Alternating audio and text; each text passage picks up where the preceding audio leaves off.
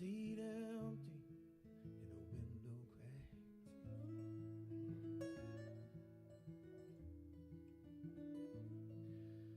Sleeping Johnny snores, dreaming oceans and whores, and all the while gluing tile on basement doors.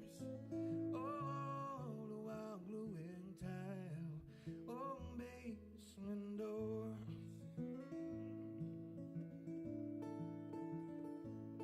These Barney arms and brother, all them gingers other made, and it's too late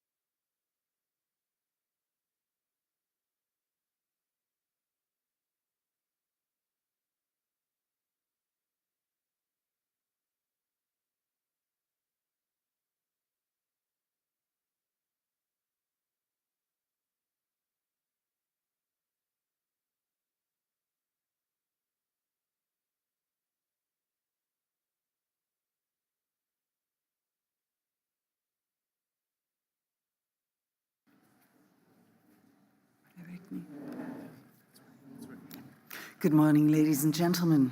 For those who arrived today, a very warm welcome in the beautiful city of Ghent for the 14th meeting of the Joint Parliamentary Scrutiny Group on Europol. My name is Celia Groothede. I'm head of the delegation for the Belgian Senate and representative for Brussels, and I will be co-hosting the meeting today. It's an honor for Belgium to receive you today. Ghent has a very rich history on cooperation on a European level, a city with deep-rooted tradition of commerce, cultures and diplomacy. And we are currently sitting in what used to be the old fishing mine. Maybe entering, you have seen Neptune, who is standing as a statue and looking down upon the two rivers, the Ghent River and the Antwerp River, the Leie and the Schelde. And it's very unclear if he's berating them and keeping them in check or keeping a benevolent eye on them, maybe something that may inspire our meeting today. Outside, you've seen a tiny little medieval castle. That's the Gravensteen. That used to be the house of the Counts of Flanders. And a little known fact, in 1949, it has been occupied by a group of students who were rebelling against a city tax on beer. Not stereotypical at all. When the police tried to remove them, they were pelted with rotten fruit. So I advise you very much to visit the Gravensteen, but from the moment you see students with apples that don't look good, please flee. Now, in more serious manners, you understand that this is a backdrop for our real task, being the scrutiny on Europol. This JPSG conference will be focusing on the political monitoring of the recent Europol activities, with a particular focus on the impact of those activities on the fundamental rights and freedoms of European citizens. Of course, Europol plays a very important part in providing operational support to the law enforcement agencies in the member states and to assist them in safeguarding security and the rule of law across the European Union. And through its cooperation with national law enforcement agencies, it offers crucial assistance in combating organized crime, terrorism, cyber threats, and other transnational challenges. Now, today, all the participants here have a unique opportunity to reflect and discuss on Europol's activities, discuss the way Europol identifies new emerging threats, and to evaluate the way Europol addresses them today. Today, we will be able to evaluate Europol's activities through first the presentation of Europol's activities, to the presentation of the European Data Protection Supervisor, and thirdly, the two thematic themes of today being a focus on illegal weapons trafficking and combating trafficking in human beings. This is a unique form of scrutiny with national parliaments and the European Parliament, and it plays a fundamental role in ensuring that Europol is and remains fully accountable and transparent. And whether you represent the European Parliament or a national parliament, your remarks and contributions are very valuable in shaping the future of Europol's activities. Now, of course, as a representative for Brussels, I cannot help but saying, welcome to the second most beautiful city in Belgium. But also, I would like to invite you to view a very short film of our home city and the house where we usually work, me and my colleague co-chairing Koen Metsu. Thank you very much. Welcome to the Belgian Federal Parliament. It's a pity we can't welcome you in our building in Brussels, because the Belgian Parliament is a charming and open house, conducive to debate and meetings, which makes politics accessible to everyone. Les séances sont ouvertes, les commissions sont ouvertes au public, mais les gens ne le savent pas toujours. Du coup, on fait venir le contenu à eux par les réseaux sociaux. The Belgian Federal Parliament aims to be an inclusive parliament, reflecting the population it represents. Since 2019, for the first time in Belgium's history, both chambers have been presided over by a woman. Furthermore, we work and debate in both Dutch and French. The Belgian Federal Parliament is one of the only multilingual parliaments in the European Union. Ja, de charme van België en Brussel zit in hun meertaligheid. Dus als tolken zorgen wij ervoor dat elke senator of elk Kamerlid zijn eigen taal kan spreken. The Belgian Federal Parliament consists of two chambers, the House of Representatives and the Senate. Together, they form Belgium's federal legislature. Toutes les réunions parlementaires sont visibles sur le site internet de la Chambre en direct et là vous pouvez choisir directement sur lachambre.be. Green is the color of the House of Representatives. This is where laws are made and where we control the federal government and the budget. This is where we make policy. Tijdens het vragenuurtje in de Kamer krijgt iedereen 2 minuten spreektijd, geen uitzonderingen. Iedereen is gelijk voor de wet. The color of the Senate is red. This is a place of reflection and of meeting between the three language communities in all transparency. Wij tikken alles uit, inderdaad. Alles wat er gebeurt, alles wat er gezegd wordt in de vergaderingen. Dat wil zeggen dat alles wat er gebeurt in de zaal terug te vinden is in het integraal verslag. The Belgian Federal Parliament is a fascinating place where hundreds of people are passionately committed to democracy. J'habite au Parlement. J'ai grandi ici en tant que fils de concierge. Et maintenant, depuis 22 ans, je suis moi-même concierge. C'est un privilège. C'est capable de parler de la nation, ça représente le peuple. Et donc, c'est quand même un grand privilège de pouvoir vivre ici et d'être domicilié ici. This is a place where the past is cherished. Het federaal parlement van België is een van de enige 3 parlementen in de wereld met een eigen bijaard. But it's also the place where we prepare for the future. Au Parlement fédéral, nous tenons compte de la planète et donc je roule 100% électrique. The Belgian Federal Parliament is an open house for debate and meeting. The future of Belgium starts here. Verschillende scholen vanuit heel België kruipen eigenlijk in de rol van een echte parlementariër. En wij proberen eigenlijk de jongeren zoveel mogelijk te stimuleren om het woord te nemen. Dat is wel een stap voor heel veel, maar eens als ze die stap hebben gezet, zijn ze eigenlijk on fire om in het leven te kruipen van een echte parlementariër.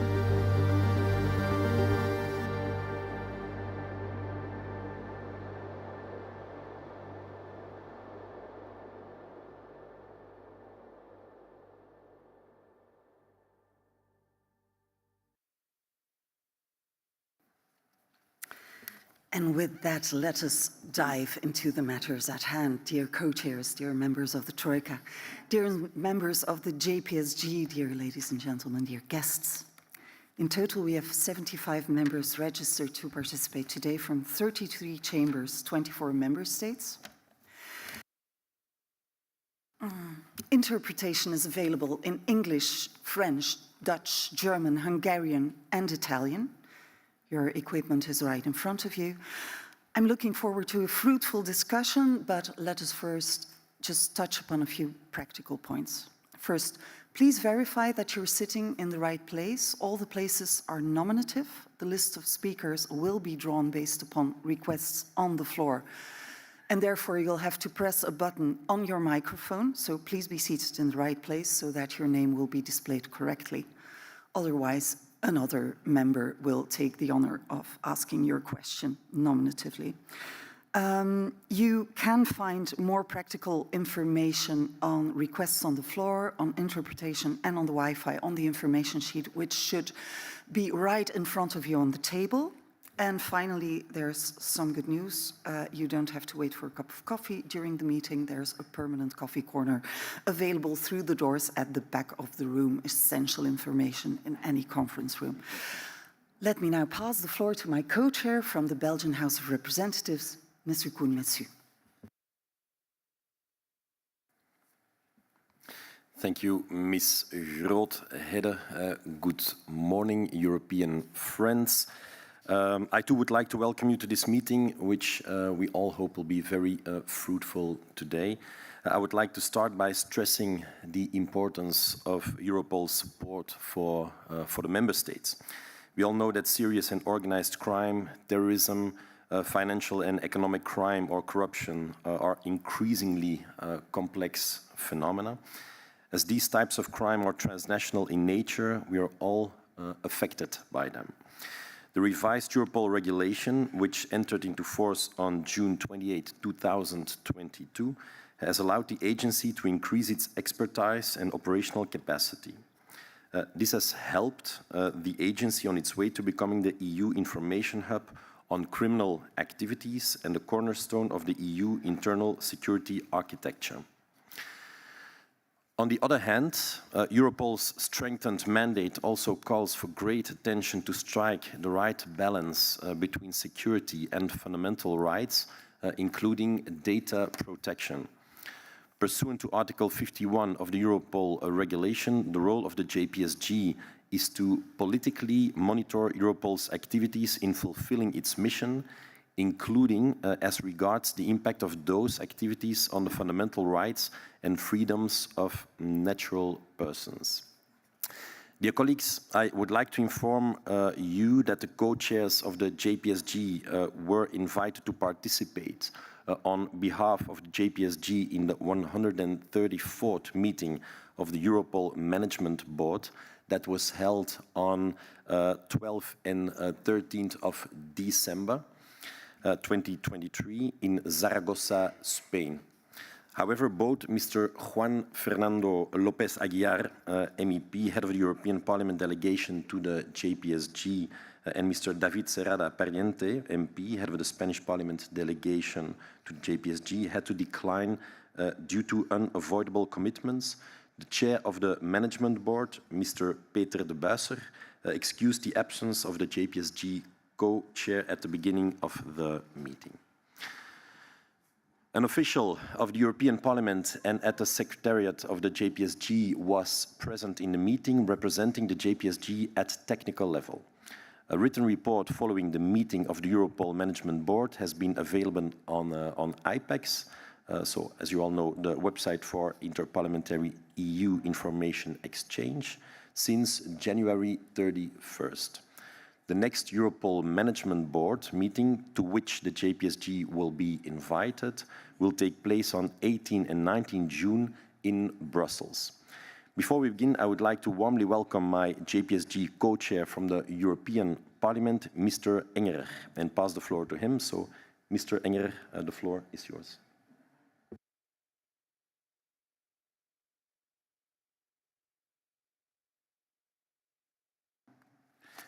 Thank you, Mr. Metsu, and good morning, everyone. I too welcome you to this beautiful city of Ghent in Belgium. I'd like, first of all, to excuse the absence of Mr. Juan Fernando López Aguilar, chair of the LIBE committee and co-chair of the JPSG. Unfortunately, he couldn't be with us this morning in Ghent due to unavoidable commitments, and as head of the European Parliament delegation today, I will co-chair this JPSG meeting. I will now report on the outcome of the Troika meeting. The meeting was attended by the Troika members and for the first part by the Polish heads of delegation, which will join the Troika formally in July of this year. The Troika approved the agenda of this 14th JPSG meeting and agreed on putting the proposal for the revision of the rules of procedure on the agenda of the 14th JPSG meeting. This will be discussed during the next agenda item. The Troika meeting continued with the presentation of the future priorities of the upcoming Hungarian presidency of the Council of the European Union with regard to the work of the JPSG and an exchange of views with the Polish heads of delegation in view of their upcoming Polish presidency. The Troika noted that no letters were received from delegations and that 3 written questions were submitted to and answered by Europol. Finally, the date of the next Troika meeting was communicated, which was the 11th of November 2024. That said, yesterday we had a discussion on whether these dates should change because of the commemoration of the First World War in a number of member states, and this has been taken note of and will be discussed by the technical teams. We will now follow with the adoption of our agenda for today. In light of the revised Europol regulation, we will propose and submit a joint amendment for adoption. Our meeting, being dedicated to the scrutiny of Europol, will then proceed to the monitoring of Europol's work during the last few months. The European Data Protection Supervisor will subsequently report on the state of data protection issues concerning Europol. The morning session will conclude with a family photo on the pontoon, since we have perfect Belgian weather today, and we will be able to do so outside. The afternoon will be dedicated to 2 scrutiny sessions, an innovation introduced during the previous JPSG meeting, and to 2 keynote speeches. The first scrutiny session focuses on illegal weapons trafficking and will be introduced with a keynote speech by the Belgian Minister of the Interior, Ms. Annelies Verlinden. This session will then be followed by a keynote speech by the European Commissioner for Home Affairs, Ms. Ylva Johansson. We will finish the 14th JPSG meeting with a second scrutiny session on combating trafficking in human beings. Colleagues, JPSG delegates, do you agree with the draft agenda? Are there any comments? I see no objections, so the agenda is adopted. Let me now turn to the presentation and possible adoption of the joint amendment to the JPSG Rules of Procedure to include an addendum regarding the establishment of the Consultative Forum on Fundamental Rights. Let us begin by briefly recapping what this is about. As you know, the revised Europol regulation entered into force in June 2022. After Article 52A of the regulation foresees that the JPSG shall establish a consultative forum on fundamental rights. The purpose of the forum is to, upon request, assist the JPSG by providing independent advice in fundamental rights matters.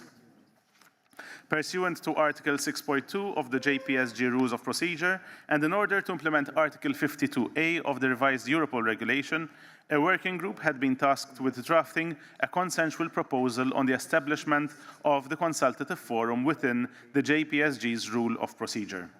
The last time the Presidential Troika met in September, it adopted the extension of the duration of the mandate of the working group until the 14th JPSG meeting. The working group held its constituent meeting on 8 June 2023, and it was decided that work would be carried out at technical level to prepare a working document of draft proposals based on the written contributions received from the delegations as part of the initial call for submissions. For the purpose, 3 technical meetings took place on June 29th, September 5th, and September 27th, 2023. The outcome of these works is the joint amendment to the JPSG Rules of Procedure to include an addendum regarding the establishment of the Consultative Forum on Fundamental Rights. A draft proposal was discussed in the working group at the political level during a meeting on October 12, 2023. And the proposed joint amendment covers general principles, composition of the forum, appointment of members, working methods and frequency of meetings, resources, access to information, and the output of the forum. There was broad consensus on the text, and the members of the working group displayed a commendable willingness to advance and find an acceptable and balanced compromise. The only point open to discussion concerned paragraph 19 on resources. And following the meeting on the 12th of October 2023, a written exchange of views was launched, and the working group delegations were invited to send written comments on the matter of resources.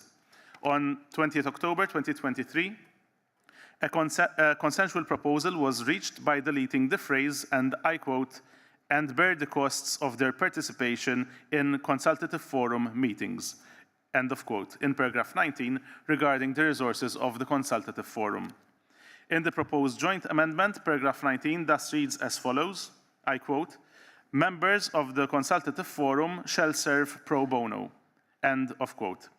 In accordance with Article 6.2 of the JPSG's Rules of Procedure, the proposed changes to the Rules of Procedure were submitted to the JPSG 4 months ahead of the meeting and have been available on IPEX. A French version was also circulated on February 7th. As the Troika agreed on putting the joint amendment to the JPSG Rules of Procedure on the agenda of the 14th JPSG meeting, we would like to submit the joint amendment for approval by the JPSG. As a reminder, pursuant to Article 6.2 of the JPSG's Rules of Procedure, in order to be adopted, amendments shall be subject to a decision by consensus by the JPSG. Additionally, delegates are reminded that revision of the addendum or any other relevant provisions will be possible at any point in the future, should it be necessary. Are there, at this point, any questions, comments, or concerns regarding the joint amendment to the JPSG Rules of Procedure? I just remind if there are any delegates wishing to intervene, they are kindly requested to press the button on the microphone once. The light on the microphone will turn green. To withdraw your request, press the button again. In the meantime, the microphone will turn on automatically when the floor is yours, so there's no need to press the button yourself at that point. If there are any questions or comments. Okay, I see none. If the system is working, if not, anyone could raise up their hands. Okay. So can we then agree on approving the joint amendment to the JPSG Rules of Procedure to include an addendum regarding the establishment of the Consultative Forum on Fundamental Rights?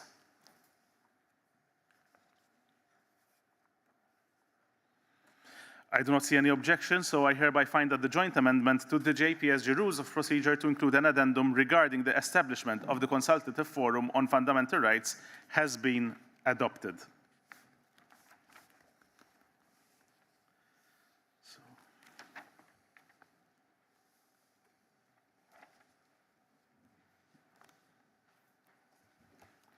I would like to thank all those involved in the works of the working group, including the officials working at the European Parliament, at the Swedish, Spanish, Belgian, and Hungarian parliaments for their positive and collaborative approach in drafting the proposal at the technical level.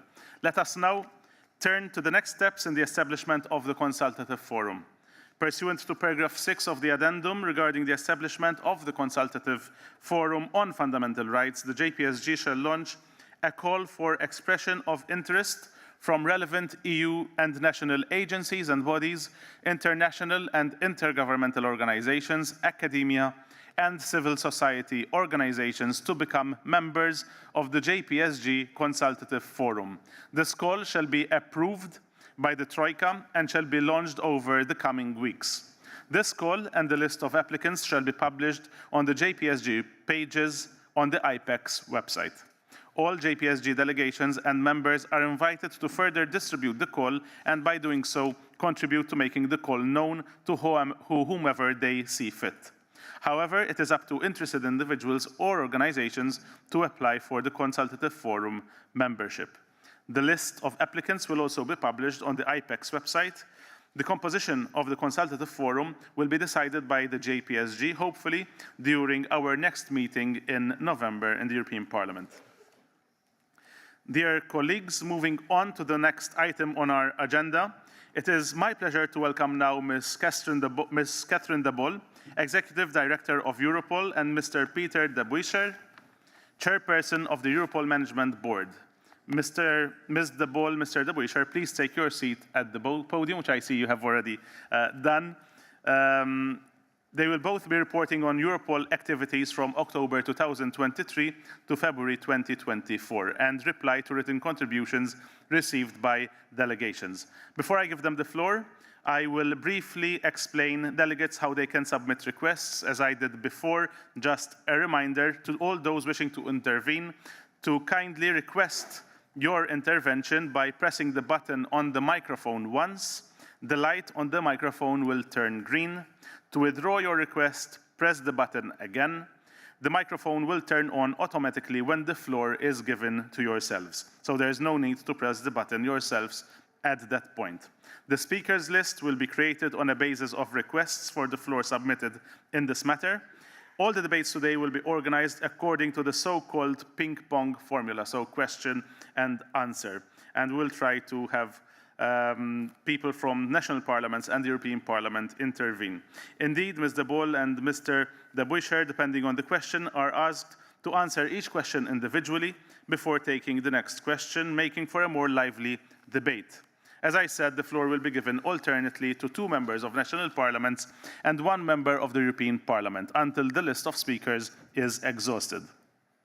I'm afraid that we will need to be rather strict and set to a speaking time, so please keep your questions to a maximum of 2 minutes, which is quite a lot when we consider European Parliament speaking time.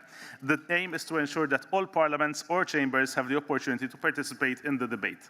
And if time allows, we may then have the opportunity for further questions at the end.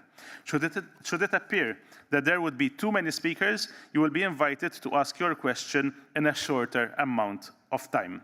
Ms. De Bol, the floor is yours for up to 20 minutes.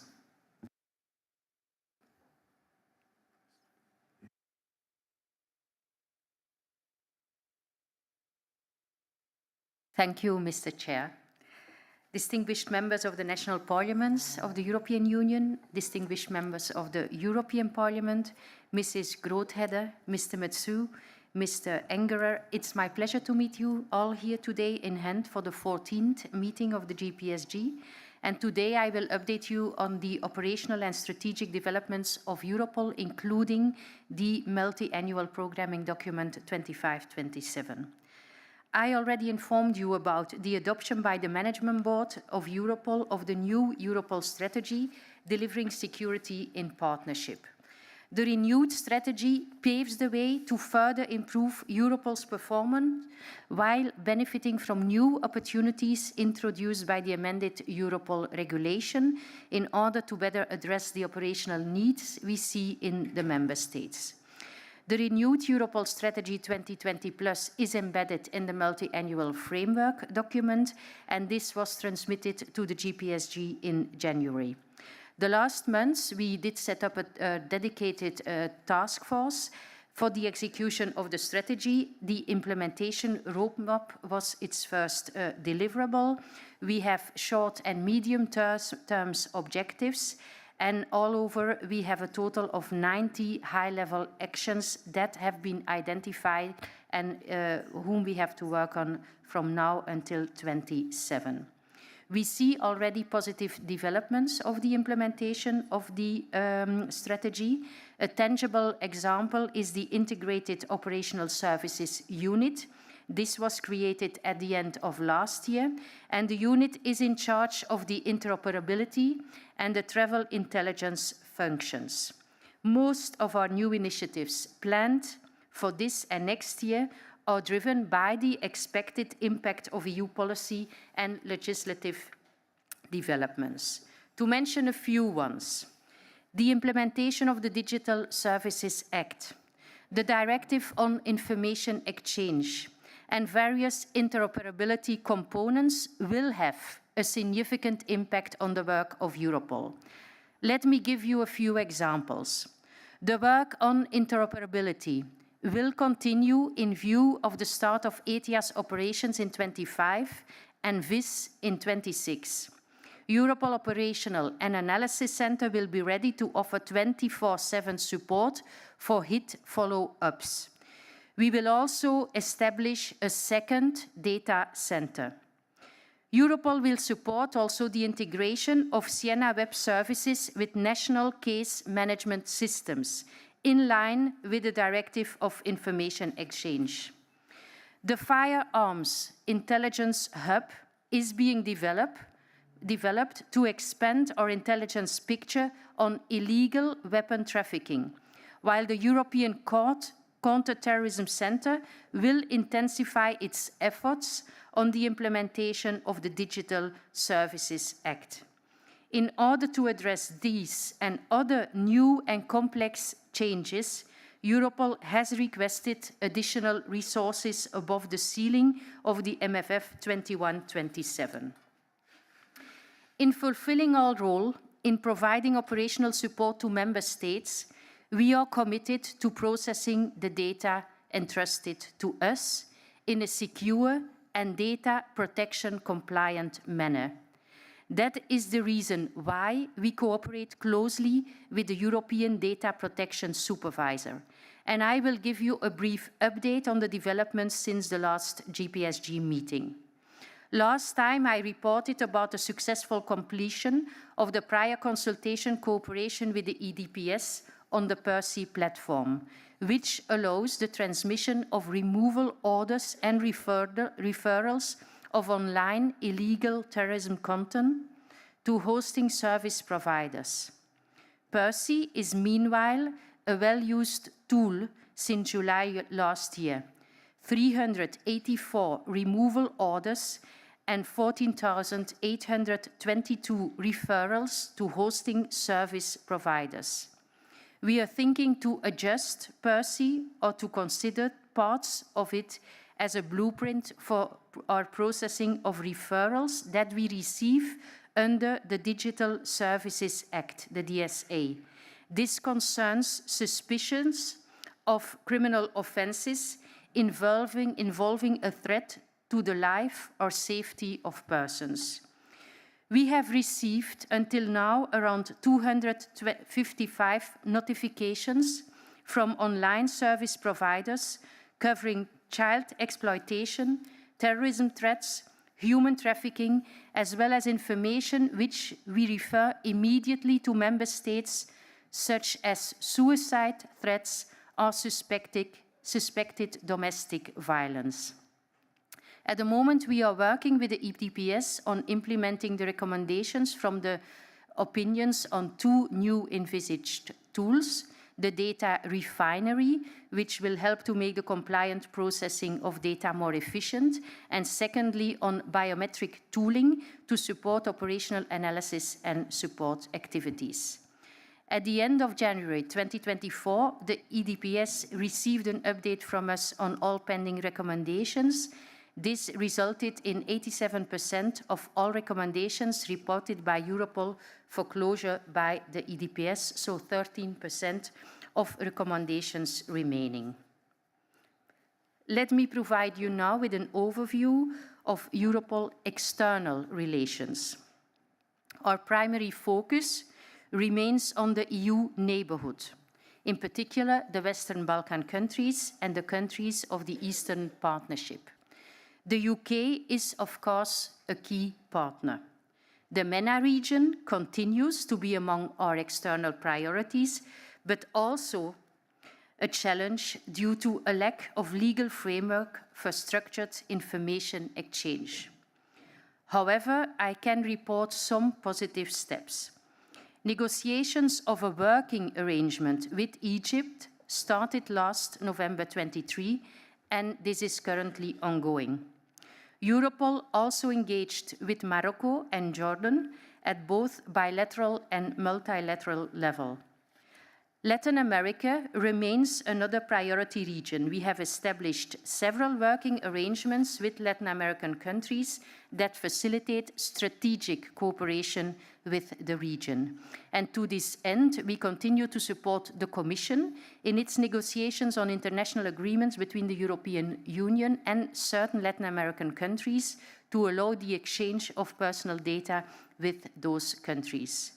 The working arrangement between Europol and Ecuador entered into force in October, and the multilateral and strategic level, Europol will pursue engagement with Ameripol. And last November, we have signed a working arrangement with New Zealand, implementing the first international agreement on exchange of personal data negotiated by the Commission. I will start my update on operational matters with a few highlights on our support to Ukraine. Our lines of support range from tackling cybercrime, human trafficking, and war crimes to help avoid the violation of sanctions related to the war. I would like to mainly focus on recent developments in the field of firearms trafficking and core international crimes. A framework for the exchange of information and intelligence of lost and stolen weapons was established. Since the 5th of October 2023, Europol participates in the joint investigation team on alleged core international crimes committed in Ukraine and provides analytical and forensic support to the members of the JIT. Member states and partner countries have shared with us a significant amount of information. Europol is also assisting the national authorities with secondary security checks through the deployment of almost 20 guest officers in 6 different countries. Developments in Ukraine and their potential impact on the EU internal security remains an important topic on the political and on the operational agenda. Related to drugs trafficking, Drugs trafficking remains the largest criminal market in the EU. In the past year, there was a significant increase in cocaine trafficking to the EU, most of which shipped in maritime containers. The evolving criminal landscape linked to international drugs trafficking poses a number of challenges to law enforcement. Among those, the increasingly complexity of criminal networks relies on flexible cooperation structures, both of opportunistic and systematic nature among operating criminal groups. Rising violence in some cities and parts of the EU, areas surrounding major transportation hubs, are particularly vulnerable, with violence often spilling out onto the streets and surrounding cities. We observe common patterns in Marseille, Antwerp or Rotterdam, for example.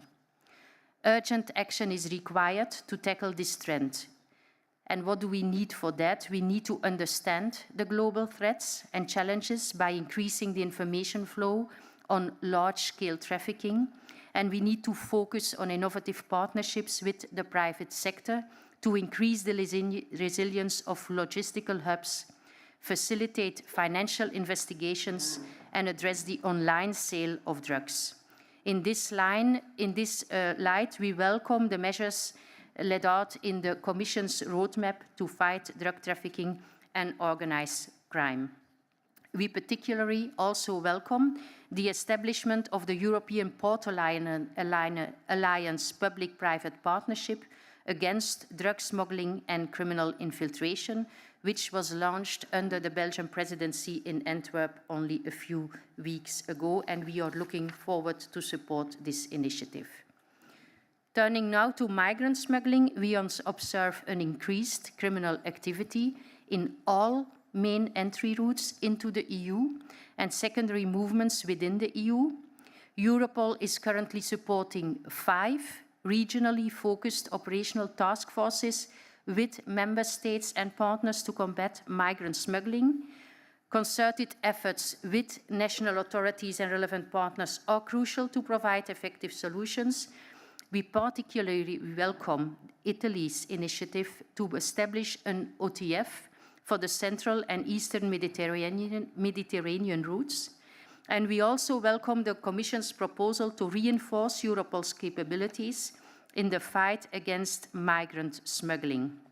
The framework defines a more structured cooperation among Europol, member states and other EU agencies, a well-balanced approach between the operational needs of Europol and the member states, together with adequate resource allocation, will be instrumental to implement the renewed EU anti-migrant smuggling policy effectively.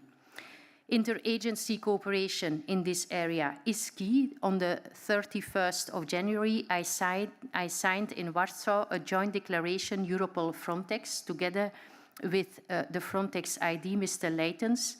The 2 agencies reiterated their commitment to work together within the remit of our respective mandates, of course, with a view to stepping up cooperation, especially in migrant smuggling and trafficking in human beings. Reciprocal exchange of information is a key aspect of our cooperation. Let me give you an update on economic and financial crime. At operational level, Operation Oscar, which supports member states' financial investigation in relation to the sanctions for the war of aggression against Ukraine, has made progress.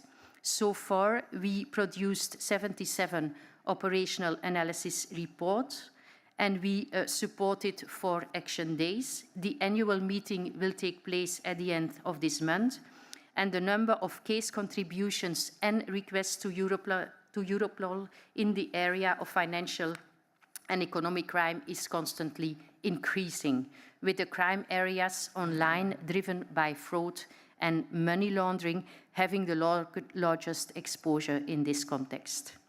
We welcome the recent progress with the anti-money laundering package, it's very important that Europol in that area can also play an important role. A few remarks also on the latest activity in the areas on counterterrorism. Since Hamas launched its large-scale terrorist attack on the 7th of October, Europol has supported EU member states and third parties in mitigating the multi-layered threats for Europe that arise from the escalation of violence in the Middle East. For instance, the Counterterrorism Center at Europol is coordinating a dedicated work group looking into the topic of financing of Hamas by EU-based individuals and organizations. And from the start of November, Europol is actively working on the online dissemination of illegal content related to the conflict. On the more operational side, in the last weeks of November, Europol hosted an 8-week terrorist identification task force action focusing on cryptocurrencies. Our European Cybercrime Centre is continuously developing operational solutions to best serve member states' investigations. Supporting investigations against ransomware remains one of Europol's priority activity. Recent operations against ransomware have resulted in a growing number of arrests and disruptions to these complex criminal enterprises, while supporting victims with decryption tools to restore their data to which they have lost access. Also, we have enhanced our cryptocurrencies expertise and our capacities on cyber threat intelligence collection. Countering child sexual abuse online remains one of our main areas of focus. As at the end of 2023, we launched EU CARES, a tool to streamline child sexual abuse material referrals for member states. With this tool, we shifted from a weekly transition to member states to every 2 hours. Let me conclude with some remarks on the cooperation with the JPSG and the European Parliament. I want to express once again my gratitude for the continued support to Europol. Since this is the last JPSG meeting under the current European Parliament's mandate, I would like to thank the Libe Chair and all other members of the European Parliament for the cooperation over the last years. As I mentioned already, JPSG plays a crucial role in making Europol's work known at the national and the European level. We can only be grateful for this. We welcome the establishment of the Consultative Forum, and we are looking forward to working together. And I remain at your disposal for any questions or clarifications. Thank you. Thank you, Ms. De Bolle. And Mr. De Buyscher, the floor is yours for up to 10 minutes. Thank you, Chair. So, distinguished members of the Joint Parliamentary Scrutiny Group on Europol, members of the national parliaments and members of the European Parliament, distinguished co-chairs Groot-Hede Metsu and Cyril Gengerer, all participants in the 14th meeting of the JPSG. I'm delighted to meet you in Ghent, in the Oude Vismijn, or the Old Fish Market, a testament to the city's maritime heritage. And as already said, it's the second most beautiful city of Belgium, next to Aalst, which is 30 kilometers further from here. Following the intervention of the Executive Director, De Bolle, I am pleased to provide you with an update on the activities of the Management Board of Europol since my report in September last year. The work of the Management Board has been particularly intense, with 2 ordinary meetings held in October and December, and 2 extraordinary meetings on Europol's planning, one in November, and the latest one of specific importance only a few weeks ago. Throughout these meetings, the Management Board has discussed and taken decisions on a number of strategic, corporate institutional and operational matters in accordance with the development of the agency, which, as just outlined by the Executive Director, have been significant in all areas of work. In doing so, the board has not only been supervising the agency's work from a governing perspective, but it has also and foremost guided and supported Europol in conducting its core business in the best interests of our national competent authorities and at the highest compliance levels, in particular with regard to data protection.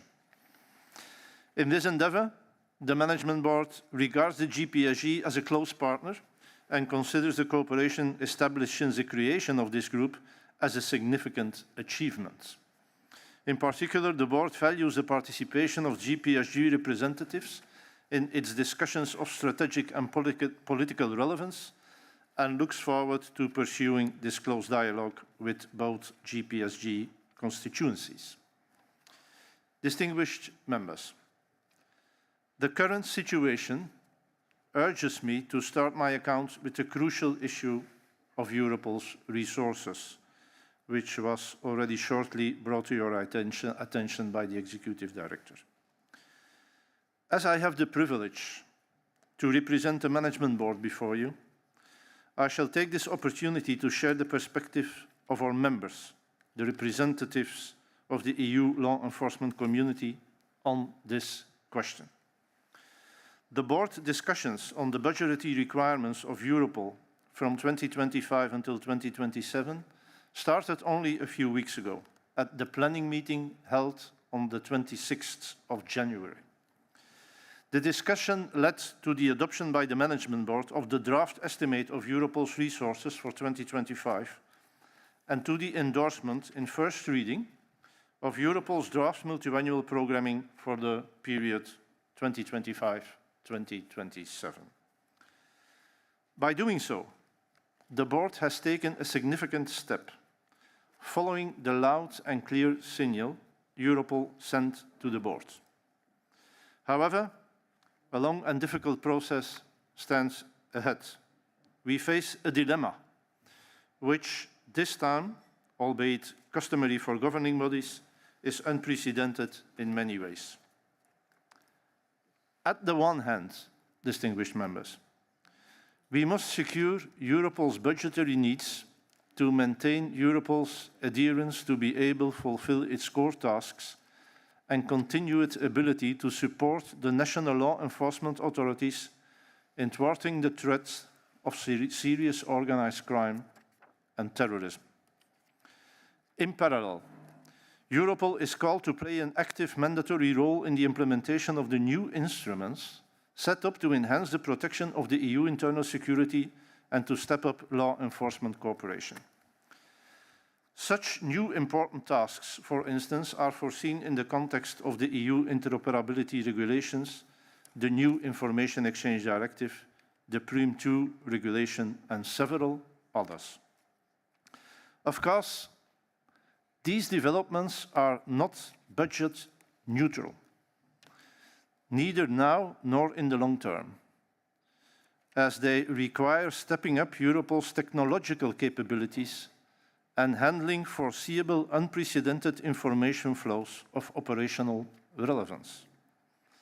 As the Executive Director correctly explained, a critical point has now been reached where Europol will no longer be able to adequately carry out its core tasks, also taking into account that Europol is now faced with unforeseen tasks for which adequate funding has not always been fully provided.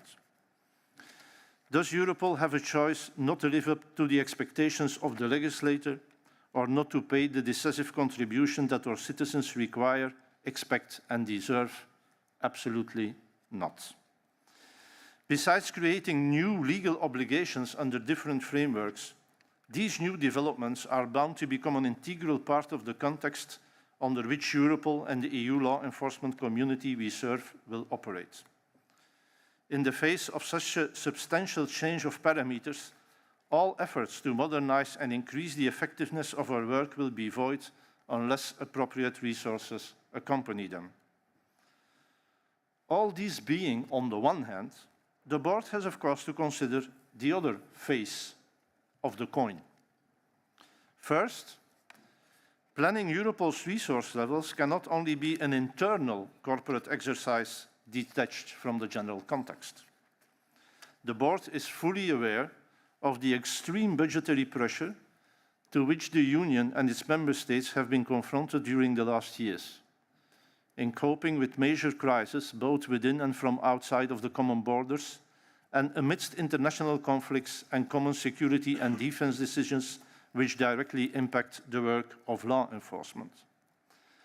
Thus, notwithstanding the robustness of Europol's estimations and a clear indication that the additional requested resources constitute a bare minimum, the board acknowledges and respects the concerns expressed by the Commission about the feasibility of such requests given the strict limitations of the current multi-annual financial framework. At the same time, the Management Board has duly taken note of the additional resources proposed for Europol in the legislative initiative put forward by the Commission in relation to migrant smuggling and trafficking in human beings, which Member States are currently examining at Council working party level. For all those reasons, the Board has invited Europol to engage further in its dialogue with the Commission to explore the possibility of adjusting the current draft estimate without, however, jeopardizing the efficient implementation of the agency's work programme in the concerned areas, and this dialogue is taking place on these very days, and its outcome shall be subject to a follow-up decision by the Management Board at its meeting in March. In concluding on this point, distinguished members, I wish to put it bluntly, I'm afraid I cannot make a different diagnosis. Not providing Europol with sufficient resources put the EU security at stake, since weakening Europol directly affects the work of our police forces, encountering the most serious forms of crime and terrorism, which stand always ready to shatter our society and our common values. On the 31st January last, I had the honor to transmit Europol's draft multi-annual programming to you. Allow me to reiterate once again on this occasion the gratitude of the Board for the support provided by the JPSG in previous years, and to express our trust that this group will continue with its current and future constituencies to support Europol in its plea for appropriate and sustainable resources.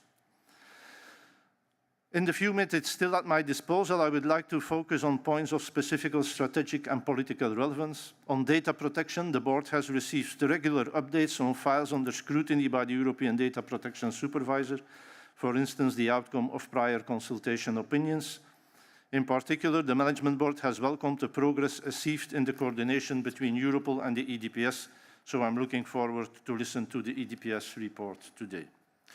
The Digital Services Act has been another important recurrent topic on the Board's agenda and was also a central question during the latest Europol Police Chiefs Convention. The focus of these discussions has been Europol's initial experience with the implementation of this act concerning threat to life situations, the already encountered significant workload, and its foreseeable further increase, including new tasks arising from future cooperation perspectives with the Commission. Finally, I wish to make a brief reference to Europol's external relations, an area in which the Board exercises a regular and structured oversight. Amongst others, the Management Board discussed the results of Europol's strategic reviews of cooperation with the Western Balkans and the United Kingdom, and approved new working arrangements with priority third countries. In the course of this year, Europol will set up its new external strategy, which will provide a framework for the agency's external relations from 2025 onwards. Our experts will be closely associated in this endeavour, as the Management Board expects to assess and adopt this new strategy in the coming months. As customary, distinguished members, I would like to conclude by convening on behalf of the whole Management Board a kind invitation to two JPSG representatives to join the meeting which the Belgian Presidency will host in Brussels on the 18th and 19th June in the Egmont Palace in Brussels.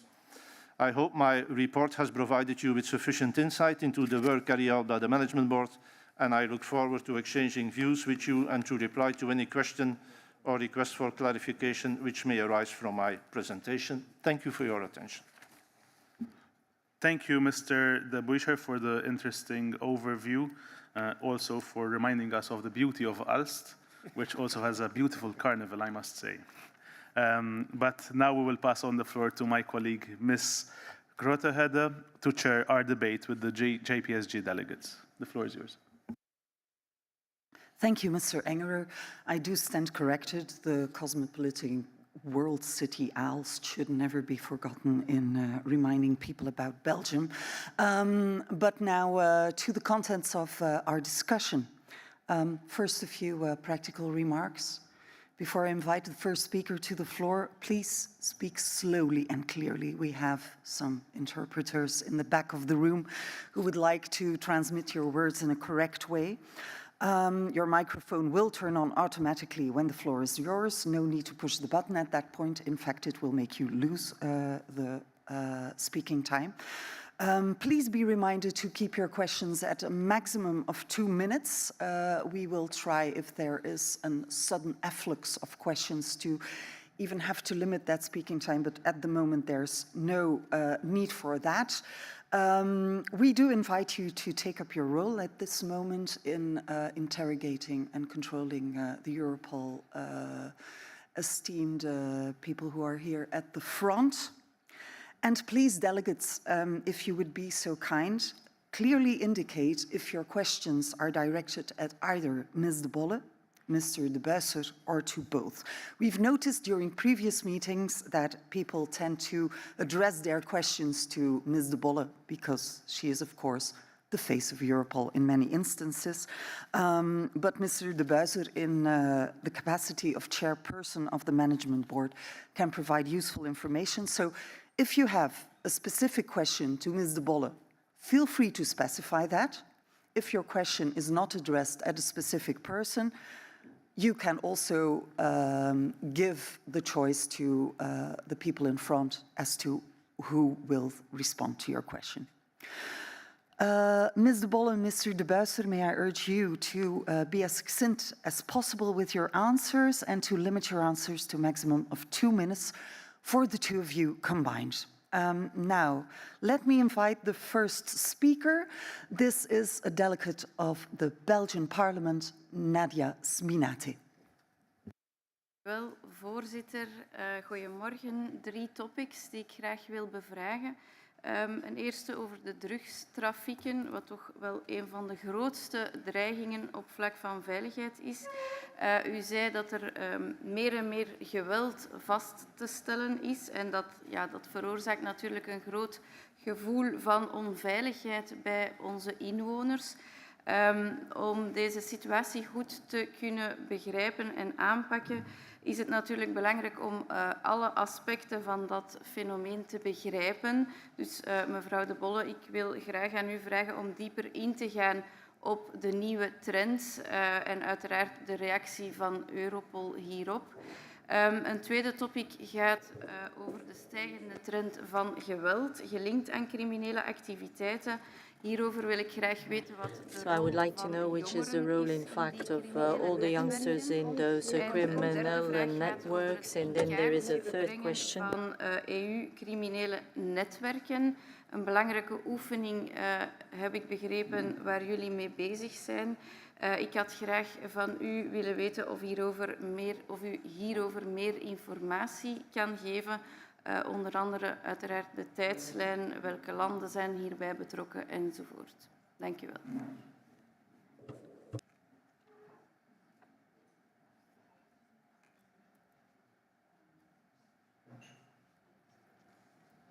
Thank you, Ms. Minate. I have been informed that there is a slight problem with the translation. We are working to put this in order as soon as possible.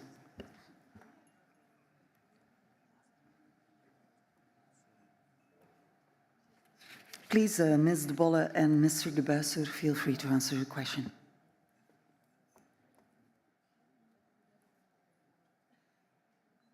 Thank you for your question. Indeed, drugs trafficking is a key issue in the European Union. We also see the increased usage of violence, also by youngsters, very young people using violence and are used by criminal gangs to commit contract killings. Contract killings by youngsters are even more unpredictable than by elder people. We also see in the Union that the usage of youngsters within their criminal activities, and we have proof for that now in the latest intelligence notifications we distributed. Whole families are living by the incomes provided by the young people as a part of the criminal groups because they don't have anything else to live from. So this is a very worrying trend. We see that 1/3 of the criminal groups in the European Union are involved in drugs trafficking. More than 40% of these are involved in polydrug trafficking activities.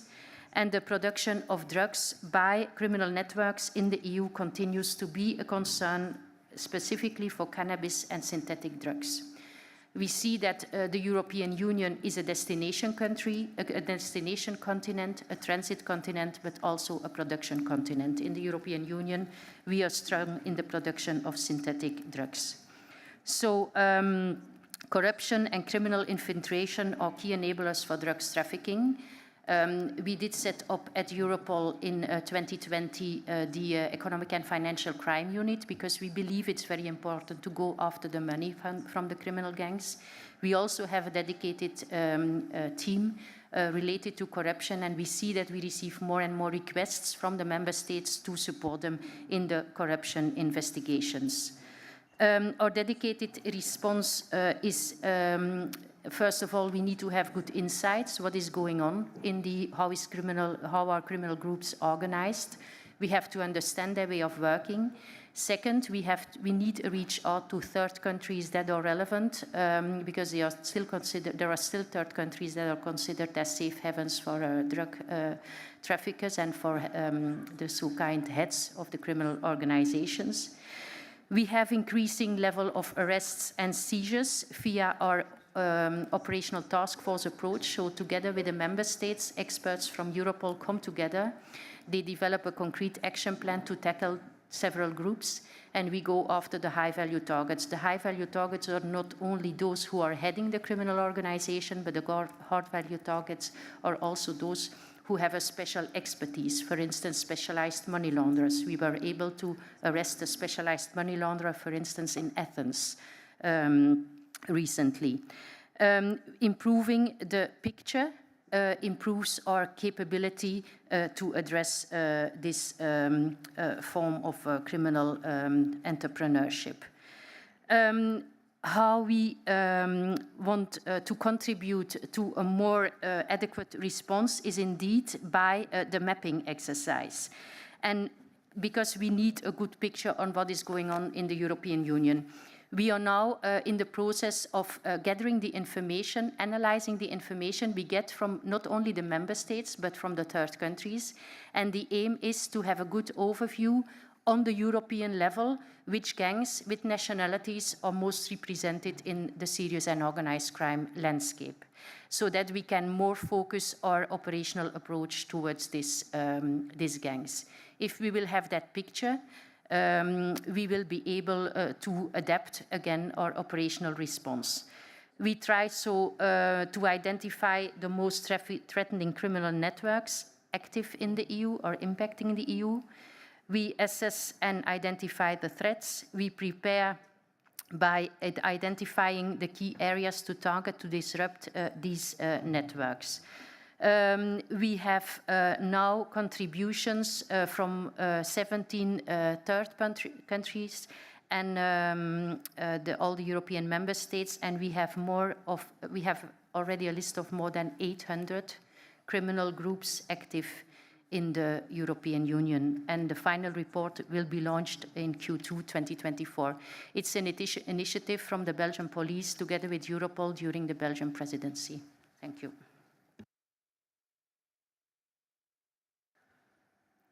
Thank you for answering the question. The next person who has requested the floor is Mr. Imre Veke of Hungary.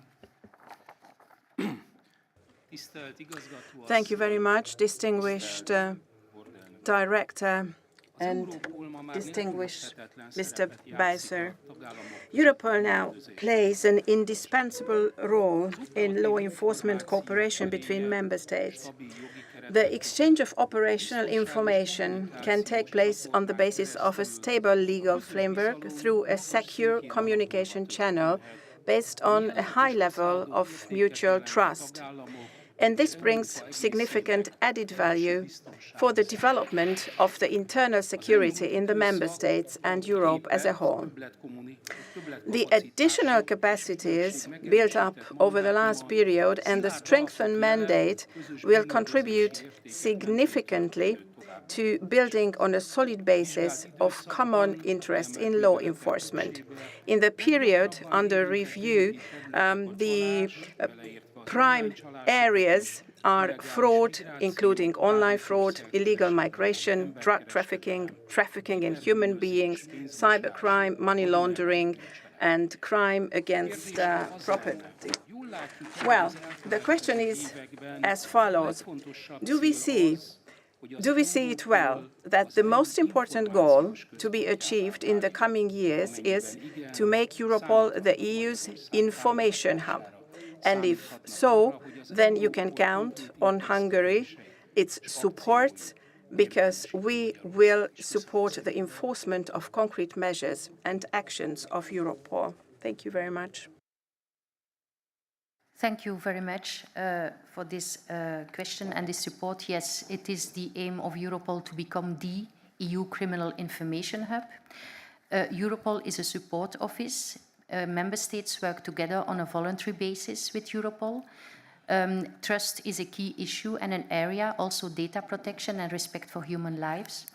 So we see that this trust is existing in the European Union. We see this because we have an increase of information exchange on a yearly basis. When we look at 2020, for instance, the level of the messages exchanged was 1.26 million, and now in 2023, we were almost at 1.8 million messages shared with Europol. We also see that member states consider us more and more as part of the internal security strategy. And what we want to offer is a solution for a member state. So that is why we invest in innovation, to make sure that when member states are confronted with a specific need, we look, is there existing already a solution at European level, or do we have to build a solution and work on a solution together with the member states? And also to this approach, operational task forces and high-value targets, because all the crime areas you mentioned, fraud, illegal migration, THB, cyber, property crime, it's very important that when we look at a criminal group or a criminal network, that we try to tackle them from the different areas. So we always bring specialized people from the different environments together. In the operational task forces, you have the key people fighting crime, but you also have the key people that look after the money.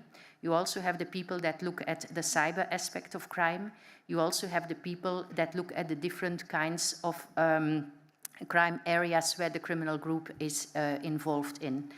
The new Europol strategy also foresees that delivering security in partnership is a key area. So we also look together with member states and with the management board, with which continents do we need a stronger cooperation, for instance, Latin American countries when we talk about cocaine, the private sector when we talk about the Harbour Initiative, to make sure that the relevant information they have is also arriving at national level or at European level.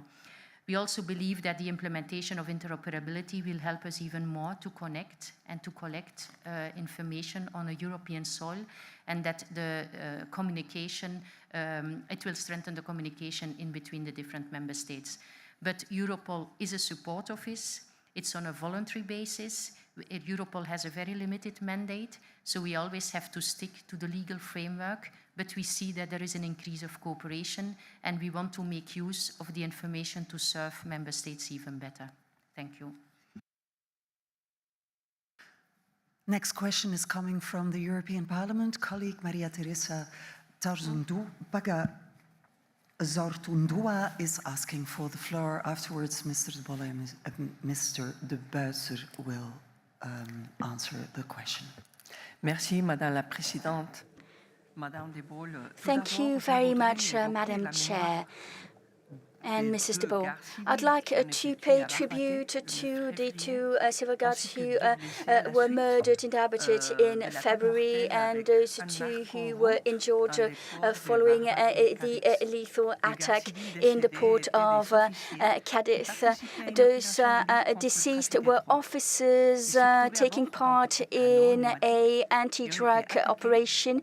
They were on board a small digicraft, were attacked by a bigger ship, 14-meter long bigger ship. This incident happened while our law enforcement forces have been crying for additional resources following on the dismantling of a former structure made up of 130 law enforcers specialized in fight against drug trafficking, money laundering. In this joint scrutiny group, we're talking about firearms trafficking, but our law enforcers are confronted to the increasingly strong mafia groups. The latest report regarding migrant smuggling also points out increased violence against our police forces. It is proved that the level of violence linked to those criminal networks is on the increase as well. Mrs. De Bolle, I'm asking for the next report to assess the pressure brought to bear on our police forces, the increased violence they have to bear the brunt of because mafia and criminal organizations are really on the rise in the Mediterranean area. The multidisciplinary platform against crime could maybe make a contribution to have data regarding the increase of crime in the southern coast of Spain. Have you asked to the Spanish government additional resources to strengthen protection of our police forces? Thank you very much for answering my written request regarding the use of AI by criminals and the threat looming over our activities and our populations because of misuse of AI. I know that Europol is concerned about those matters. Thank you very much for your answers. The speakers that there is a maximum of 2 minutes. I will be more strict henceforth. So, thank you for your question. I did contact the Director General of the Guardia Civil, offering in the name of the whole of the law enforcement community our condolences. And we also offered our support, of course, to the fight against drugs trafficking in Spain and all the other crime areas. We have already a very close cooperation with the Policía Nacional and with the Guardia Civil in Spain. And as you mentioned, the violence against and the pressure on police officers is an increasing issue.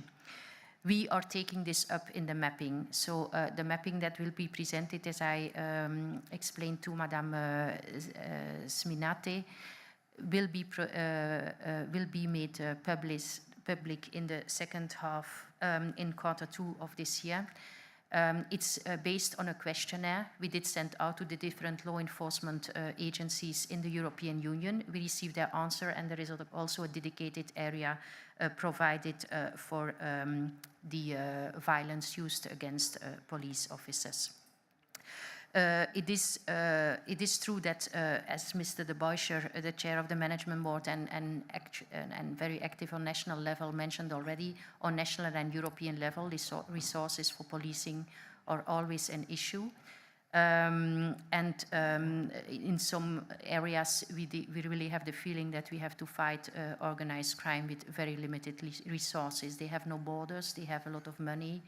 They have no laws, they have nothing to respect, and they have no respect for life, nor fundamental rights, no data protection. So it makes them very powerful. And when we want to tackle them, we need to have a good view and we need to tackle them on the right place. We see that the organized crime groups, the way we are working now and our approach to them is to make sure that we have an instabilization of the environment they are working in. They have to, for a certain period, when we have a big shot, they have to reorganize themselves. And we see that the increased public shootings, bombings, kidnappings, tortures, and intimidations are becoming very regular on European soil. So we really need to step up our approach. And I also believe that we really need to reach out to third countries who are very, in some areas, very welcoming, very much welcoming the heads of these criminal groups. We need the information also from their side. When we look now at disinformation, and the abuse, the criminal abuse of AI and deepfakes, it's visible for us in these disinformation activities. When we look at disinformation activities, this is not really in our mandate. It always has to be linked to a criminal activity. So we support member states in disinformation approaches when we have a criminal offense. Child sexual abuse, there we really see the increased use of AI and deepfakes. And then it depends on the national law whether or not it's considered that be a criminal offense or not. And then we also see the use of AI and online frauds, of AI and deepfakes in online frauds. We see a huge increase of online frauds. We cannot prove it at the moment, but we are still wondering if the activities are done by humans or by machines, because the increase is extremely high. So we believe, but we cannot make the distinction at the moment. Is it a fraud organized? It's always a human behind, but is it facilitated by humans or is it done really already by AI technology? Yes, so I have to stop here. But if you need more information, we always can give you some written feedback too. Thank you. Unfortunately, my strictness will have to extend to the responders to the question as well. The next question comes from the Cyprus delegate, colleague Dimitris Dimitriou. Mrs. De Paul, firstly, I want to express my satisfaction for the newly adopted action plan for the Eastern Mediterranean migrant route. It is expected to contribute positively to stemming the flow of illegal migration towards Cyprus. The new action plan provides for a significantly enhanced role for Europol, along with Frontex and Eurojust, by increasing active participation and information sharing of all relevant partners and coordination of their operation action plans. Furthermore, as discussed during Commissioner Johansson's recent visit to Cyprus, we need to focus even more on dismantling smuggling. It was agreed that Europol should be more involved in this effort. Therefore, at the national level, we have proceeded to set up a tripartite group with members of Europol and Interpol, of the Cyprus police, and of the Lebanese authorities, where a large part of migration flows towards Cyprus come from. Your positive efforts in these regards are recognized, Mrs. De Paul. We very much hope that these efforts can quickly bear fruit. Can you please let us know any more details about Europol's engagement in this regard? I want to ask about the proposal for a regulation enhancing the agency's support to preventing and combating such crimes and amending the current Europol regulation, which was adopted just in 2022. What new powers does it provide for Europol? Why do we need to amend the Europol regulation so soon after its adoption? Mrs. De Paul, which realities necessitate these amendments? What new obligations are foreseen for the member states? Thank you. Thank you. Related to the new action plan on the Eastern Mediterranean migration route, we have posted guest officers in Greece to support member states in countering the migrant smuggling on the Eastern Mediterranean route.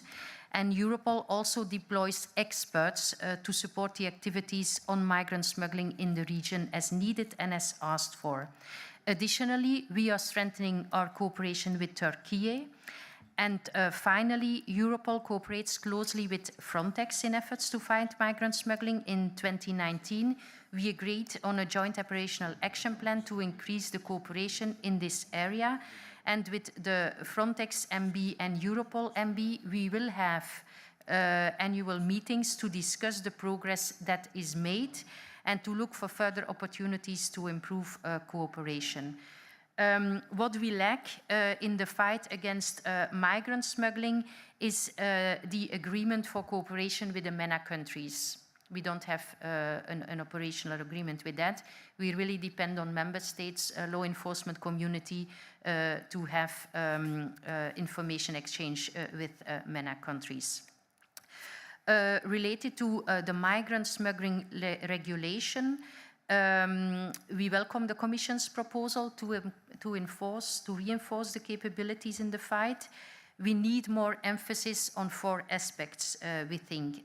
We need more sharing of actionable intelligence, in particular from frontline member states. We need more proactive support to enhance cooperation with third countries. Appropriate means and capabilities to make sure that our operational response, member states and Europol, is effective and efficient. And into the fight against migrant smuggling and trafficking in human beings, we need all aspects of the criminal activities. We need to focus on financial investigation, we need to focus on the logistics, and we need to focus on the digital environment. If I may, I would like to give the floor to the Management Board Chair, because there was a large discussion on that in the Management Board meeting. Thank you, Catherine. And of course, the discussion on this proposal takes place at the level of the co-legislator, but of course the Management Board discussed already several aspects at his 2023 December meeting. And I have to say it was a very interesting discussion, but a hard discussion, a critical discussion, also with a lot of interventions from the member states. So we discussed whether, for instance, Europol's capability should necessarily entail new amendments to the Europol regulation, which had only recently undergone a significant revision. There were some questions on the fact that it's crucial, as Mrs. de Bolle also said, to preserve the operational task forces as a flexible, evolving operational concept. Also the need to strengthen Europol's capacity to support member states in effectively tackling these threats. Also the consequences for Europol's resources. And in the Management Board of Europol, and also in the Law Enforcement Working Party, because you know, as a presidency, as a Belgian presidency, for us it's a very important file in that regard. We are discussing this initiative, and I think it's important also what I mentioned already in my speech, that we can also foresee what will be the consequences for Europol, what will be the consequences for the additional resources, and surely what will be the consequences on these new amendments to the Europol regulation, and what will be the consequences of that concerning Europol's capabilities and resources. Thank you. Dear members and dear panel, from now on I will be a little more strict. If you go over the time, I will eventually take the word from you. I think that you will all appreciate that the schedule will be nicely respected. Our next speaker is from the Danish Parliament, colleague Niels Flemming Hansen. Thank you, and thank you very much. Yes, you have a hard time today. And thank you for your overview. That was very enlightful. I would like to get back to the question on drug smuggling and drug trafficking. One of the newer problems that we see in Denmark and in the Nordic countries is opioids. and they are sold in smaller grocery stores and on high schools as a means to help with the fear of examination. What I do understand is that the smuggling of these opioids is a little bit more random than usual drug smuggling. Can you put some words on what has happened on this issue from your point of view, and maybe also a little bit about the future in this new trafficking? I understand that especially the Western Balkans are very highly involved in this trafficking. So thank you very much. Thank you. Indeed, the opioid market is complex and includes diverted medicines and synthetic opioids, methadone, fentanyl, and its derivatives, and new highly potent synthetic opioids have become more visible in different member states. The business models that are used by criminal groups are more sophisticated. They combine multiple sea and land routes. They use layers of companies, and they use intermediaries to orchestrate the shipments. The activity on the southern route is increasing, utilizing maritime containers and also multiple transshipment points. Should there be a heroin shortage, we might see an even more increase in synthetic opioids, as they can be easily produced in the EU, or could also be further imported from Asian countries. Synthetic opioids are cheaper. They are much more potent, with potentially devastating effects on the users, and use substances all already detected every year by the early warning mechanisms that are existing in the EU. So it is a real increase, and it is a real problem.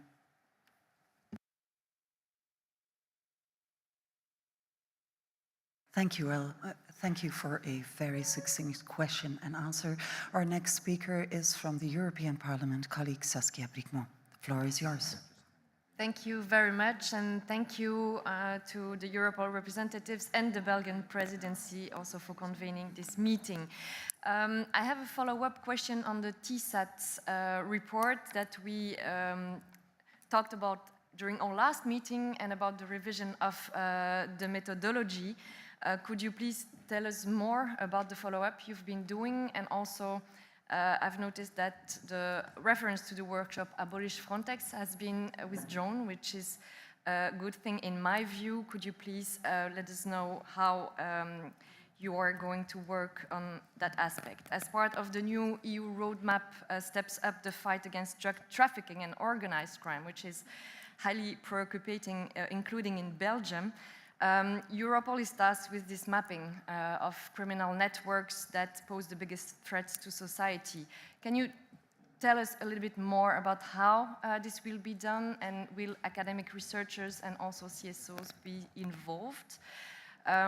Thirdly, do you operate similar research and analysis work with third countries partners, or based on third parties and countries' data? I have a second question on the facilitators package.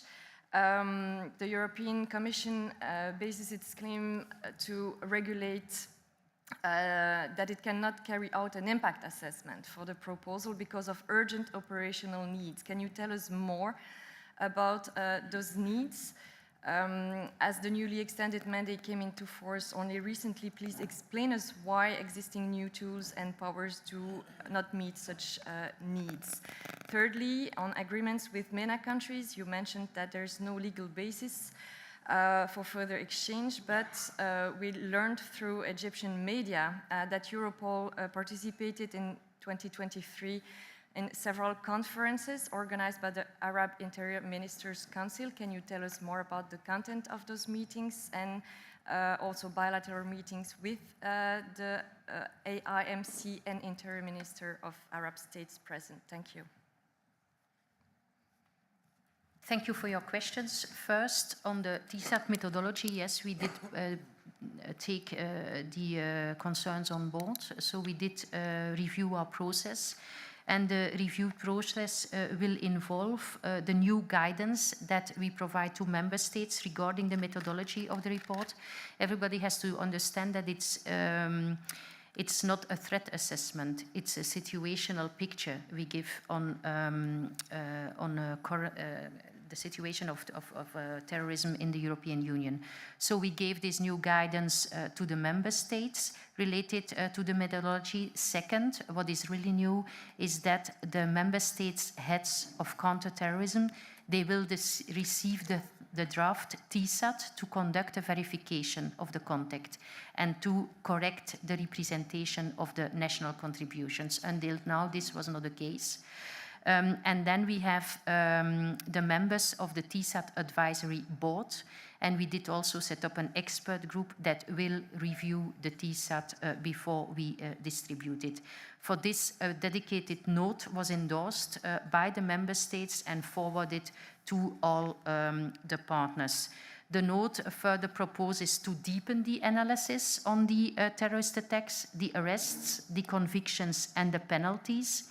The analysis of terrorism-related figures will continue to be complemented by contextual information on terrorism via questionnaires on a qualitative basis, contributed by member states and by Europol's partners, and additional information may be used or requested to the partners when needed to complement and to improve the situational picture.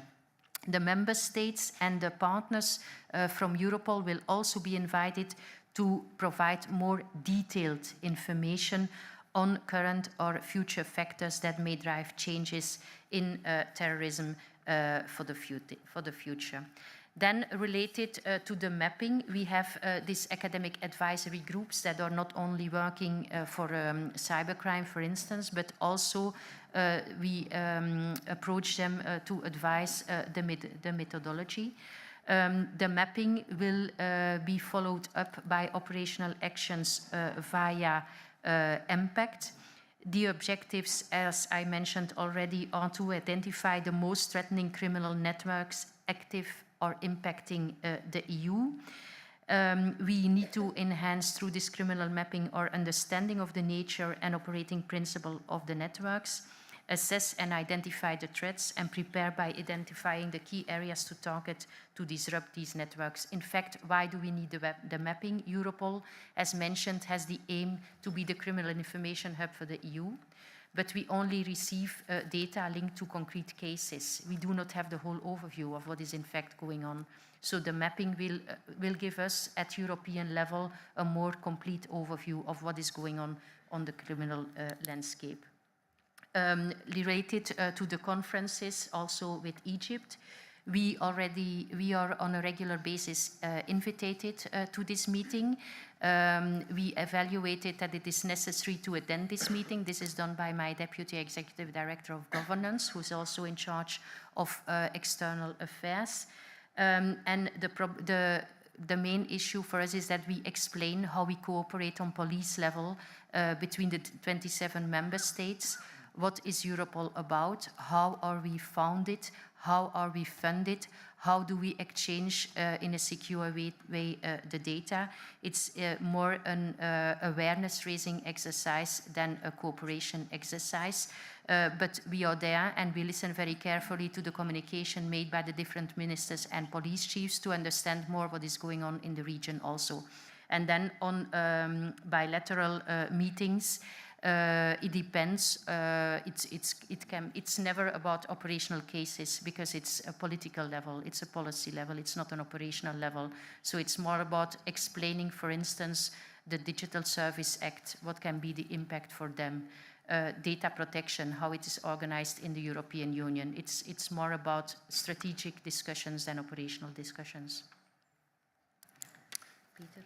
Thank you, speakers. Again, a firm but very kind reminder to keep to the time. 2 minutes for the person asking, 3 minutes for the person responding. Our next intervenient is a colleague from the French Parliament, Ms. Marietta Garamandi. Oui, merci, Madame la Présidente. Thank you, Madam Chair. Madame la Directrice Exécutive, Monsieur le Président, chers collègues, Notre réunion aujourd'hui a reconnu la création d'un forum consultatif des droits fondamentaux, comme le prévoit l'article 52A du règlement révisé fundamental rights as Article 52 of the revised Europol regulation. So the GSPJ can indeed act in this domain. This looks to me very positive and realistic.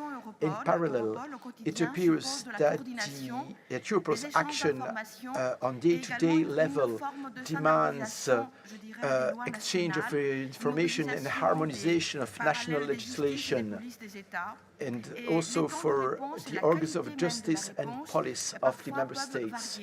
And the quality of reaction and responses can vary. My question is simple. Does it lead Europol in its practice to establish varying zones of trust between member states, but even more important, with candidate states or states that are associated to Europol's activities? Is this being taken into account when assessing the maturity of those states and their readiness to access the Union? Thank you very much. Thank you for this question. Merci de cette question. The trust in between the member states and the European Union is there. That is for sure. And trust is also necessary when we cooperate with third parties. When we look at the different working and operational agreements we have operational agreements with all the Western Balkan countries. Trust can be an issue over there. We see still leaks in the press from information that has been shared with with some of the countries. So for us, it's very important that all the conditions that are foreseen in working arrangements or in operational agreements are respected also by the third countries. And together with the national authorities, we have then to take appropriate measures in discussion with the national authorities, because the national authorities have the ownership of the data. And in the end, they decide with whom we can cooperate and with whom we cannot cooperate, and with whom we can share information and with whom not. But I think the chair is better placed to give you more insights in that.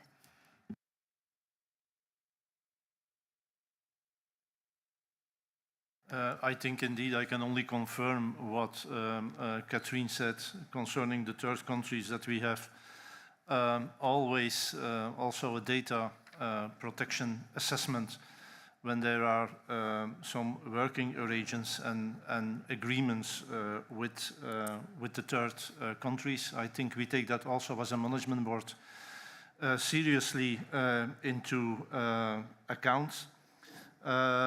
We advised also on, we have also an advisory law on the list of countries to work with, which are the prior countries to work with. I think that's also an important role for the management board. We are always discussing also the cooperation agreements and also the review of cooperations, for instance, as is now the case with the United Kingdom, where the management board was presented by Europol with a state of play regarding the information exchange and UK's participation in Analysis project, also on the Western Balkan countries. But we are always setting up priorities like was also already mentioned by Catherine, which is, for instance, on organized crime, organized drugs crime. Certainly also the Latin American countries. The management board approved also, for instance, the working arrangements with Ecuador. So I think I can confirm that this has also all the attention of the management board, and we take into account, of course, all the data protection issue and the data protection assessment when we are concluding arrangements with third countries. Thank you. The next speaker on the list is colleague Lazaros Tsavdaridis. I invite you all to very much mispronounce my own name if I do so with yours. But please keep your questions and your answers succinct. Dear colleagues, good morning. On behalf of the Greek delegation, we warmly thank the Belgian presidency for the invitation. I would like to raise an issue that runs through all the issues that Europol deals with, the theme of research and innovation. According to the amended Article 51 of Europol's new mandate, Europol shall transmit to the JPSG annual information about the number of research and innovation projects undertaken, including information on the purposes of those projects, the categories of personal data processed, the additional safeguards used, including data minimization, the law enforcement needs those projects seek to address, and the outcome of those projects. Would Europol be able to provide such information, and when? Could you provide specific information concerning the work of Europol's Innovation Lab? In particular, could you provide concrete examples of the innovation and technologies that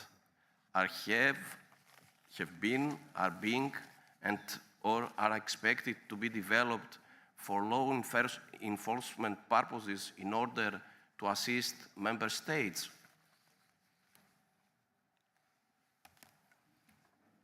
Thank you. Indeed, the amended regulation gives Europol the legal basis for research and innovation project, and thanks to this new legal framework, we are able to explore new approaches and develop common technological solutions. Our new mandate allows us to work in a fully isolated and secure data environment to develop the new tools within the Innovation Lab. And the research and innovation projects will be rolled out in consultation with the Management Board, the DPO officer's function, the Fundamental Rights Officer, and everything under the supervision of the European Data Protection Supervisor. We have already created a Europol tool repository that allows EU member states to share tools that they develop with other national law enforcement agencies. And we believe that sharing and co-creation is the way forward because it saves resources and it avoids duplication, and there will be more standardization.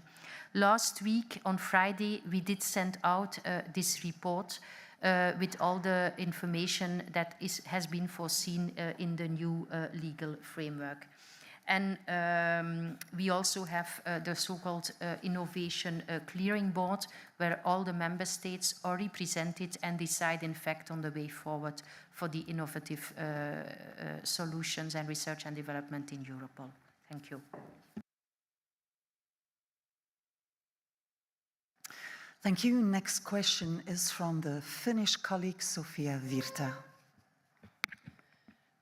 Thank you very much for the interesting presentation and, of course, for the important work you do at Europol. I'm deeply concerned, and I'm pretty sure we all are, about children who are victims of human trafficking or immigrant smuggling. Together we have to do all we can to stop it. I'm worried we will see it also in our eastern border in Finland, where we have a very complicated and difficult situation with Russia. I would like to ask how widespread Europol estimates child trafficking to be in Europe, and what measures are being taken to prevent, identify, and stop child trafficking. Related to child trafficking, for instance, with the war in Ukraine, we are in contact, of course, with the Ukrainian law enforcement community and the competent authorities when we talk about the abducted children. On European level and for Europol, we don't have an overview because we have not a lot of information that is shared related to this crime area by the member states.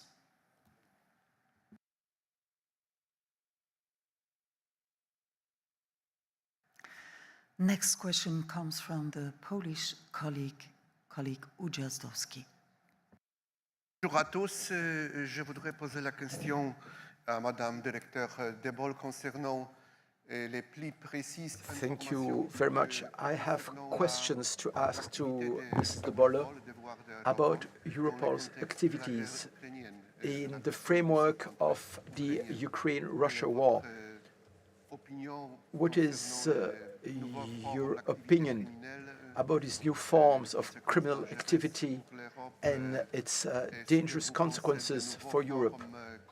Do you imagine new forms of cooperation between Europol and national police services? I would like to know more about it, which is, I think, a major issue for Europe's security. Yes, indeed. Thank you for the question. We have Ukrainian liaison officers in the headquarters. We had already one before the war. We have now two.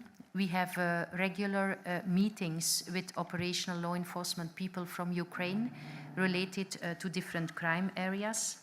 We deployed also around 20 guest officers in the neighboring countries of Ukraine to support the neighboring countries with cross-checking at the borders, the secondary security threat. We foresee training for the European law enforcement community, and we continue to monitor different areas related to human trafficking, terrorist travelers, online fraud screens, hybrid threats, excise fraud, and document fraud. I must say that we respect a lot the work of the Ukrainian law enforcement community. When I visited the law enforcement officers in Ukraine lately, 25% of the police officers are in the battlefield, so they have to work with 75% of the staff. We see that the police work is continuing because the police has a lot of investigations related into trafficking of illegal firearms. We also receive the data from the Ukrainian police officers related to firearms. We receive the data on seized arms and we receive data on illegal arms. We also discussed with the Ukrainian authorities the legislative needs in that area, and they changed the law. We also support the investigations into war crimes with the JIT we are part of. And we have open source intelligence that we combine with real intelligence from the Ukrainian authorities. We organized hackathons on trafficking in human beings, and we have a specific Operation Oscar related to financial and economic crime, and to see how we can investigate money laundering and organize the asset tracing in relation to the assets of the Russian oligarchs. For Ukraine, related to war crimes, related to intelligence, we need at Europol to be effective and efficient in our support. We need, of course, the information exchange from the national authorities in the European Union, from the police forces in the European Union. There are, at the moment, not so many cases at European level we support related to trafficking in human beings. But we have already information, for instance, that Russian-speaking organized crime groups that were before the war active in Ukraine are displacing their activities into the borders of the European Union. Thank you. Thank you. Excellent timekeeping in the last questions. The next questions comes from the Portuguese colleague Claudia Santos. I have seen that there is a member introducing a second question. Of course, this goes for everybody present in the meeting. Follow-up questions or other questions are welcome. Thank you so much, Madam Chair. I have a question to Mrs. de Boer. We are aware that drug trafficking-related issues are on a sharp increase across the European continent. This is also valid for drug-related violence. We need more repression. We need more sanctions. against drug traffickers, but we want a sanitary or health-related response for drug users. 25 years ago in Portugal, we decided not to see drug users as criminals, and we have decriminalized drug use. We invested in health-related support measures for users. Here is my question. Do you believe that a health-related response, beyond the fact that it's a basic human right, because healthcare is a human right, do you think that such a response can be useful to combat drug trafficking and associated violence? Thank you very much indeed. Thank you for your remarks and for your question. Europol is the criminal police office, so we support criminal investigations. But of course, we believe in the multidisciplinary integral approach.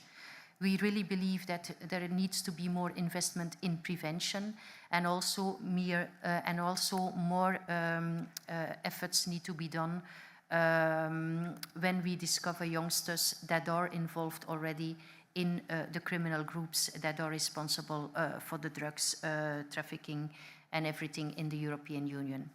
We believe that with the drugs agency EMCDDA, there is a big tasking related to prevention, and we should really reflect on it. How can we give a sense to life of youngsters in the European Union so that they choose other ways than being part of a criminal group?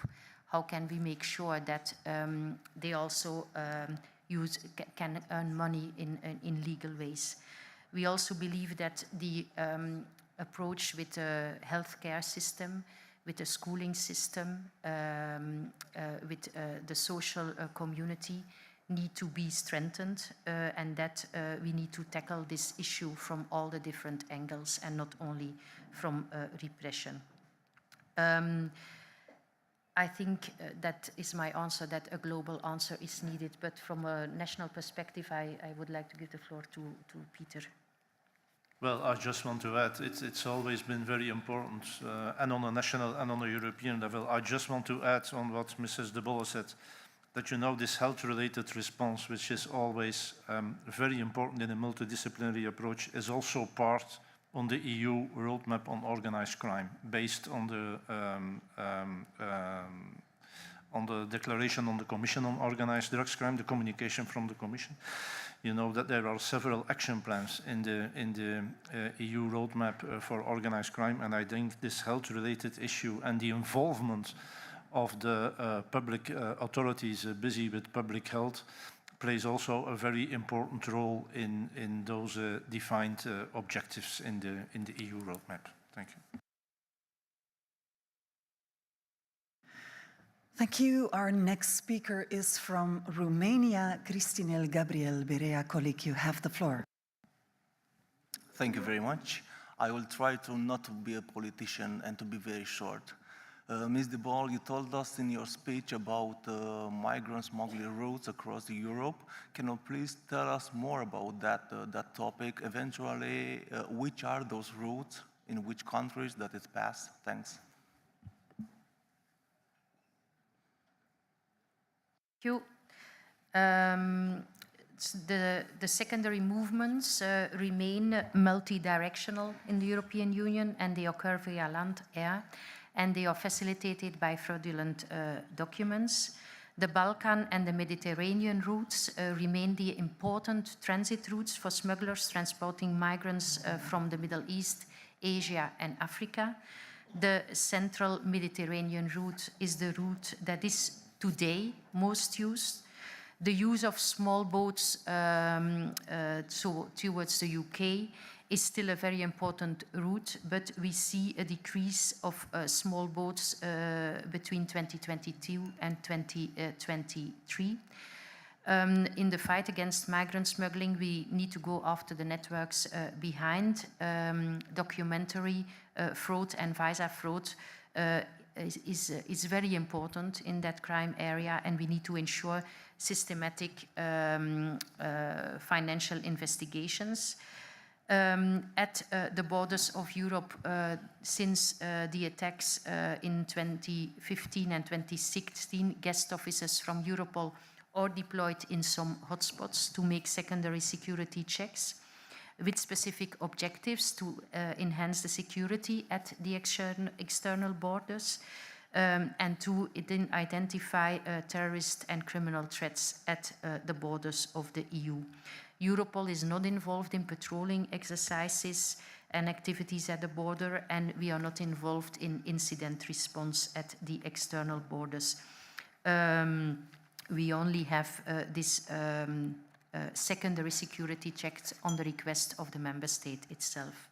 Secondary movements, we have a relatively good view on that within the European borders because there is a lot of information exchange to that. To have a good view on the external movements outside of the European Union, it's much more difficult because we do not have a lot of information exchange, as I mentioned already, with a lot of areas worldwide. Thank you. Thank you. Our next speaker is from Hungary. Colleague Barkosi has the floor. Thank you very much for the floor, Madam Chair. Well, my question is addressed to Madame de Boll. In your introduction, you were talking about a database relating to child trafficking and child abuse and sexual exploitation of children. Well, a Hungarian MEP, Madame Klára Dobrev, initiated with the European Commission that in addition to pedophile, the assistance of pedophiles should also be considered as a European crime. It means that not only pedophile, that people aiding, abetting pedophile should also be punished in a severe manner. So I think that a child protection program is necessary at the European level. The question is this. Does the Europol think about extending this database and this alarm system to people who are assisting in pedophile crimes? Thank you. So we have in Europol a dedicated analytical platform, AP Twins, to fight to support member states in the cases related to child sexual abuse of children. We support that. We have now EU Cares, and I think that is a very important step. We developed the tool so that we can update member states every 2 hours of the cases linked to child sexual abuse online on cases that are important for their territory. Before we did it only once a week. So I think this is a very important step we take. We supported in the AP Twins in 2023 112 big operations. And the number of operational reports, so reports that we sent to the relevant member states, was about 1,948. The accepted contributions, 2,496. We still have very much a lot of limitations in the area of child sexual abuse. We only process 27% or 28% of the data we receive. The law, and your question is more a question for the national authorities. It's national law, and it's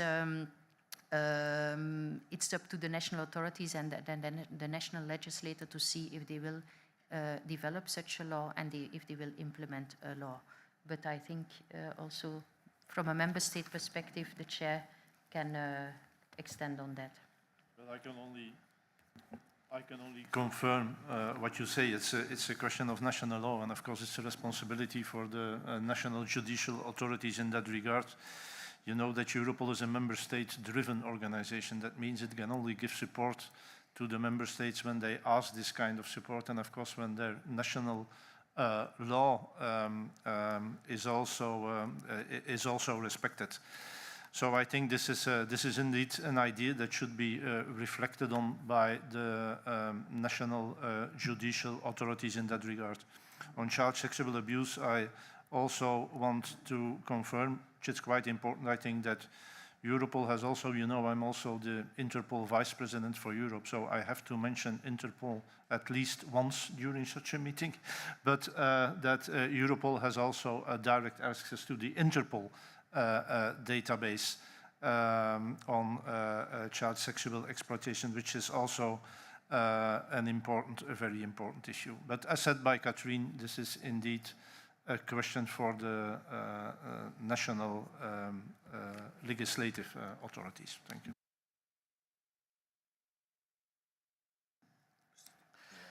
The next person on the list asking a follow-up question is a colleague from the European Parliament, Saskia Bricmont. I would like to add that after the following question and answer, requests from the floor will be closed, so if you still want to ask a question, do hurry.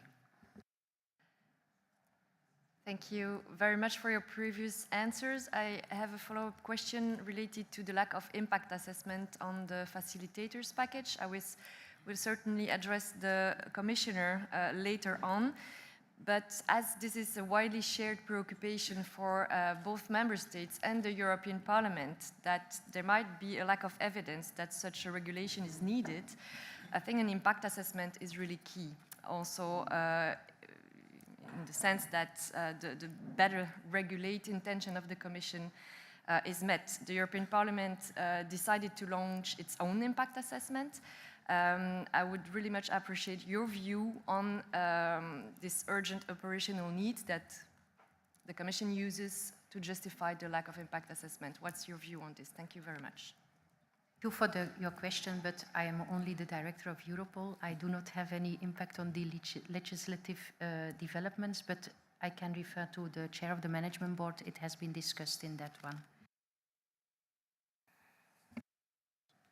Yes, and I can also inform you about that on the state of play in the Law Enforcement Working Party, because it's now discussed under Belgian presidency in the Law Enforcement Working Party. And indeed, there were a lot of member states who asked to the Commission to have a more comprehensive, detailed impact assessment on the migrant smuggling package. So, of course, as a chair, we are an honest broker. So we tried also to take into account the questions from several member states, a majority of the member states, who said that, yeah, this legislative initiative has a lot of impact. And for such an impact, it was a little bit worrying that the member states lacked a really deepened impact assessment in that regard. So we discussed this also with the Commission, of course, as also chair of the LEVP and from our Belgian presidency side. And the Commission told us that they would realize such a sort of impact assessment by the month of April. So that's the state of play in the Law Enforcement Working Party now. But indeed, this was a real important question from several member states, this lack of impact assessment.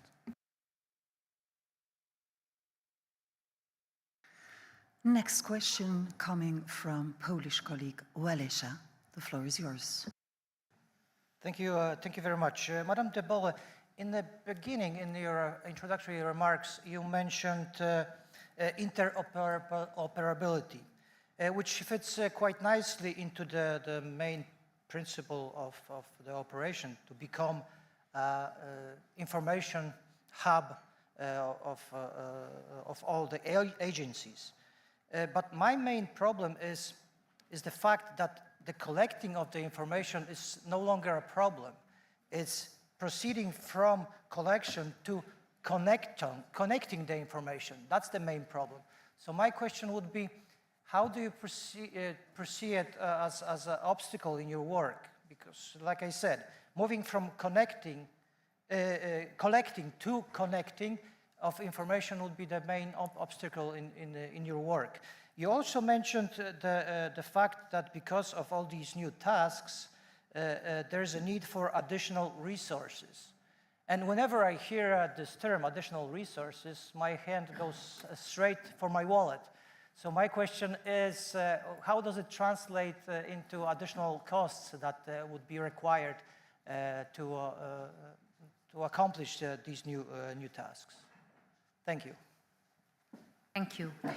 Yes, we really want to become the criminal information hub for the member states that share information with us. Interoperability will be a key environment to exchange and to link the different data that is already available and to make sure that the right person has the right access at the moment in time when he needs the access to this data to prevent crime. We have in our new legal framework new rules about processing of large data sets. It's the so-called Article 18, which is very important for us to know, and also for the member states, what is the data we can receive and how do we have to process the data. In the future, I believe that the Digital Services Act and the AI Act will be key for the national authorities and also for the European level to process the mass of data we are confronted with. Of course, what we really need is a good legal environment to be sure that what we do it in the right way. And we have a close cooperation and we are under supervision on the ETPS. So it will be a new way of working that needs to be introduced in the future. When we talk about additional resources, in fact, when there is new legislation with new expectations towards the agency, we need to calculate the impact it will have on our work at Europol. For instance, when we talk about the Digital Services Act, we didn't think that it would have had such an impact on the work of Europol. But we receive now threat to life notifications from the service online providers. So this is the expectations. The expectation for Europol is that we have an immediate response. So we needed to set up in our internet referral unit a 24/7 response team within the existing resources. And we also need to look for the right country to share the information with, because in the end you have the police officers on the street who will have to go to the house when the possible threat to life is maybe becoming to be materialized. And we did not receive additional resources for that, because Europol was foreseen only in the second line. First, the service online providers should contact each member state when a threat to life issue is occurring. But what we see that they immediately go to Europol and we have to do the dispatching. It's because it's easier for service online providers to have one way to come to Europe and not 27 ways. But we did not calculate that, so we do not have the resources. And there are other areas in which we need additional resources. So our demand is, when there is a new task, please do calculate the impact on the resources, because otherwise we will really need to discuss about what are our legal obligations. And if we do not receive supplementary resources, we will have to reduce our operational services. And that would be detrimental in the fight against serious and organized crime. Thank you. Next speaker on the list is from the Maltese National Parliament, colleague Mikhail Farrugia. Thank you very much. Thank you very much for the floor. It is being noticed that criminals are resorting to the dark web combined with the use of cryptocurrency, especially in the importation by post, even from outside the EU, of armaments, drugs, bombs, and other criminal activities. Does Europol has the capabilities or plan to have such capabilities to trace and coordinate the fight, even through intelligence or sharing of such intelligence, against such crime in the use of the dark web? Thank you very much. Thank you. Thank you for your question. We indeed invest a lot. We have a dark web team that is monitoring and supporting member states in the dark web investigations. We have issues, of course, related to cryptocurrencies, how to trace the money, how to identify the people behind the money flows. We have now the increase of 3D weapons, also sold via the dark web. In the Europol Cybercrime Center, we offer on-the-spot support and remote support, technical and forensic support. We did set up a forensic support unit on the request of the different member states to invest in those areas where member states have difficulties to invest in. So we launched the Europol malware analysis solution. It's a very flexible tool to analyze malware samples. But for that, we need to receive, of course, the samples. And we see in a lot of cases that related to ransomware, we do not receive the samples. So that is hindering then our operational support and also the fact that we can help and prevent attacks in other member states. We also created an international ransomware response model to address this threat at the operational level and at the tactical level. We have our campaign No More Ransom, where citizens can download for free decryption tools that they can use when their communication is encrypted by criminals and taken over by criminals. We have, for this No More Ransom campaign, 190 partners that give us the tools for free. And we have the Joint Cybercrime Action Task Force, which is a very important one because in that one you have the specialized people from all the member states, and in that area it's a member state driven and organized setup task force. They work together 24/7 and they detect in fact what is ongoing in a member state and put the lessons out of it to use it immediately in other member states. We have a lot of trainings we do foresee. Related to crypto tracing, we train the member state experts in this area, and we even train at the moment the United States because we are more developed than the United States in the crypto tracing at the moment. Thank you. And now we have come to our last speaker. I kindly invite from the Dutch National Parliament colleague Songül Mutluer to take the floor. Thank you very much. Ik zou graag mijn vraag willen richten tot mevrouw De Bolle. En het gaat om het feit dat we zien dat als het gaat om de ondermijnende criminaliteit, er een grote verschuiving is van de offline wereld naar de online wereld.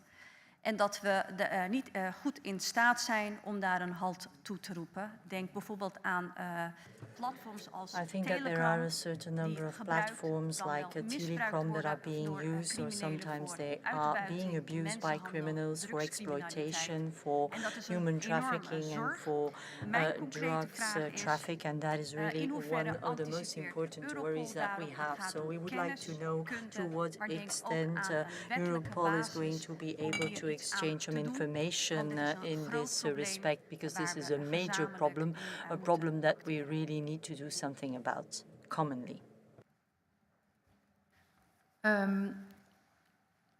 Indeed, what you say, it's a big issue. It's a topic of the European Police Chief Convention. It's about digital policing. How do we organize ourselves in the digital environment? We have our work on dark web. We have online open source intelligence. We have the Digital Services Act. We have the Terrorist Content Online. We really believe that the Artificial Intelligence Act will also be very important. As law enforcement community, we really believe in encryption, and we really believe in the private communication, and we need to do everything to make sure that that is not hindered. What we see more and more is that criminal groups, they make abuse of the encrypted environment. and they organize, in fact, their activities in the digital environment. So that is why we need to find all the time solutions, how to disrupt these criminal activities also in the digital environment, and we have to make sure that we do not create a safe haven in the digital environment. I think that that is the big issue for the future. We are grateful to the initiative of the Swedish presidency, who did set up a high-level working group. Normally, they will deliver their first report in March on the digital environment law enforcement and justice have to work in. What about data retention? What about access to data? What are the challenges for the future, and what are possible ways forward for the future? It has to be discussed on the political level, but we need, in the physical world, we have our legal regime. We also need a legal regime, of course, for the digital environment, in which one we have the certainty that law enforcement and justice authorities can continue to do their job, because at the moment it's becoming more and more difficult on a daily basis. Thank you.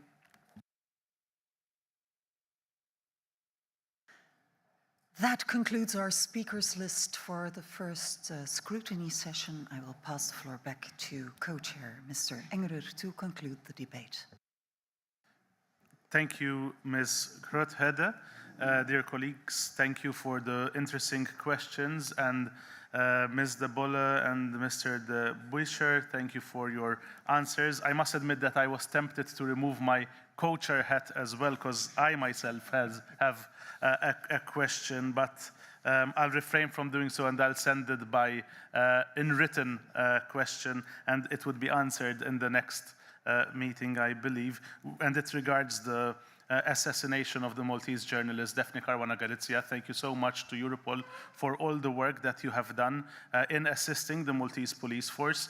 However, in a court case in November, it came out that, at least in the court, it came out that the 4 people who were from Europol taking care of this as experts, unfortunately, according to the courts, did not do their task when it came to analyzing the data that was taken out of the devices and phones. But I know that they have a different view. I hope that there is an investigation about this within Europol in order for the truth to come out. We will now move to the next item on our agenda. So thank you very much for your comments and questions. But first of all, let's take a very short break to allow the next speakers to come to the podium. We should be restarting in 2 minutes, but we agreed to give a 5-minute break. In the meantime, I welcome Mr. Wiewiorowski and Mr. Ebner from the European Data Protection Supervisors on matters relating to the JPSG to take your seat at the podium. Thank you. So, quick 5-minute break. We will resume exactly at 11:35.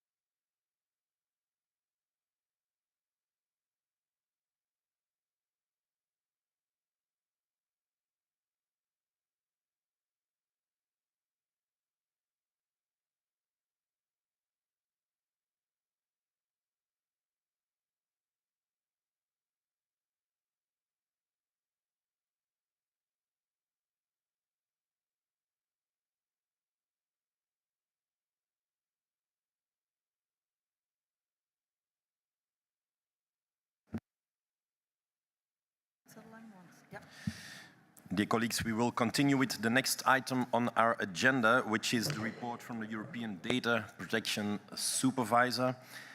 We will begin with a presentation from Mr. Wiewiorowski, European Data Protection Supervisor, and of course a reaction by Mr. Jürgen Eppner, Deputy Executive Director of Europol, in charge of the Governance Directorate. So a warm welcome to the both of you. Mr. Wiewiorowski will report on the state of data protection issues concerning Europol, and Mr. Eppner will then present Europol's reaction to this report. They both will have up to 10 minutes for their presentations before we open the floor to the questions from JPSG delegates. As during the previous session, delegates wishing to intervene are kindly requested to press the button on the microphone once to request the floor. So only push the button once. This session will also take the form of a ping-pong debate, as we just did. So the list of speakers will be drawn up as follows: 2 members of national parliaments and 1 member of the European Parliament. Mr. Wiewiorowski, the floor is now yours for up to 10 minutes. Thank you very much, distinguished members of the European Parliament, members of the national parliaments, Madam Co-Chair, Mr. Co-Chair, and Madam Executive Director, Mr. Chairman of the Management Board of Europol. I'm very happy that Belgian presidency decided to organize this meeting of the group in the most beautiful city in Belgium, at least my favorite one. Maybe that's because it's quite similar to my hometown, Gdansk, in northern Poland. During the last 5 months, the supervisory activities regarding Europol done by the European Data Protection Supervisor were focused on 3 main topics: the processing of biometric data, including facial recognition, on the new working methods entailing the member states' law enforcement authorities can access Europol systems and carry out jointly with Europol operational analysis and vice versa. And finally, the progressing inspection and investigation activities of the European Data Protection Supervisor. Just for those participants of the group who are for the first time at this meeting, I'd like to remind that the European Data Protection Supervisor is an independent data protection supervisory authority of the EU institutions, bodies, and agencies, including Europol as one of them. I would like to build my intervention today around these 3 main issues that I mentioned in the beginning. First, the processing of biometric data.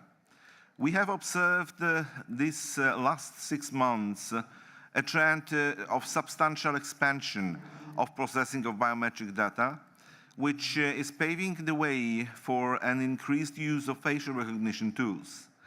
In this regard, we have advised Europol on the update of the portfolio of analysis projects that streamline the processing of biometric data and on the use of face recognition solutions. As part of our role as the advisor of the European Union legislator, we have also issued a legislative opinion on a recent proposal for the regulation on enhancing police cooperation in relation to prevention, detection, and investigation of migrant smuggling and trafficking of human beings, which I invite you all to read.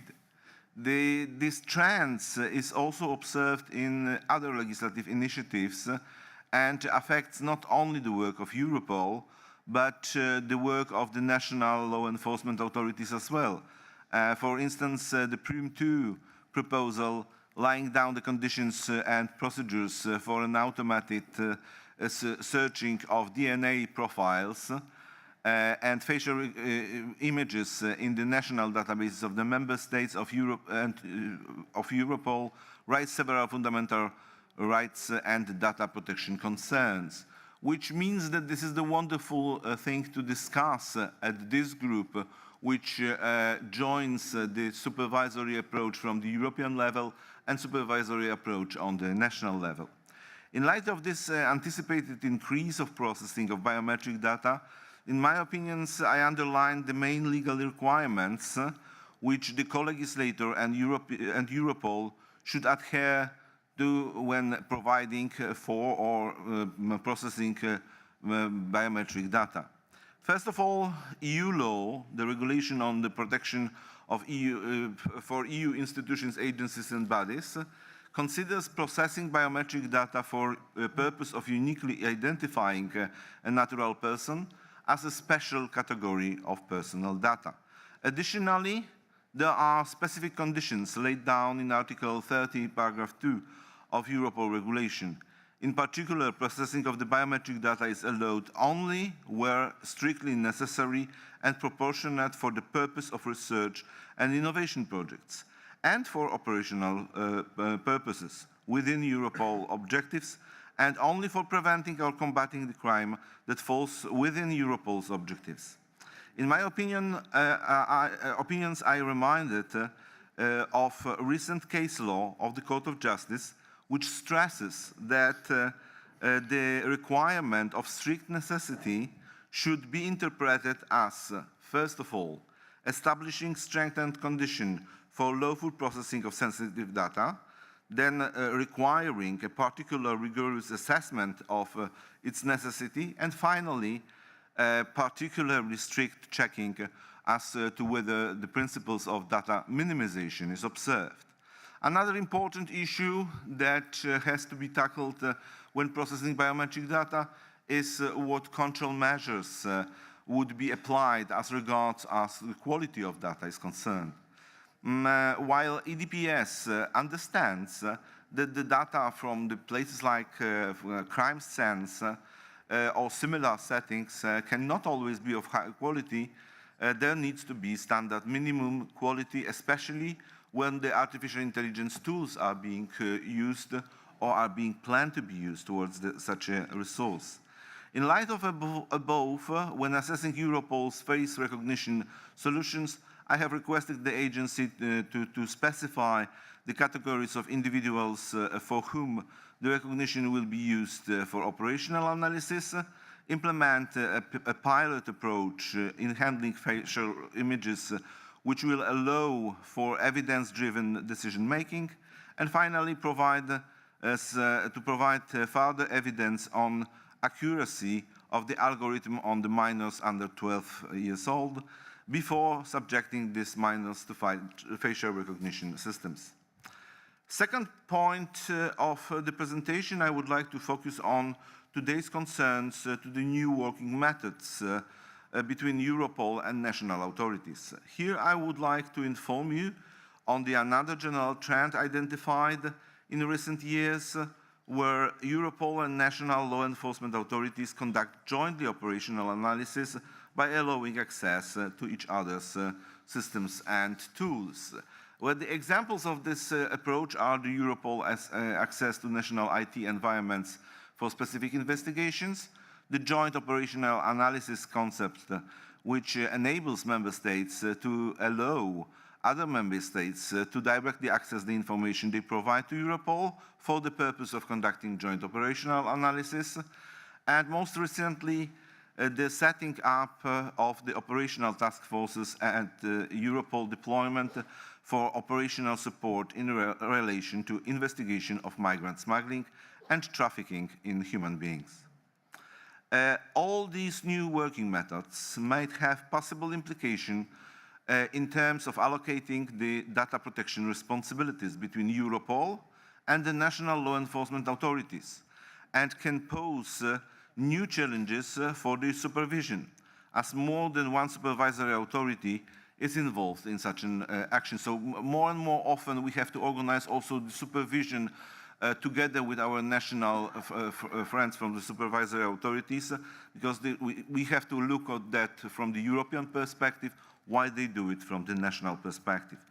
I'm analyzing possible effects of these new working methods in the pending investigation, regarding Europol access to national and international information systems, which I launched pursuant to the finding of the previous Europol inspections. And finally, thirdly and lastly, I would like to give you an update regarding our recent inspection activities. Europol annual inspection took place at Europol headquarters on 2nd and 3rd of October 2023, and inspection focused on Europol processing of the passenger name record, PNR data, Europol's access to visa information system, and data subject categorization, and finally the implementation of the technical controls and the safeguards under Europol action plans, a plan in response to European Data Protection Supervisor's admonishment over the processing of the large data sets. We are currently at the stage of drafting the inspection report, and we aim to share it with Europol by the end of March this year. I remain at your disposal to answer any question or explain any activities from the supervisory authority. Thank you very much. Thank you very much, Mr. Wiewiórowski. Mr. Ebner, would you like to take the floor to react to the contributions by the European Data Protection Supervisor? If so, the floor is yours for up to 10 minutes. Yeah, thank you very much, distinguished members of the national parliaments and the European Parliament, Mrs. Rothede, Mr. Metsu, and Mr. Enger. I would like to make a quick reference to what was said by our Executive Director this morning, where she was referring to the fact that Europol is developing more and more into an operational support agency. And in this is self-explanatory as we process then operational related data and as we help the law enforcement member states to analyze the respective data, that there's also an increased need to pay attention to data protection matters and of course to have a very close cooperation with the EDPS in full respect of his role as being the supervisor. So he's putting forward the questions, he's making inspection and inquiries, and we try to answer them to best what we can. This happens on different areas. Just to mention also what was mentioned this morning, the project on Percy with the Terrorist Content Online Regulation. The Digital Service Act will be something where we have to have a look at. We are currently in the consultation with the EDPS on the ETIAS, which is an important tool when it comes to implementing the interoperability agenda. But I think it's also fair enough to say that it's really the day-to-day business of Europol that shows how seriously we take the data protection-related matters and the requests. To give you there some figures, since 2017, we had received more than 2,700 so-called data subject access requests. So were citizens of the EU asking Europol, do you hold data on me? And we are proud to say that we have in this 2,700 cases only until now 11 complaints. So this is 0.5%, which is still, of course, something to say, well, that is maybe still too much, but it shows they really take it serious. And on these complaints, of course, that also we try to address them as best as we can. To give a bit more update, also referring to what was said by Wojciech Wiewiórowski on the inspections. Also there to give you a figure, since 2017, we had received from the EDPS 166 recommendations. And the Executive Director mentioned this morning that there are now 21 pending, so we have an implementation rate of 87%. Well, we try to do our best in order to address, of course, all of this. Major progress was made in the data retention archiving policies. We also made major progress in the development of the new forensic environment, which is an important forensic tool, and all of this in close cooperation with the EDPS.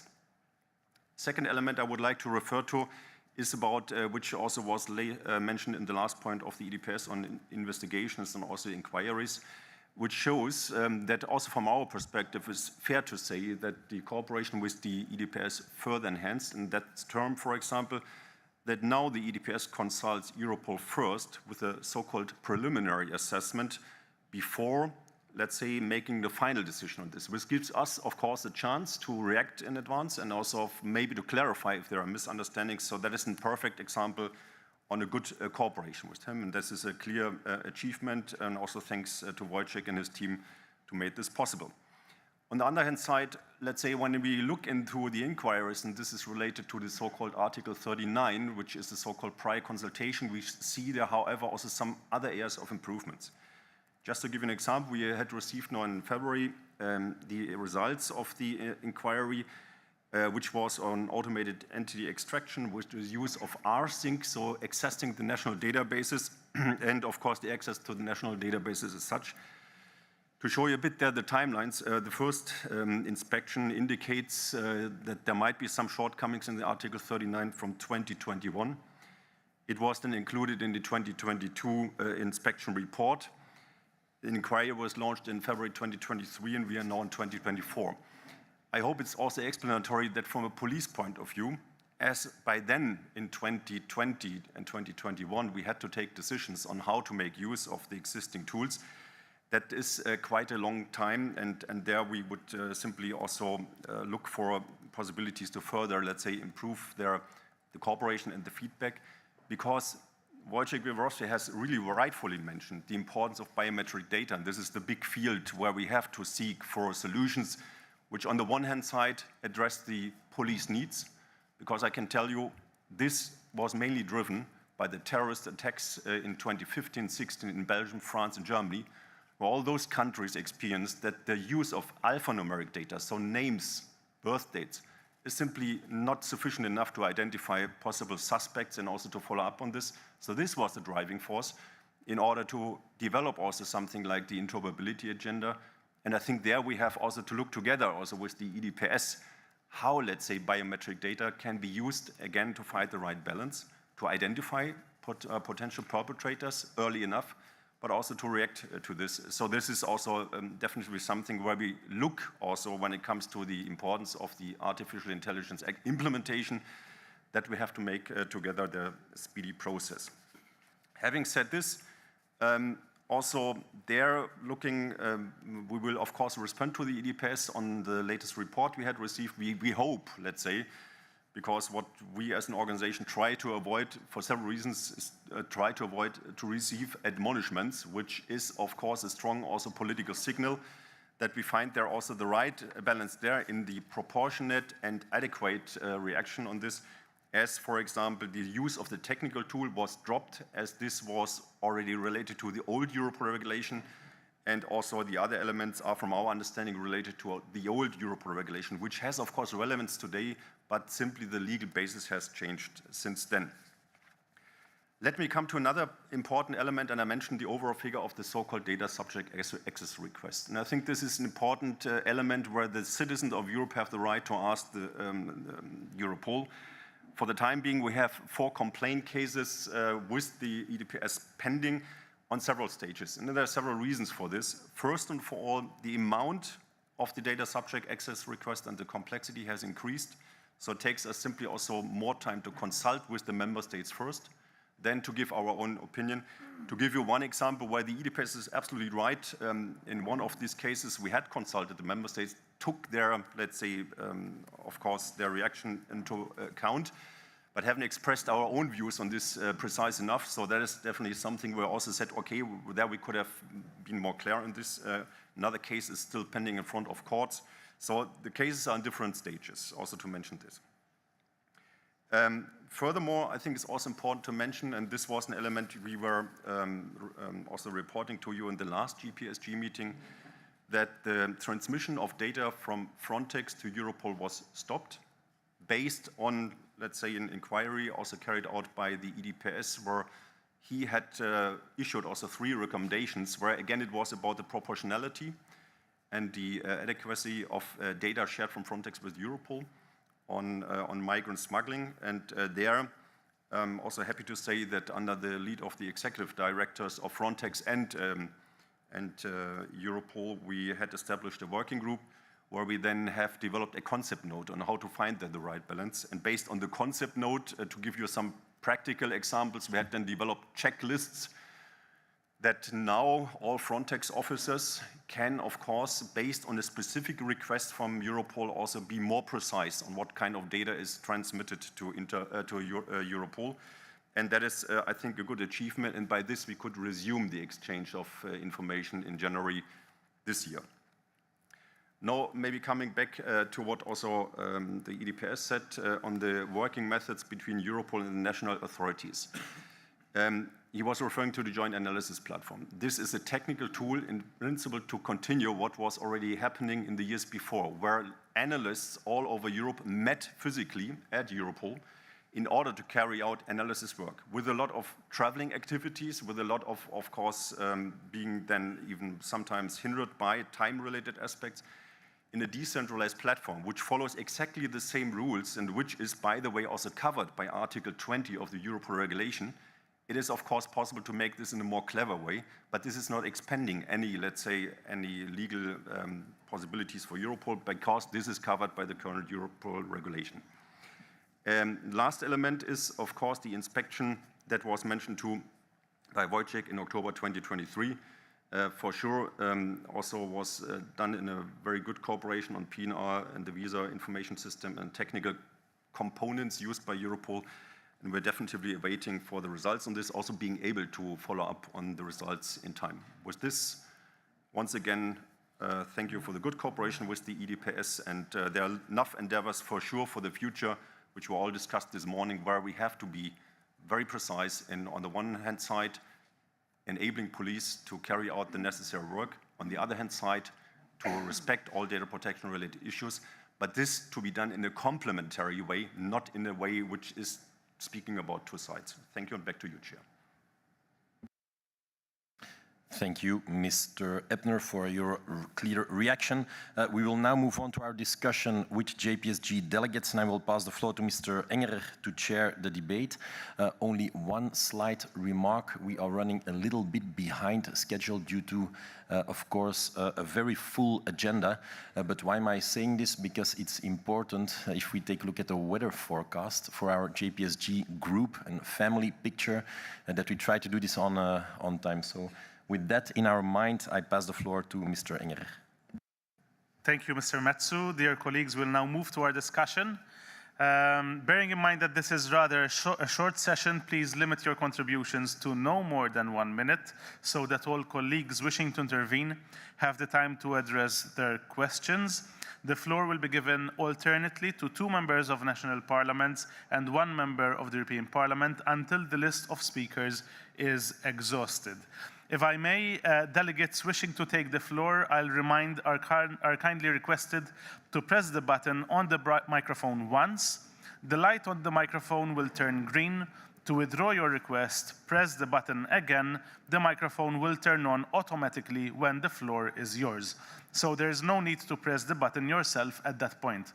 Also, please note that do not be alarmed if your name disappears from the list. As long as the light on your microphone is green, your request to take the floor is registered.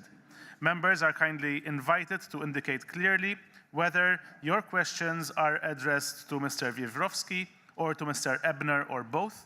The European Data Protection Supervisor and the Deputy Executive Director of Europol will respond to each question individually, and I ask them also to answer in a maximum of 1 minute.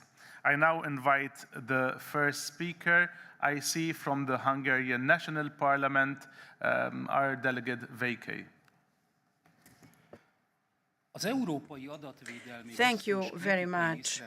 We certainly respect the criticisms expressed by the European Data Protection Supervisor, but it seems that there is a growing gap between the effectiveness of the law enforcement agencies' capabilities and the effectiveness of the criminals' methods.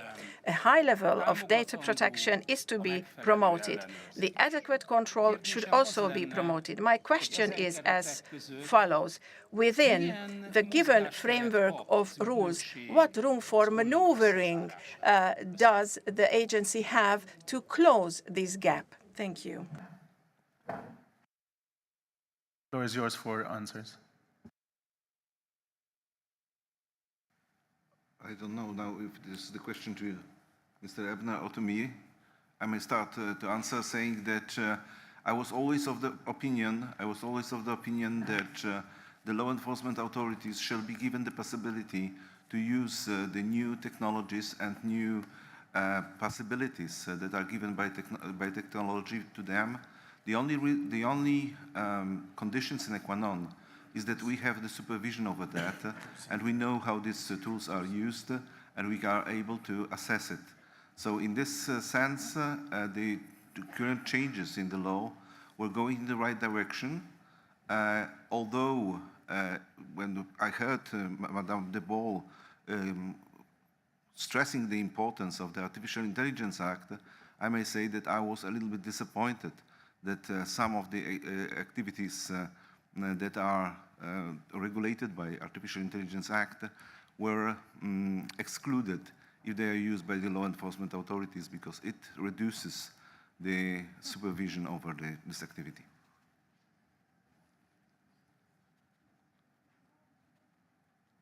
If I may then also respond in addition to what was said by the EDPS. We don't see really a gap between, let's say, the police needs and the data protection. We see fields where we have to speed up processes because the developments in mainly technical areas like artificial intelligence and biometrics, which is closely linked to use, for example, artificial intelligence, requires simply that we carefully assess what is, of course, to be taken into account from a data protection point of view, but on the other hand side, also to be able to, let's say, deliver the support to the law enforcement agencies of the member states quickly enough. It is, I think, self-explanatory that if an investigation is run, and this is mainly investigations against serious and organized crime in the member states, that national police forces will not wait a year or 1.5 years until they can get started. Then they will find other solutions. But we believe that exactly in this field, we have to offer European solutions. And the European solutions are done in a complementary way, as I said, between looking at the police needs side of view, using the modern techniques also as the criminal use it, but in a lawful way. And this requires, of course, a fast and good cooperation with the data protection. Thank you. I kindly remind you to take note of the time, preferably 1 minute per person. We now move on to our Cypriot colleague, Nikos Ketiros. The floor is yours. Thank you. For Mr. Wiewiórowski, balancing the need for surveillance to prevent crime with protecting our online privacy is a formidable challenge. A challenge particularly delicate in the recent proposal for a regulation on child sexual abuse online. In one of our previous meetings, Commissioner Johansson informed us about this proposal, which we very much welcome as addressing an urgent necessity. However, it seems that you have expressed some reservations. You expressed concern about the aims of this regulation, which would in effect restrict individuals' fundamental rights to privacy and personal data, including their rights to the confidentiality of communications. You asked that this proposed regulation should not be adopted until the necessary safeguards are put in place. Can you elaborate on your opinion, please? Very much for this question.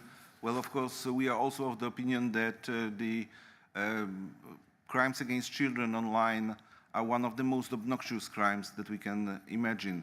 And me being the father of 16 years old and 9 years old daughters, I'm really on the first front line of the discussion about the child sexual abuse online.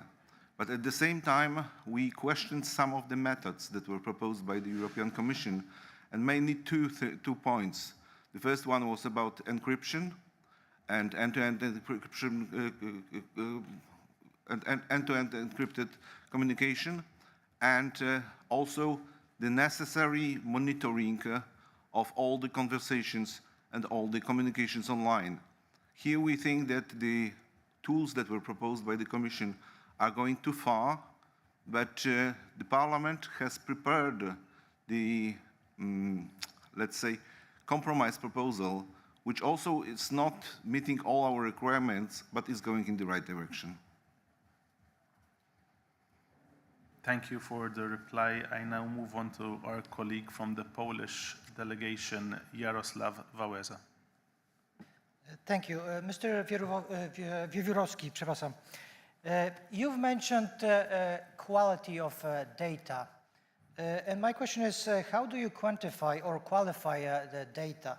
Do you have some sort of minimum requirements to, when you reach certain points, you sort of disregard it or add it to the database?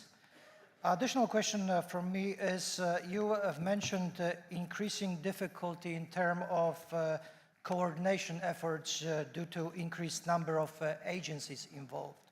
So how do you avoid stepping on someone else's toes? How do you address the issue of competences? Thank you. Thank you very much. Let me start from the second question. Of course, the role for the cooperation between the national authorities and the European authority, which is the European Data Protection Supervisor, is to make an agreement and make the ways to cooperate in the written form on the bilateral and multilateral levels between the agencies. That's what we did recently with Portugal and with Greece when we are trying to supervise the European IT systems and the national IT systems at the same time. So that's the way to deal with it. And the first question was? Accuracy. Accuracy. That's a very good question, because on one hand, we are absolutely sure that the accuracy is one of the most important topics to discuss.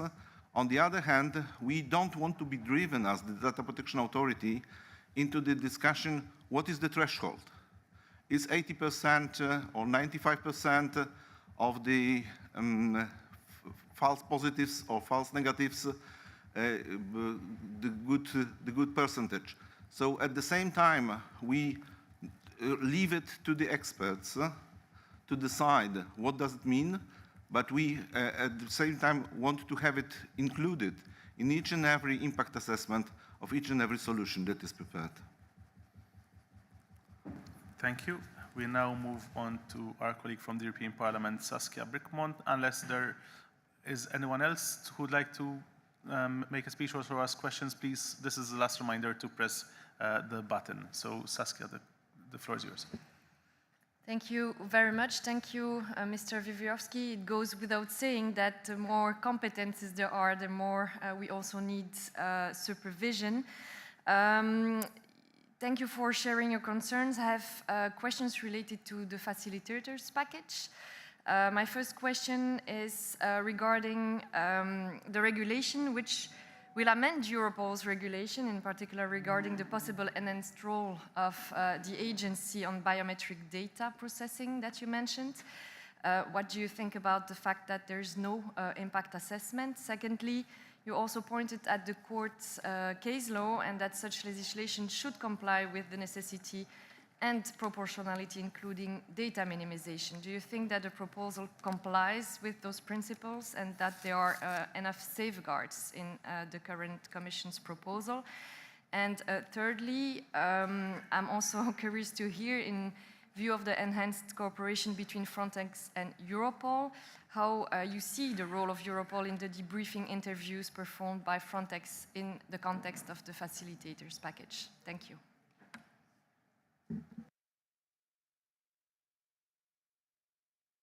Thank you very much. Well, I only can say that I'm also disappointed by the fact that there is no impact assessment done for the package, and it makes our discussion on this topic, on this legal act, much more difficult, because we actually have to try to invent what were the reasons and what were the goals to be achieved by the legislator. But at the same time, I have to say that this is that's an interesting proposal. It's going in the right direction. We simply need more information about the practicalities. About the cooperation between Frontex and Europol, it was partly tackled by Mr. Ebner in his presentation. I can only add that this concept note that was prepared by both agencies is once again a step in the right direction, but we would like to have rather administrative agreement done between these two agencies. as the final result of such discussion between the agencies and being the real ground for the exchange. Approach has changed, and the stop of the transfer was also the good point when we didn't have the right legal basis. And that's it.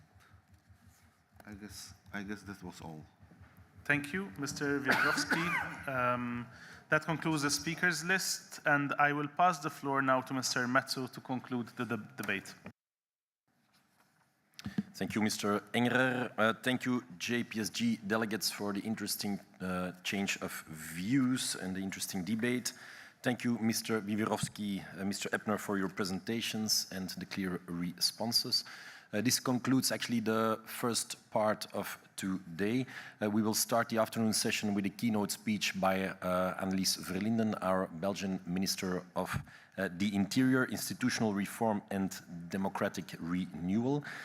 I would like to invite you for a lunch, but finally, before we close this morning's session, could all delegates and speakers please follow the ushers at the end to the doors in the back of the room for the family picture.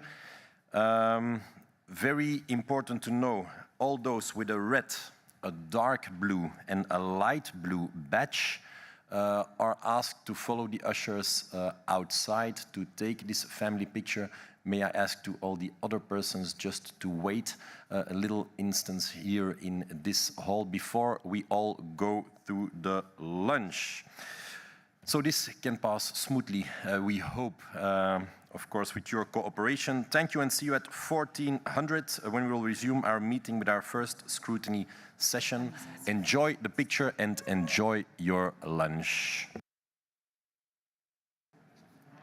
And if I may add, the organization has asked to remain seated until the two main tables have been directed to the back. Of course, this kind of picture is an organization in itself, so let's keep it well organized so that we can soon pass to lunch.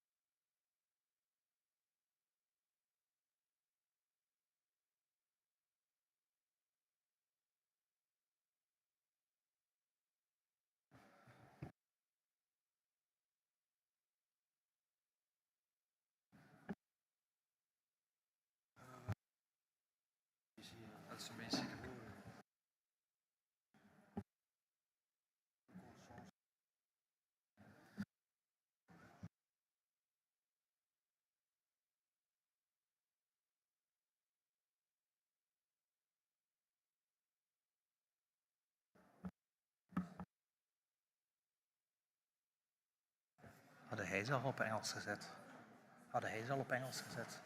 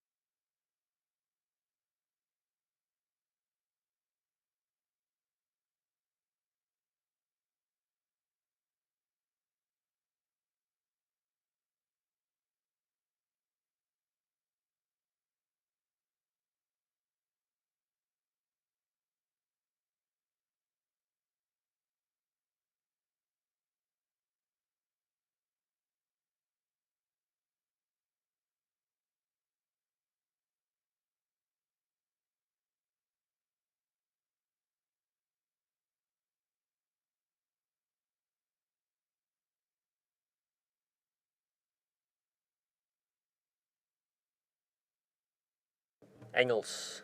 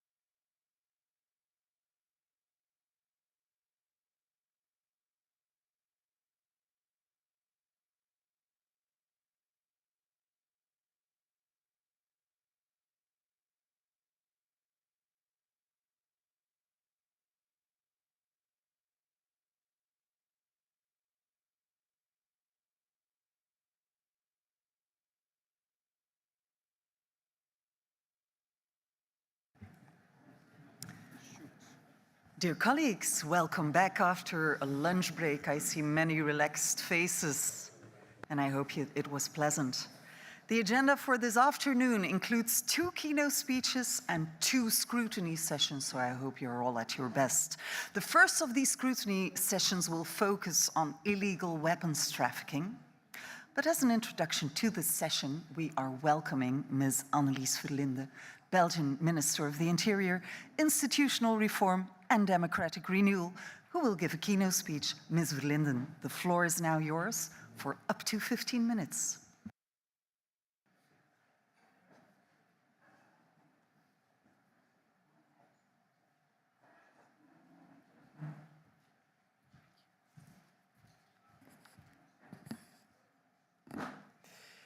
Distinguished members of the Joint Parliamentary Scrutiny Group on Europol, members of the national parliaments and members of the European Parliament, distinguished co-chairs, Ms. Groothedde, Mr. Metsu and Mr. Lopez Aguilar, dear Ms. De Bolle, Catherine, ladies and gentlemen, good afternoon. I am honored to address you this afternoon with a speech on the first scrutiny session on illegal weapons trafficking. The choice for this topic is not at random, as on 16 October last year, Belgium faced a terrorist attack in which the perpetrator used illegal weapons. This dreadful event showed once again the importance of stepping up our European and global cooperation in the fight against illegal weapons trafficking. On this Joint Parliamentary Scrutiny Group on Europol, I would like to say a few words on the important role Europol is playing in support of our police and law enforcement services. In an era marked by increasingly sophisticated and transnational criminal activities, the need for effective collaboration and coordination among law enforcement agencies has never been greater.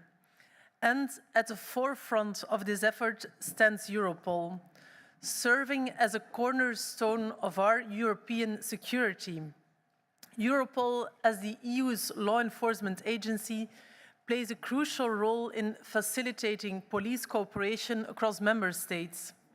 One of Europol's most important tasks is to remain to be the EU criminal information hub, bringing together ideally live criminal data and intelligence. Europol's ability to offer a platform bringing together this information and its abilities to perform operational and strategic analysis in support of the member states remains crucial. In this context, I'm very much looking forward to the report that Europol will publish at the end of March on the most threatening criminal networks active within the EU. This report will be an important deliverable for the Belgian presidency's priorities in fighting organized crime and drugs trafficking. Throughout the years, Europol has become increasingly capable of providing agile operational support to member states, assisting them in conducting complex investigations, in dismantling criminal networks, and in disrupting illicit activities. The concept of operational task forces has evolved into a flexible and operationally driven tool through which successful operational outcomes have emerged. For instance, I'm very grateful for the important support Europol has provided in the Sky ECC investigation, without which we would not have reached the impressive number of arrests and successful outcomes in numerous court cases. As Europol is dealing with vast amounts of personal and sensitive data, it is crucial that Europol upholds the highest standards of data protection with respect of privacy. I'm convinced that Europol has a good track record and remains committed to ensuring that data is handled in respect of the applicable legal framework. And a good and constructive cooperation with the European Data Protection Service remains key to ensure that Europol can keep supporting all law enforcement services. But Europol's impact extends beyond operational support. The agency also plays a vital role in research and innovation, helping to develop cutting-edge tools and techniques to address evolving threats. In a short time, Europol's Innovation Lab has already evolved into an indispensable partner in fostering innovation and driving progress in this field, together with our law enforcement agencies. I would like to emphasize that the importance of Europol for police collaboration within the EU cannot be overstated. From facilitating information sharing to providing operational support and driving innovation, Europol plays a central role in safeguarding the security and well-being of European citizens. Dear Catherine, please be assured of my support to the agency and the commitment of our Belgian police services to keep working together with Europol. Now, dear colleagues, to come back to the topic at hand, I stand before you to address a matter of utmost importance: the threats posed by illegal weapons trafficking. Firearms trafficking remains an important threat to our society. Recent events underscore the escalating trends, presenting an ever-growing menace to our society, with new important challenges for law enforcement services. The use of firearms magnifies the scales of harm inflicted, whether by radicalized individuals, mentally disturbed actors, or orchestrated terrorist assaults. Furthermore, firearms are increasingly utilized by organized crime, enabling them to enforce their criminal enterprises, retaliate against rivals, or settle disputes with competing factions. We can also attest to such a trend in Belgium. The worst happened in early 2023 with the death of an 11-year-old girl in a drug-related shooting. Illegal weapons trafficking represents a multifaceted challenge that demands our unwavering attention and concerted action. Weapons traffickers are exploiting regulatory loopholes and weaknesses in law enforcement to traffic firearms and other deadly weapons. One of the challenges we face is the scale and scope of illegal weapons trafficking within the EU. For further information on the threat level and the difficulties in having a good intelligence picture, I refer to the presentation of Europol that will follow. But let me give you one statistic that paints a stark picture. An estimated 35 million illicit firearms are in circulation among civilians in the EU, with approximately 630,000 firearms reported stolen or lost in the Schengen Information System. This demands enhanced cooperation between national law enforcement agencies, as well as greater cooperation with Europol and the other EU institutions to disrupt the flow of illicit weapons and to dismantle the criminal networks behind them. Additional challenges are now becoming increasingly apparent. The increasing use of advanced technologies has presented new challenges for law enforcement in combating illegal weapons trafficking. From 3D printed firearms to modified weapons and counterfeit arms, criminals are leveraging technology to evade detection and to circumvent regulatory controls. This necessitates ongoing investment in additional databases, training, technology, and forensic capabilities to stay ahead of emerging threats and to adapt to changing tactics. As a testimony to this trend, I want to refer again to the terrorist attack against Swedish football supporters in Brussels in October last year. The Belgian police has tried to trace the weapons that were used. In this attack, the perpetrator used 3 weapons. The investigation showed that the automatic firearm that was used was in fact an illegally crafted weapon with a falsified registration number. The other 2 guns were modified Turkish alarm guns that had been converted to a functioning firearm. Last week, our Federal Judicial Police Force was able to dismantle an illegal weapons workshop where ready-to-use weapons were made with a 3D printer in combination with parts from online shops. The 3D weapons were traded in chat groups on the dark web, and the investigation revealed that several packages containing weapon parts were sent to a residence in Oud-Heverlee near Leuven in Flanders. In the residence, investigators found an illegal weapons workshop, and during the police raid, the 3D printer was actively producing pen guns. Dozens of metal and plastic weapon parts, as well as ready-to-use 3D firearms, were seized. Searches and arrests were also conducted in France. According to the public prosecutor, this represents one of the biggest police successes in the fight against 3D arms trafficking in Europe. Informed by the French authorities in August of last year, the Leuven Federal Police, Judicial Police, initiated this investigation based on that information. And these two examples show the recent trend that high-profile criminal offenses and terrorist attacks are being committed with so-called ghost weapons. These weapons are not homologated and not traceable. This makes them increasingly popular with criminals, as you cannot detect where the weapons come from.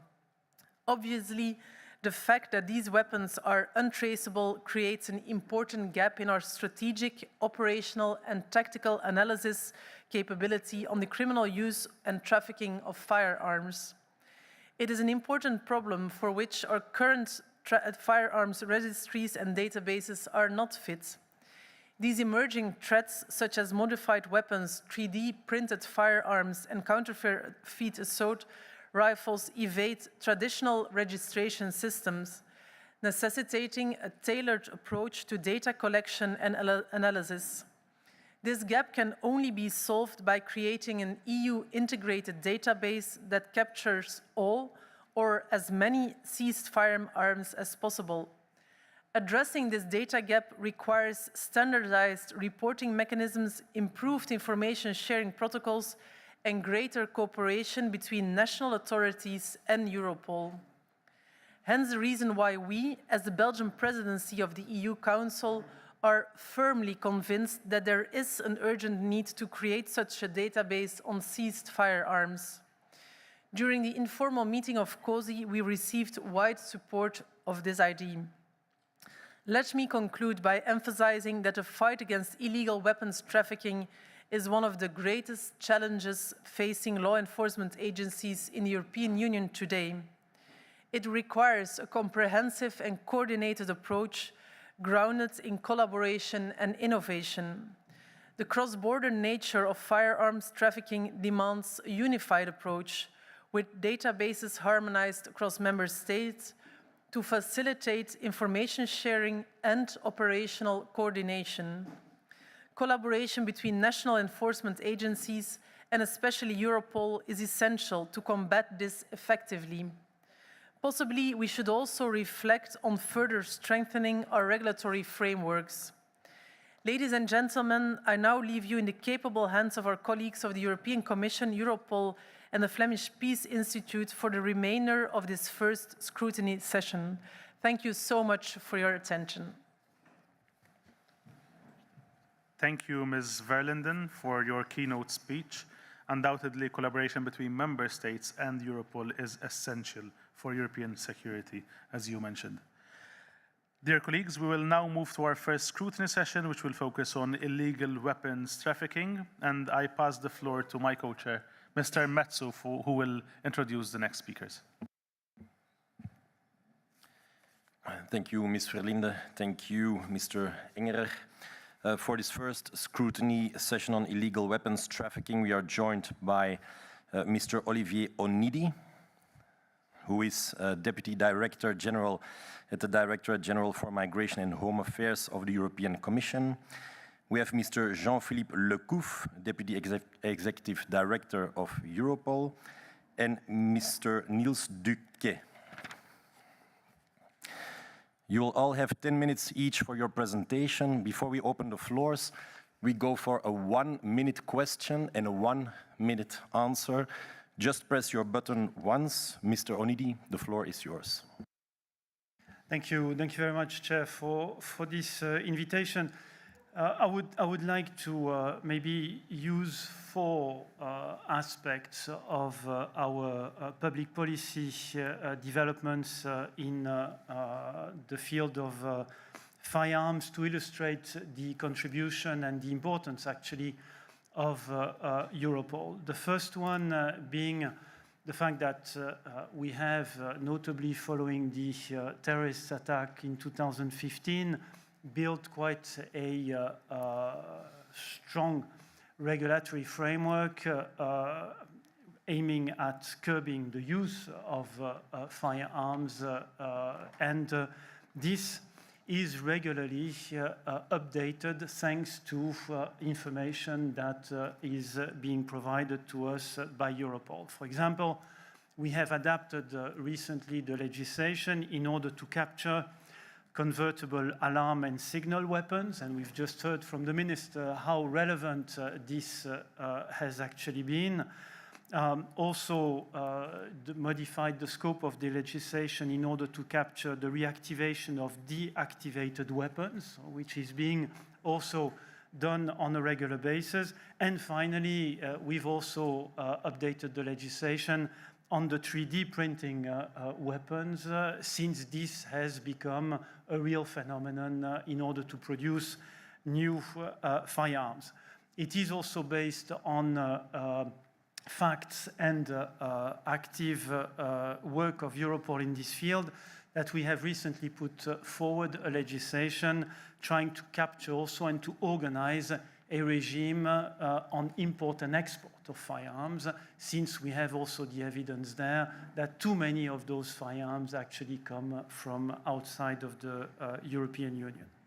Second, very important contribution from Europol is the actual intelligence we receive. And I think the Minister here as well highlighted the importance of having a Europe-wide consolidated, aggregated database that captures all the seizures of firearms. Why? Because we need to register these firearms. Why? Because we need to trace also these firearms. In order to allow all the police forces to do this, we actually need a set of information that really registers all the different firearms. And in addition to this, we're very happy to have Mr. Duquet here today, since we also nurturing these information systems with additional information, notably what will be presented to us later on the referencing of all incidents using firearms. This as well in order to constantly learn from new modus operandi and be able to either update the legislative framework or also be more effective in terms of the operational activities. Third aspect linked with Europol is, of course, its core business, I would say, which is the operational support to member states' investigation.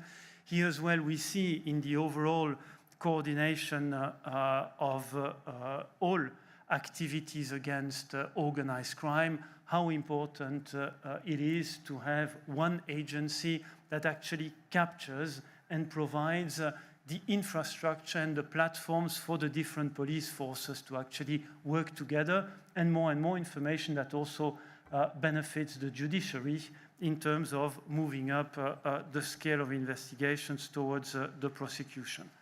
Final very important contribution, the extensive network of agreement that Europol is developing with a number of third countries, and the support Europol provides us in order to develop partnership with countries around us in order to be better informed through the information that those third countries have, but also help those third countries, notably those immediately around us.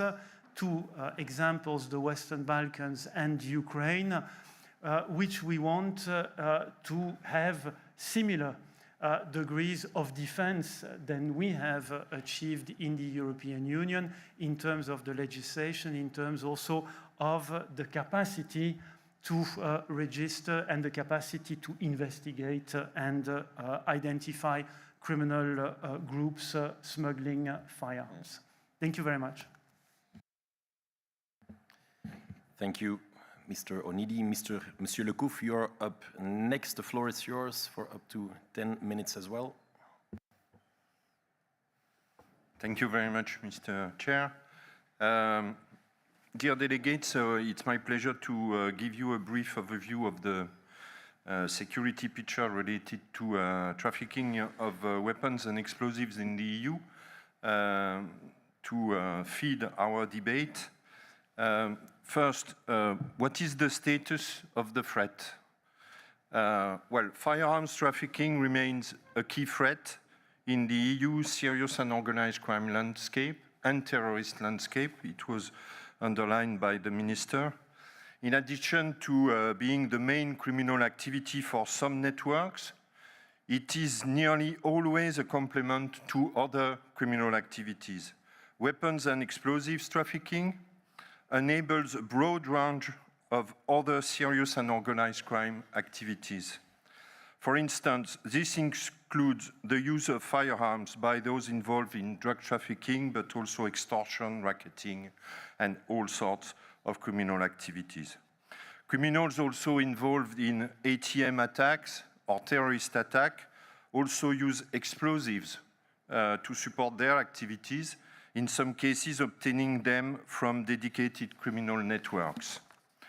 So the availability of illicit firearms and pyrotechnics, I think it's important to underline this also, reinforce serious and organized crime-related violence. Weapons and explosives enable criminal networks to engage in extreme acts of violence. And there's a clear relation with this availability of these weapons and the rise and the increase of violence by criminal networks. One of the main questions for law enforcement that we need to answer is where illegal firearms are coming from. We note that most illegal firearms in circulation in the EU continue to originate from the EU. They can be diverted from legal supply, they can be reactivated or converted from non-lethal firearms, or they can be manufactured in clandestine workshops. We had a case in December 2023 in relation with Spain, Canada, Germany, Ireland, and Netherlands when we found 10 workshops where these firearms were in fact manufactured illegally. Additionally, firearms available on EU black markets still heavily originate from weapon stocks created during past conflict in the region close to the EU, for example, the Western Balkans. But the range of trafficking weapons, firearms, and explosives has grown over the past years. For instance, we see an increase and a new threat coming from 3D printed weapons. It was underlined by the Minister, and I will present you this case more in detail. We see more investigation focusing on this issue. Additionally, illicit privately manufactured firearms appears to have become more common. They are assembled from parts that are sourced legally and then combined with illegally purchased firearm parts. We know these weapons have been used in violent incidents in the EU recently. Finally, it appears that the illicit trade in heavy pyrotechnics has also intensified in the past years. For instance, they are sourced by criminal networks to commit crimes such as ATM attack or drugs-related violence. A couple of examples that I can illustrate. It was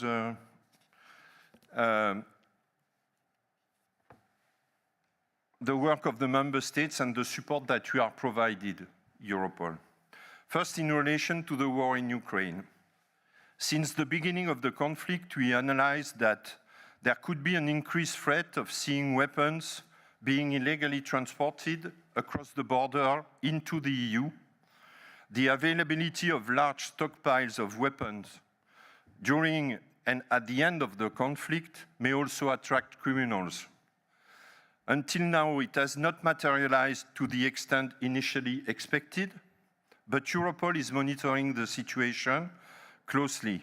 We are also working very closely with our Ukrainian authorities, our Ukrainian colleagues, to address these potential threats. We have guest officers that are deployed in Ukraine's neighboring countries. We are facilitating information exchange with Ukraine. We conduct regular threat assessment on the evolving situation. And we have an important agreement with Ukraine to share information and intelligence on lost and stolen weapons, as well as on seized firearms and drones, so they can be cross-checked and further analyzed. Ukraine shared the information over 440,000 lost and stolen weapons and over 10,000 seized weapons with Europol, with the last update received from our Ukrainian colleagues in December 2023, quite recently. I want also to share the detail of the recent operational case that the minister was underlying. So it starts in 2023 in France, where France launched an investigation on the production and selling of 3D printed guns, so-called FGC-9, and gun pieces via the platform Telegram. Keep in mind, via Telegram.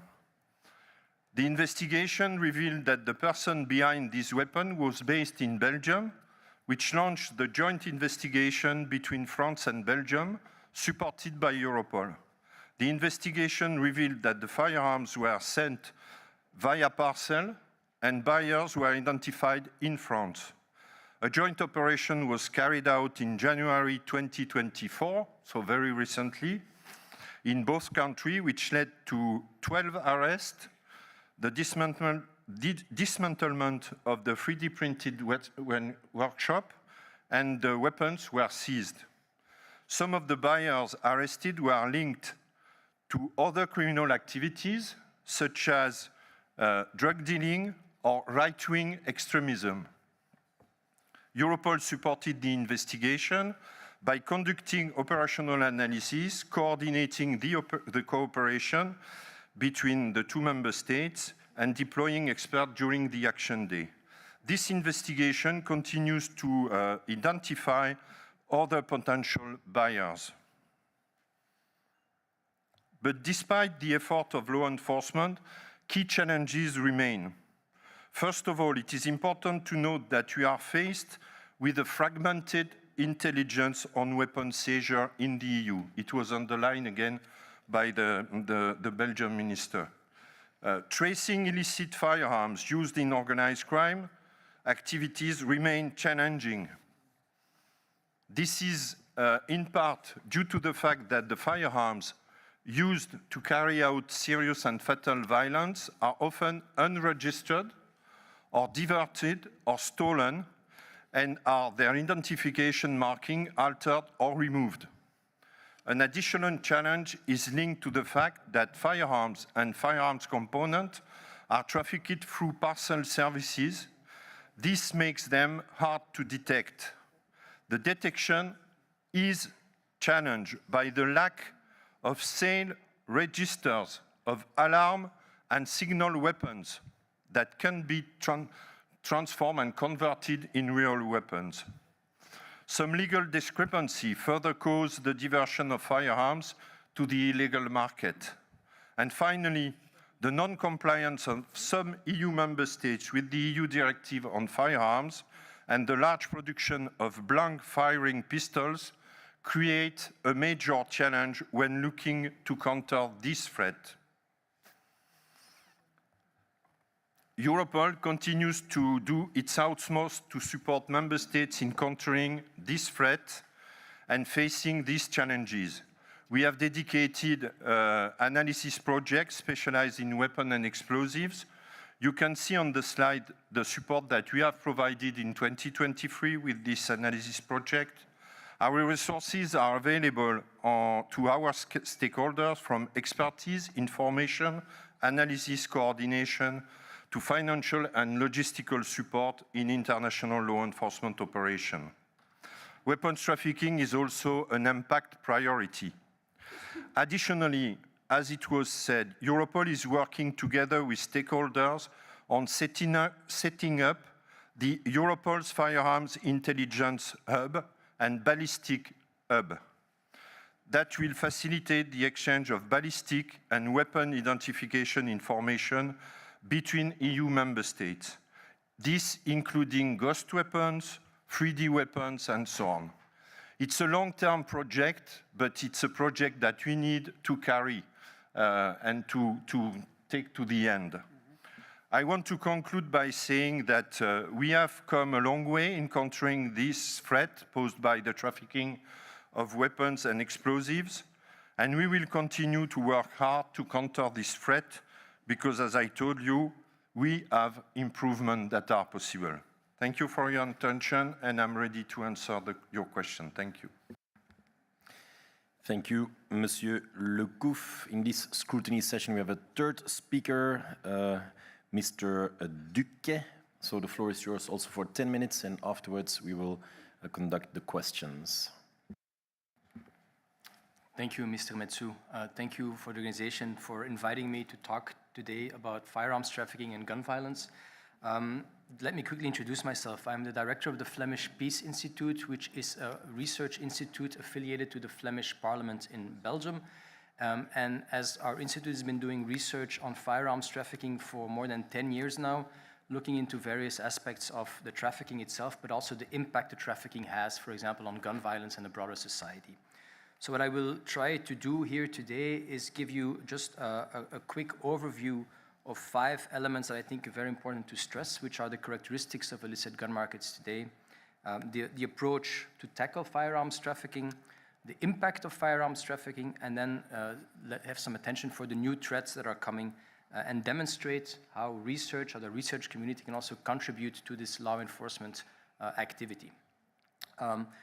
As Flemish Peace Institute has been coordinating several EU-funded research projects, we have a large experience working together with the law enforcement community, and we really try to bring together the research community with the law enforcement community and bring the results of that cooperation to the policymakers. So that's why I'm very happy that I'm here today.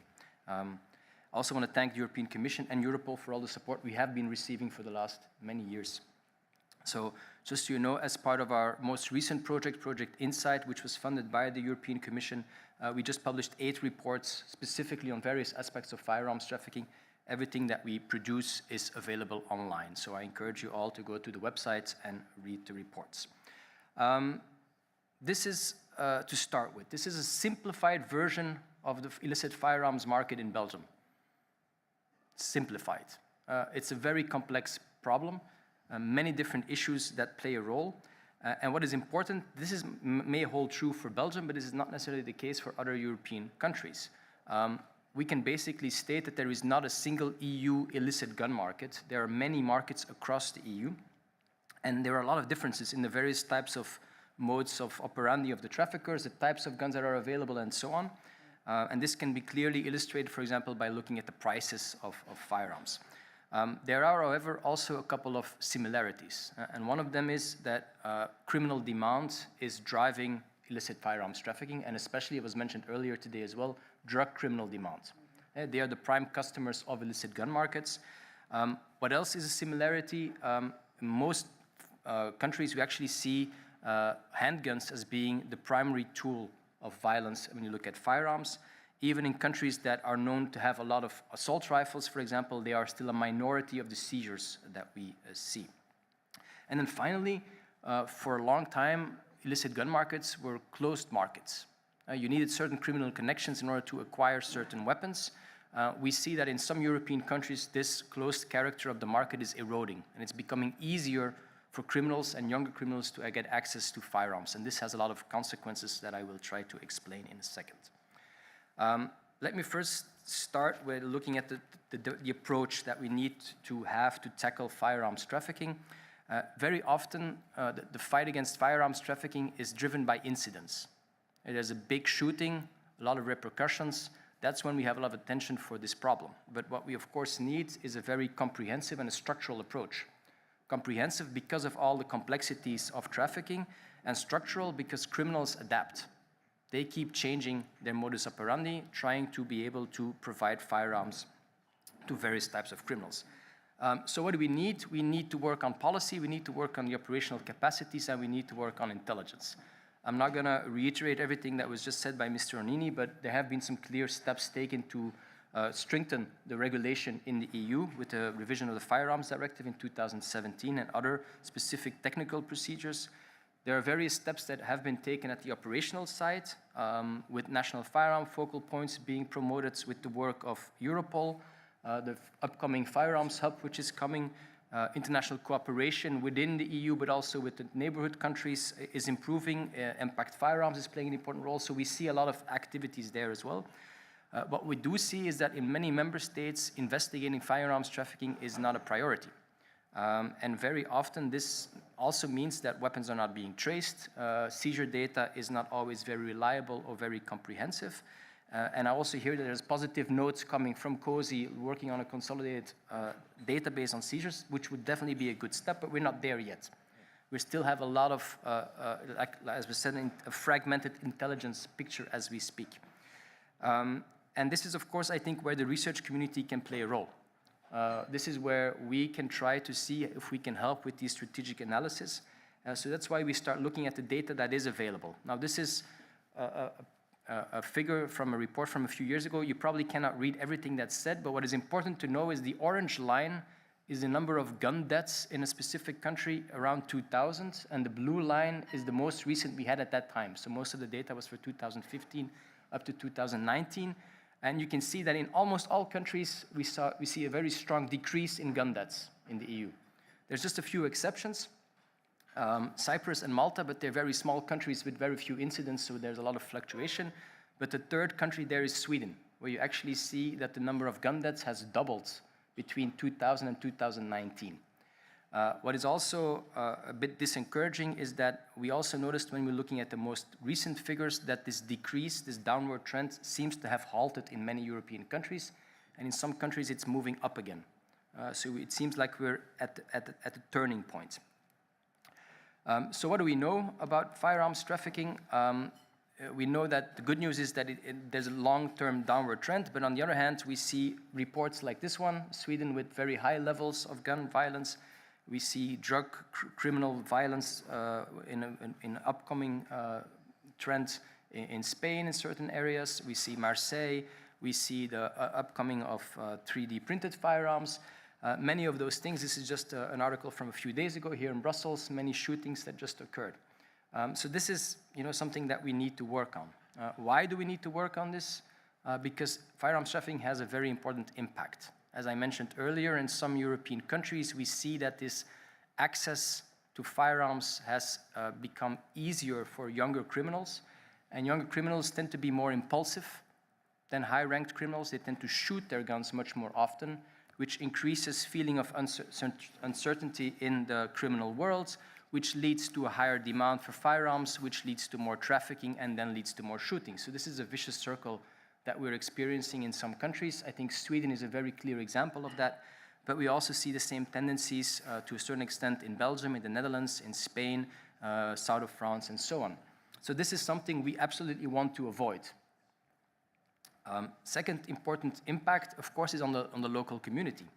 And there's a very direct impact. It was mentioned by the minister as well. Sometimes we see mistakes. We see young kids getting shot. We also see that it also has another strong impact where you see, for example, that in the Netherlands, a lawyer was shot in the streets of Amsterdam because he was working on a trial case for a drug criminal. A journalist working on the same case was also shot a couple of years later. Even here in Belgium, the Minister of Justice had to go to a safe house twice because there were clear suspicions of people trying to kidnap him or his family with firearms. So there is a very clear impact on the local community and actually on the member states. In addition to that, we also see an indirect impact. We see, of course, the social cost of gun violence. We see that people have feelings of insecurity. We see that this could lower their trust, the public trust in police, in justice, and so on. And then finally, there's also a clear connection between firearms trafficking and terrorism, where we see that because it's becoming easier for younger criminals, lower-level criminals to get access to firearms, it's also becoming easier for terrorists who have those connections. We saw this in France, we saw this in Brussels, and we also see this in other places in Europe. The picture on the bottom left is actually a shooting in Halle in 2019 in Germany, where the perpetrator actually used a couple of guns, but also a gun that included some 3D printed firearms. And he was actually calling all other terrorists to do the same. Which brings me to the new threats. I'm only going to highlight two of them. First one, 3D printing. We have been talking about this one. This is a picture of the Liberator. This was the very first 3D printed firearm in the world from 2013, almost completely made out of plastic. I wouldn't fire that because it's dangerous for your hands, but technology hasn't stopped. In just a few years' time, we're now looking at the FGC-9, which stands for Fuck Gun Control 9mm. Why am I saying this? Because this was a deliberate, ideological motivation to produce such a gun, because you can actually make it based on firearm components which are freely available in Europe, and the other ones you can 3D print. The quality of these guns is much higher. So this is something to keep in mind, because it will allow people without criminal connections to also access firearms. Just a quick videotape from, I think, about 2.5 years ago in the Netherlands. They dismantled the 3D printing workshops, just like we did in Belgium a couple of weeks ago. In the Netherlands, 9 3D printers were actually working at the time the police intervened, which clearly shows that there is also a lucrative objective there if they are investing in so many printers. And then finally, we mentioned as well previously, Ukraine. This is a picture from before the Russian invasion. This was right after the Russian invasion, where we know that tens of thousands of firearms have been handed out to normal citizens. There's 2 of them here protecting a bridge. And we have heard the worries from many law enforcement agencies in Europe and abroad that there might be a risk of the weapons ending up in other hands after the conflict. What does that mean? There are various modes of trafficking of firearms. There's increased availability of firearms, an escalation of criminal gun violence, and a very strong societal impact of firearms, including terrorist access. The EU has taken several steps, and Europol plays a very important role, but it's important that the member states also use Europol to its full extent, because this is, of course, not always the case. And then firearms trafficking has transformed in recent years, but it also keeps transforming. That's why it's very important to improve our intelligence picture.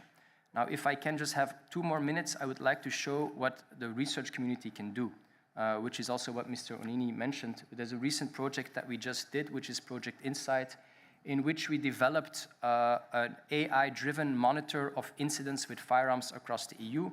And we did this in order to align ourselves with the EU Action Plan on Firearms Trafficking that mentioned the development of such a tool together with Europol. And we did this together with Europol. And it was funded by the European Commission. And it's a centralized knowledge hub. So I'm going to show you what that means. If you go to the website gunviolence.eu, you will find a lot of information on every member state, but also the monitor itself, which I will try to show in a second. Normally now you should see the monitor that we developed. It's completely based on open source. So everything that we use is open source, and instead of doing this manually, we use artificial intelligence to constantly scrape through more than 350 media sources across the EU, all EU member states, 24 languages, quite a challenge.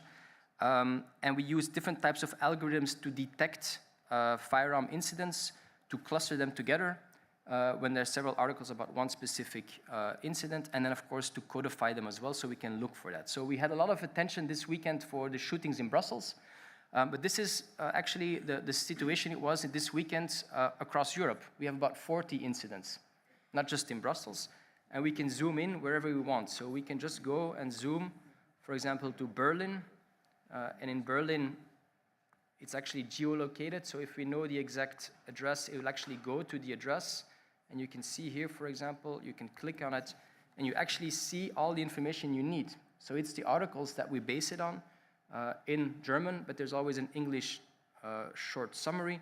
We know that the perpetrator was a 25-year-old male. He shot a 35-year-old male. There was a dispute, shots were fired. A submachine gun, machine pistolen, was used, and also something non-lethal, pepper spray. So this is what we can do.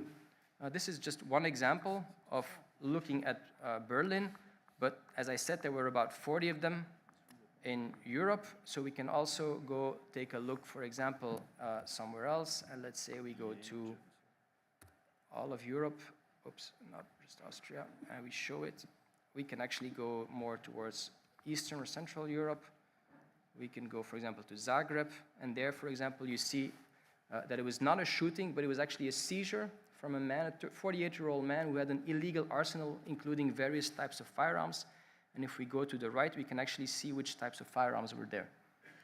So it's a pistol, a rifle, and so on and so on. So this is what the technology can do if you use it correctly, and it also allows us to do analysis. For example, if I would now look for the EU, and this is the final thing that I'm going to show, and look for every incident since the beginning of this year, and we look specifically for drugs, for example, we can actually see that as well. These are all the incidents. Again, we can zoom in as much as we want to, and we can actually get the analytics as well, showing that 92% of perpetrators are male, and so on and so on. So this is a huge tool that we have developed over the years with the help of our law enforcement communities, not to replace government data, but to complement it and to encourage governments to collect even better data so we can get a much better intelligence picture. So with that, I would like to end my presentation. Of course, I'm available for all types of questions. Thank you. Thanks, Mr. Duque. And Mr. Enger will now chair the debate. Thank you, Mr. Metsu. Let's now move to our discussion. As we have already gone through this, there will be alternately 2 members of national parliaments and then 1 member of the European Parliament until the list is exhausted. So far, we have 3 requests. If you want to put in your request, just press the button and the microphone in front of you will have a green bulb. I remind you that this is a shorter session, therefore please try to be as concise as possible so that we have enough time for all our speakers. And we kindly ask delegates to limit their questions to 1 minute and to specify whom they would like to address their question. And I also invite Mr. Onidi, Mr. Lekouf, and Mr. Dekou to please try and answer in 1 minute. I also remind you, something that I don't do, to speak clearly and slowly for our interpreters. I have that problem as well because I tend to speak fast. So let's move on to the first speaker we have, who has requested the floor. So firstly, from the Cypriot Parliament, Elias Myriantos. You have the floor for 1 minute.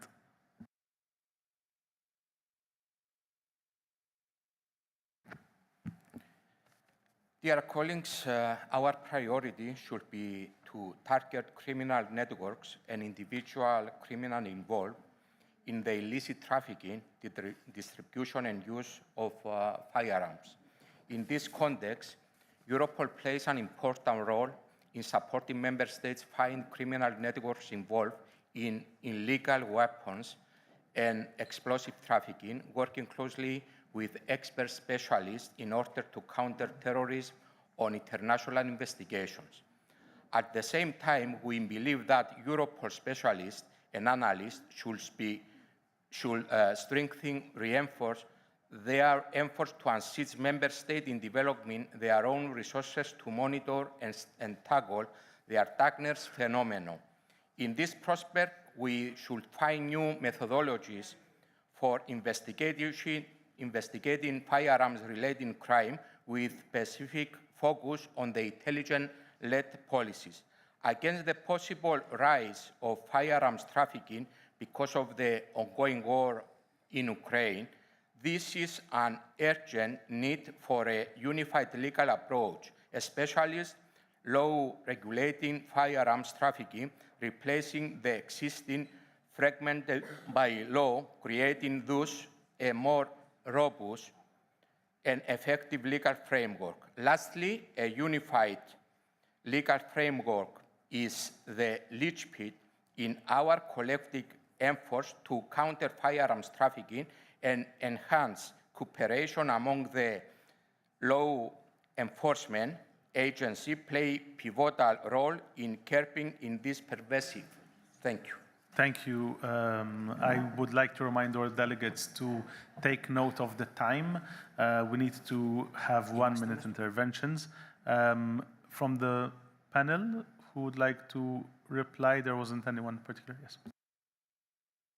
I mean, there were many different dimensions in this question, all very relevant. I would take maybe 3. First, Ukraine.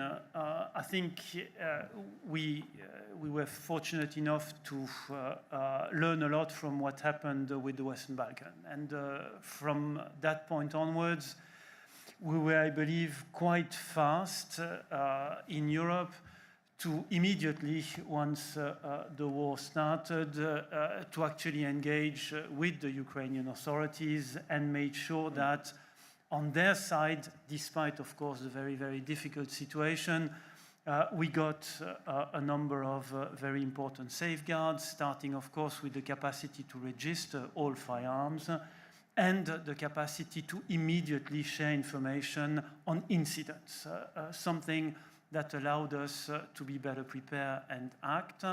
At the same time, because of the threat also concentrating around border areas, we also were able to deploy specific assistance to border guards in order also at border crossing points to be exceptionally mindful of the possibility of those type of traffics. Second aspect, the legal framework, I believe, is quite unified in the EU. We actually have quite a robust legal framework. What is still an unachieved business is the actual legal framework on the import and export of firearms. This is something that we are, with difficulty, I must say, negotiating. Parliament, European Parliament, and the Council of Member States, which will reinforce our capacity also to have like a big risk on this. Third, organized crime, and I think Mr. Lecouf will follow on that. We've seen elements of firearms in so many cases involving organized crime, which led us actually to have a different approach towards organized crime, trying to hit really the criminal organizations themselves and not act on some of the features of the crime in a separate manner. Jean-Philippe.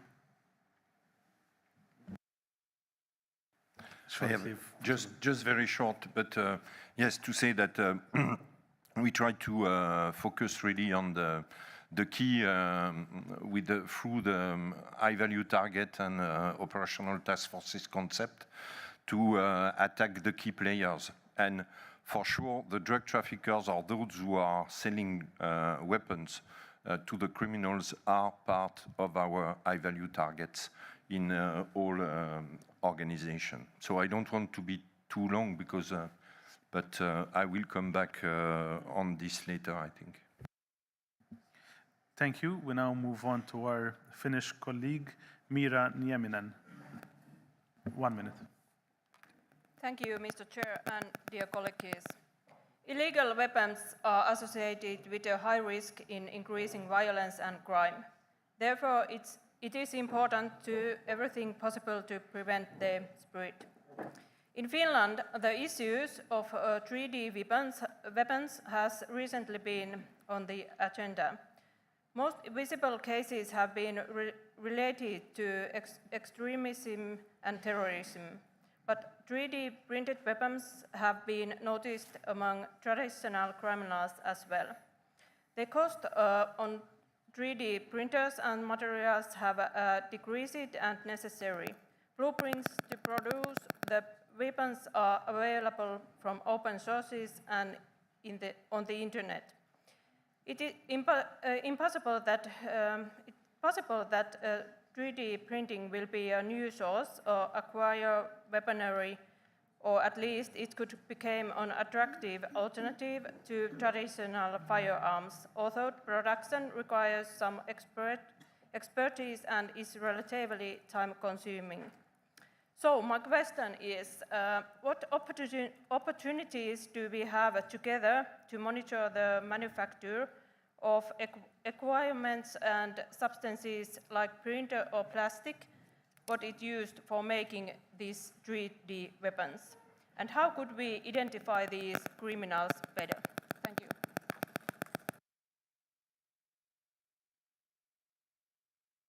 Yeah, maybe if I can, on this, you are fully right that there are online some, let's say, manual how to manufacture these 3D weapons.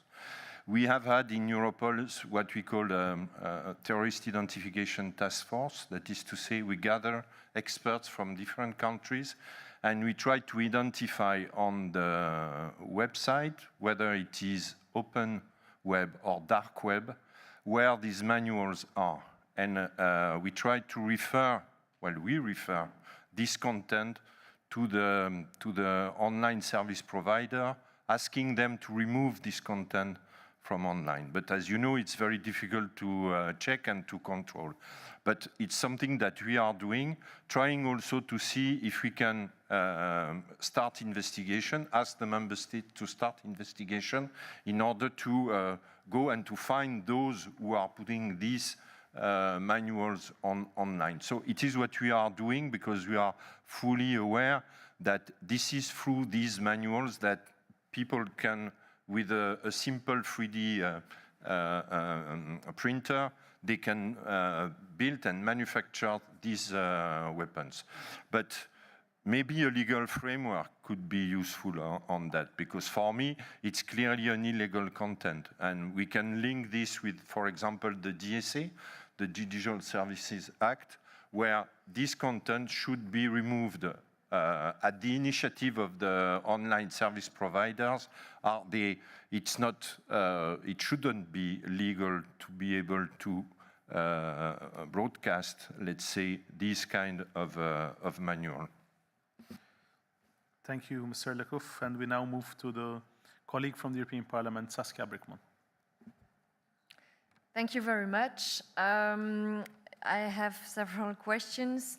Mr. Lekouf, you mentioned that the current directive is not properly implemented in all member states. And Mr. Onidi, you mentioned that there is an ongoing recast, but usually we adopt legislation, but we do not focus on its proper implementation. So I would like to know if you have more information about member states not respecting the directive. Are there infringement procedures towards those member states or ongoing procedures? Mr. Lekouf, you also mentioned that a firearms intelligence hub is being developed at Europol level and that it's an important long-term project. Could you please explain how this new hub will work? Who will compose the hub? Is there also an holistic approach towards illegal trafficking? Mr. Onidi, Europol helps third countries to register and investigate crimes in this area. How exactly is Europol contributing in this regard? Is it providing trainings, for instance? If so, in which areas and in which other countries apart from Ukraine and Western Balkans is Europol contributing? And finally, very quickly, Mr. Duquet, thank you for the picture of the situation. I would like to know whether there's further collaboration amongst research community to analyze the root causes of arms trafficking and any good practices that can be shared. Thank you. Thank you. Mr. Onidi, Mr. Lekouf, Mr. Duquet, 1 minute each. Thank you. No, on the implementation, I mean, the implementation of the legal obligations is always a dynamic process. The modernization of the directive on firearms is still quite a recent achievement. So some member states are still actively busy in implementing all the full aspects of this. And we, of course, very happy to have a European Parliament and very active members of the European Parliament who always remind us on the importance not only to put legislation on the table for negotiation, but then to be also very active in ensuring the right transposition. There are a number of infringement cases that have been opened on the Firearms Directive, which was actually a directive that was even opposed. 2 member states went to court because they believed their national sovereign rights were encroached. The Court of Justice did confirm that this was fully in line with EU law. So there are a number of dynamic things happening. On the third country cooperation, it is about training, but it is also about ensuring proper information flow between third countries and our own jurisdictions. Here, Europol has an important role to facilitate that process, facilitate also the process through many of the representatives of third countries that are actually working in The Hague as guest officers alongside Europol to participate in some of the investigations, to contribute to these investigations. And the third element is to constantly bring the best possible standards we have to be applied also in these third country jurisdictions. And that has been, of course, first and foremost, the focus of our work on the Western Balkans. And we have like a fully fledged roadmap involving all Western Balkan countries, which help this process to happen. And we're trying to develop similar arrangements with other countries around us. Yes, thank you. To answer your question on the regulation, I think it has been done by Olivier Onidi, but on the hub, just a few information to give to you. It's a very technical matter because there are different systems in use. For example, in ballistic side, because we will have 2 sides. One side on ballistics to help to identify which weapons are fired when and so on. This is very linked to forensic data and so on, most complicated. And on the other side, we have the identification of the seized weapon, especially, to make links and so on. The basic idea is that we want to connect the member states' databases. And we want to be able to identify at EU level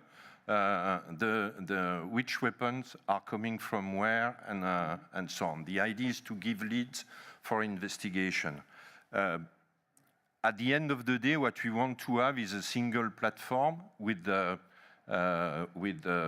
based on the platform that are existing in the member states and connected in Europol with the same kind of criteria that are in the platform in order to identify the weapons and see where they are going. So it's why I'm saying that it's a long-term project, because I think it's not easy, because all member states have developed their own databases, so we cannot start from scratch.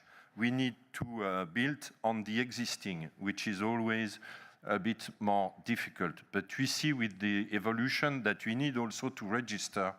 Well, the classic registering of weapons, it's with a number that is on the weapon and so on. But as you have seen, on 3D weapons, there's no number. On some Flober weapons, there's no number. Of signal weapons, there's no number. So we need two other criteria to identify. So it's a very technical issue. The idea is to build really a common knowledge. We work also with the Interpol database. Interpol has built a database, iArms, on some weapons, which is not completely matching with the criteria that we need. So it's a very technical issue. We will inform on a regular basis on the development of that. But we cannot expect that this will be created like that. It will be a long-term effort by us in Europol and by the member states to build this firearms intelligence hub that we want to build. Thank you. And then to answer your question about possible collaboration for researchers on the root causes of firearms trafficking, of course, this is a very complex issue, and I think there's a lot of, in general, you have to go to crime prevention as a basic point of it, starting point. And there, of course, you have to work on the demand side for firearms. And I think there's a lot of literature on that aspect in itself. But what we notice, for example, when we talk about political debates, often the supply side is forgotten. And when we talk about drug criminality, there's a lot of focus on drugs. How are we going to stop drug trafficking? But nobody talks about how to stop firearms trafficking. So the last 10 years, we've seen a growing research specifically on the supply of firearms and different types of firearms trafficking and gun violence. So the picture has improved. But on the other hand, the situation hasn't improved necessarily. Just to give you a small anecdote, when we started doing this research more than 10 years ago, we kind of dismissed the US studies because we thought it was not applicable to us. Because there's much more gun violence, gang violence, that was not something that we saw in Europe. Well, actually today we are revisiting the US studies because in some countries we're actually going to that direction. So this is the negative side. Then again, I'll give you a plus side to end with. About 10, 15 years ago, there was only a handful of researchers working on this issue. At the moment, there's a big network of researchers. And that's also thanks to the funding from the European Commission and the support that we've been having from the law enforcement community. Only 2 weeks ago, I was also present at the Impact Firearms meeting. There's a lot of good connections and there's a good willingness to cooperate with the various actors. So that's the positive thing to end this story. Thank you. May I remind everyone to try and stick with the 1 minute, both for questions and for the answers. And now we move on to our next speaker from the French Assemblée Nationale, Liliana Tanguy. You have 1 minute. Merci, Monsieur le Président. Thank you, Chair. I'd like to have your feedback on progress made in terms of cooperation between Europol and the Balkan countries. The EU action plan dedicated to fighting firearms trafficking as presented by the Commission in 2020 included specific measures for the Western Balkans. I am actually busy drafting a report for the Assemblée Nationale on the integration process of Western Balkan states, and it appears that this region is very much exposed to firearms trafficking against the background of the conflict in the Ukraine.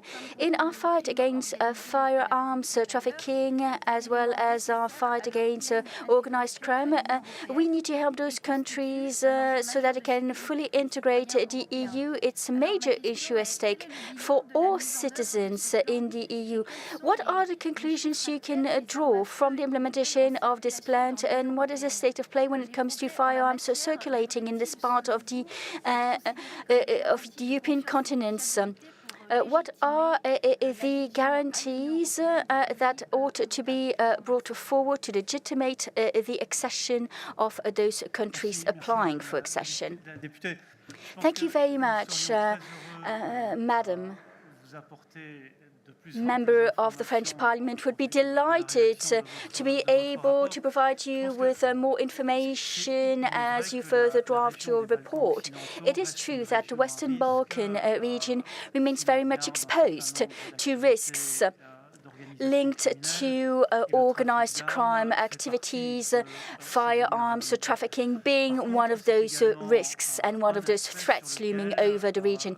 But it is one aspect on which we did enhance cooperation. It's one of the first aspects for which we were successful in fully integrating the Balkan countries throughout the activities and actions conducted in and by the EU. Hence, this roadmap that already includes the Balkan states or the Western Balkan states are actually in the EU-led activities. As for legislative approximation, all those countries have complied now. But the intensity of crime over there makes it unfortunately self-evident that those countries are much exposed, and we're trying to remedy this through operations. But for this, I give the floor to Mr. Lecouf. Merci pour les interprètes et les délégations. Thank you very much. I'll be answering the question put by the French MP in French as well. Ils sont complètement pris en compte As for the Western Balkans, well, let me tell you that I've fully taken on board our project, more specifically, this project aiming at creating this firearms hub. Indeed, France and the EU made a contribution towards standardizing processes across the 6 Western Balkan states. So we keep on working while taking them fully on board, because this is one of those regions where many firearms originate before circulating on EU territory. I forgot to say this, but let me also answer Mrs. Brickman. Those countries are fully on board our project. And indeed, in the shorter or longer term, we are toying with the idea of fully integrating our Ukrainian counterparts. Of course, those weapons circulate more readily on the road than through other media. We're trying to take a helicopter view and be as comprehensive as possible.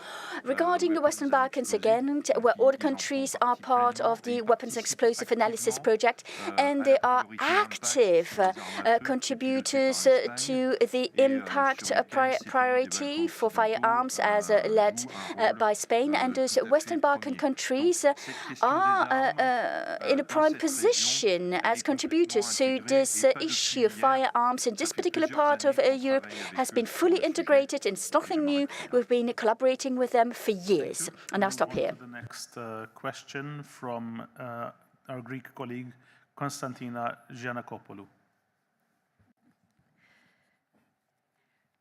Further to the legislative framework and coordinated European efforts and actions, I think that it would be worthwhile to thoroughly look into the cultivation and normalization of a culture of violence which is prominent and exposed in social media and brings forth the issue of juvenile delinquency, especially regarding illegal gun possession and use.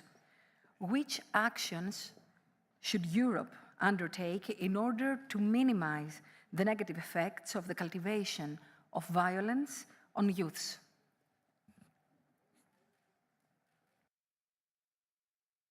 Thank you. And for the replies? Maybe I can give you, well, not a full action because it's not in the remit of Europol really to fight against this, but for the understanding of what happens, what we see is that criminal networks are using these young people to commit violence with firearms. To be clear, the bosses of this criminal organization, they provide weapons, they put these weapons in the hands of young criminals, asking them to prove that they are able to enter in the organization, and they have to prove this by using these guns for violence purposes. And we see that these youngsters that are affiliated to this criminal group, they are used also, if I can say that in this way, they are used as weapons also. They put their weapons in their hands, and then after they start, these younger people, their early life in violence and crime, and it's for sure needed to have an action to try to counter this, and your question is particularly relevant in this remit. And maybe Mr. Duque. Yeah, maybe just to add, what we also see is not only that young people are being used by older criminals to do the shootings, but we also see that when they actually act out these horrible acts of violence, they take pictures of them, they make videos of them, they put them online, and they make it very attractive that they are able to do so. So I really share your concern about the normalization of violence, and very specifically, for example, with 3D printed firearms, the question whether they will become very attractive or not also depends on popular culture. If a few years ago having a 3D printed firearms was not something that you get a reputation for, that means that you didn't get good access to real guns. But what do we see the last couple of years? We see 3D printed firearms in TV shows, in video games, and so on. So it becomes much more popular, and therefore might actually attract people to go to the 3D printing and increase the problem of 3D printing. So I really follow your concern there. Thank you. And we now move on to our colleague from the European Parliament, Asita Kanko. Thank you very much. So, look, I wish I wasn't using these words to qualify events that happened in Brussels, like shootings, stabbings, repetitive terror attacks, and the terrorist of October 23 even kind of assembled his weapon in the middle of the street, like you would just go somewhere and buy a brownie. It's really not okay. When you speak to the people who live in Brussels today, of course they don't feel safe. Of course, they are worried about the future. I agree with you, Mr. Onidi, that the legal framework has given more space and has expanded, has adapted to the needs of society and law enforcement agencies, but the law enforcement is the key issue here. I know that Europol is doing great work, our police officers are doing great work, but we also know that younger people do not want to engage in the police anymore because it's not safe to be a police agent like in a city like Brussels. And the job is not attractive anymore to them, and the police lack support. When you arrest a criminal, you see them the next day in the street, it doesn't work. Besides, even journalists, politicians, police people are threatened in Brussels. That's just one example. You can take Rotterdam or other areas as well. But the key point here is how do you protect your cities when you don't even know who is living there? We have seen reports a couple of days ago where we see places in areas in Brussels where you have illegal migrants who are staying there, who are using weapons, who are guarding entire neighborhoods, even younger teenagers, and selling drugs on playgrounds, and the police cannot go there, journalists cannot go there. So my question concretely is, how do we kind of resolve the gap between all the legal tools that we have today and the law enforcement issue that we are facing? What would we be able to tell our citizens? Of course, we can continue improving it. Thank you. Well, I think we work very closely now with Ms. Kanko on many issues. I think part of the answer is to try to organize a European space which is conducive to more cooperation between different actors. And in terms of like the law enforcement angle of that, we do have a common house which is Europol, which we try on a regular basis to strengthen because we see the positive effects of what is being done through this agency. Another response is through the different policy angles we have been working on is to try also to get the different sides of society, different administrations to actually work more together. And this between the asylum agencies, between the border guards, between the police, for the information to be shared and also for our information systems to actually be at the disposal of these different services. Jean-Philippe mentioned the features of the Schengen information system being an information system that aggregates very useful information, including on firearms that are declared as being stolen or missed. And in the different reforms of systems, information systems, we try to each time embed the obligations for this to be broadly available to different branches of the administration. So I think beyond the law, there is this capacity to progressively incentivize the cooperation between different authorities. Yeah, maybe 30 seconds just to add something that will not come as a surprise for you, but well, in Europol, we advocate for timely exchange of information. One of the problems that we have is that these incidents are seen as isolated. Isolated in an area, in a city, in a region, or even in a country, but they are not. They are linked with criminal networks that are beyond the borders of the city of Brussels, in the case beyond the border of Belgium, beyond sometimes the border of the EU. So it's why we in Europol always believe that exchange of information, sending the information to Europol in order that we are able to make the links is one of the key features. Technical information, data on what happened, who was holding the weapon, where the weapon was provided, and so on. We have all the legal framework to do that. We have a new legal framework since 2022 to do that and to collect these data and to use these data to make links. This is really one of the key. Thank you. We now move on to our colleague from the Polish Senate, Grzegorz Fedorowicz. Thank you very much. The illicit trafficking of firearms poses a significant threat, often intertwined with various forms of organized crime. The world documents a nexus between firearms trafficking and migrant smuggling add to the complexity of the issue. Disturbing reports highlight these in activities occurring along the southern border of the European Union and in the Western Balkans.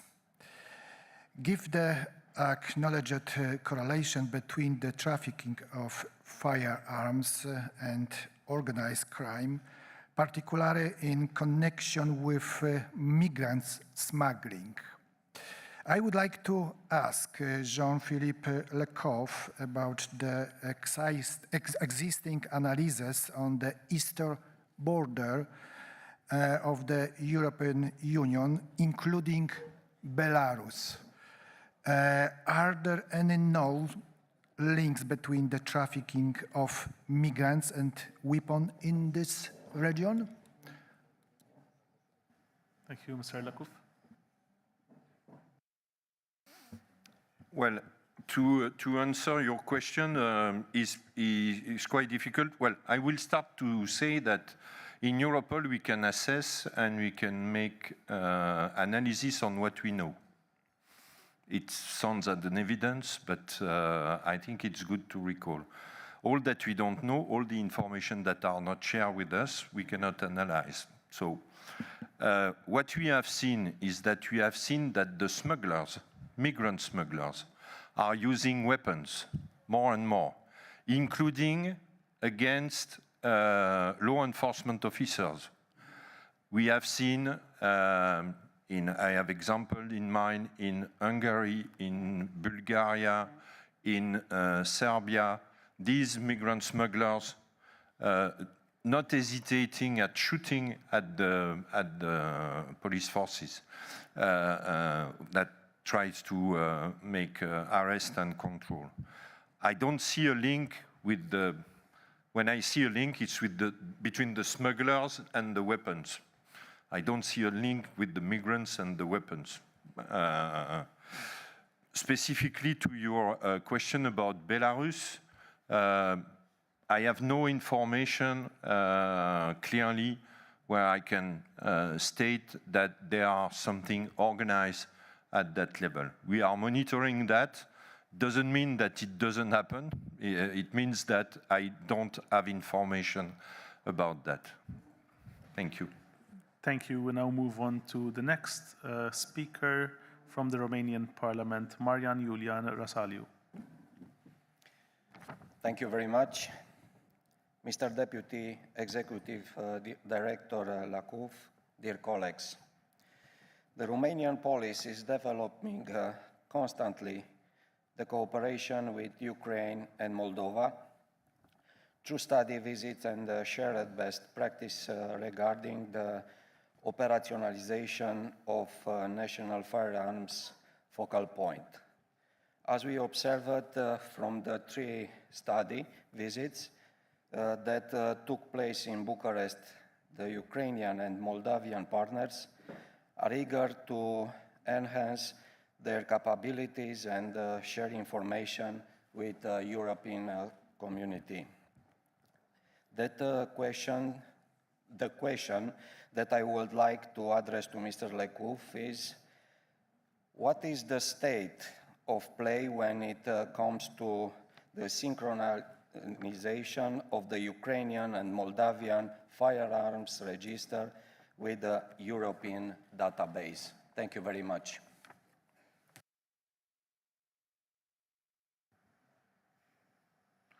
Thank you, Mr. Lekuf, you have the floor. Yes. Well, thank you for your question. Well, for sure, we have a special attention to especially Moldova, and upon the request of the Commission, but also because we see Moldova as one of the key countries when we speak about the consequences of the war in Ukraine. We know that our Romanian colleagues are doing a lot also to support in proximity Moldova. We have sent 2 guest officers to Moldova that are permanently in Chisinau, and we also try to improve the level of exchange of information with them. The information that we receive on weapons trafficking are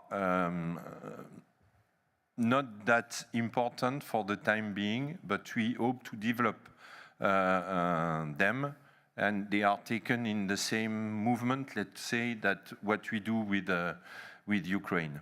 But it's more, let's say, difficult to achieve due to some organizational issues with Moldova. But we are working on that. Thank you. Maybe I know that Mr. Duque wanted to come in on the previous question, and maybe if any of the panelists would like to intervene with regards to the last 2 or 3 questions. Thank you. I would like to intervene on the question on the linkages between firearms trafficking and human and migrant smuggling. Now, there are clear interlinkages between organized crime and firearms trafficking. That's very clear.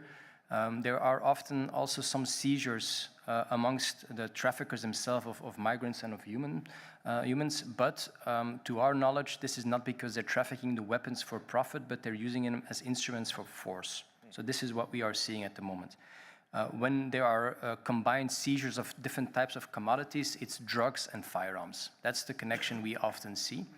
And this also brings me to the question before that from Mrs. Kanko about the enforcement of legislation. This is where we see one of the key elements that really hurts is when there's a seizure of drugs and firearms, the drugs are often investigated. Where are they coming from? What are the networks? The firearms are very often not investigated.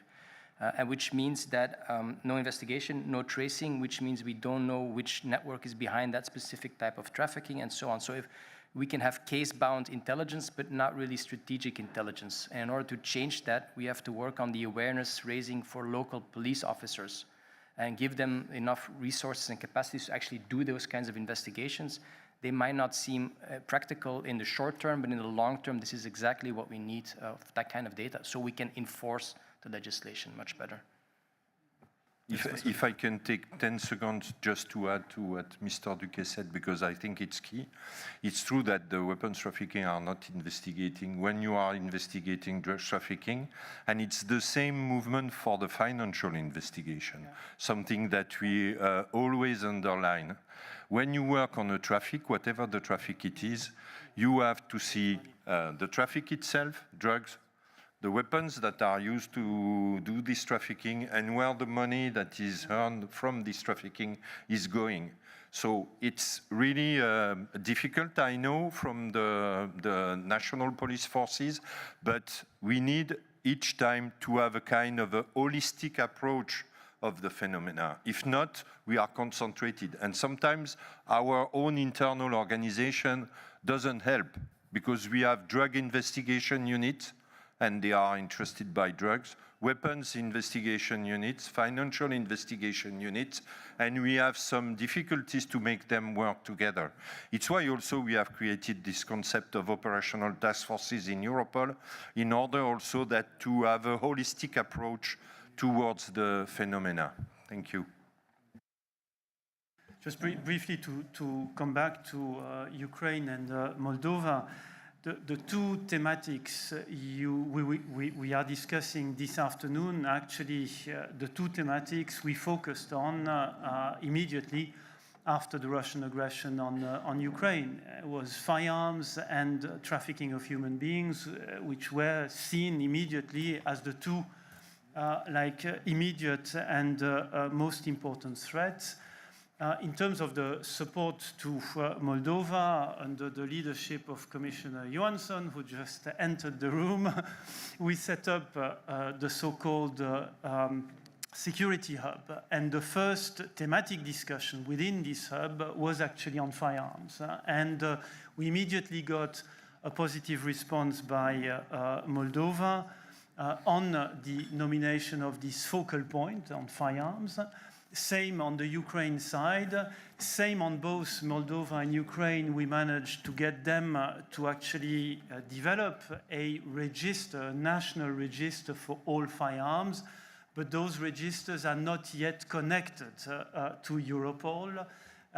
This will come, and this we want to happen, but we're still supporting those two countries to ensure, first and foremost, that there is a comprehensive, the best possible and most comprehensive possible amount of data, of quality data in these registries before we actually formally connect those to our own systems. Thank you. We will now move to our last person who has requested to speak, who is from the Slovenian Parliament, Mr. Miroslav Gregoric. Thank you. I have a question to Mr. Lecouf. It was mentioned during this presentation that Ukraine shared a database with 440 lost and stolen arms. I'm concerned as well for the small arms, but I'm concerned for the man-portable missiles against aircraft and against other object tanks, for instance. And also, I'm very much concerned about suicide drones. So my question is, does this database of 440 stolen and missing weapons, of which only 2.4% were seized, does this contain also this suicide drone and man-portable missiles? And the last question, unrelated to this, is there some action or some program inside the Europol to track homemade explosives? Thank you. So thank you for your question. What is important to understand is our partner in Ukraine are the law enforcement agencies, especially the National Police of Ukraine.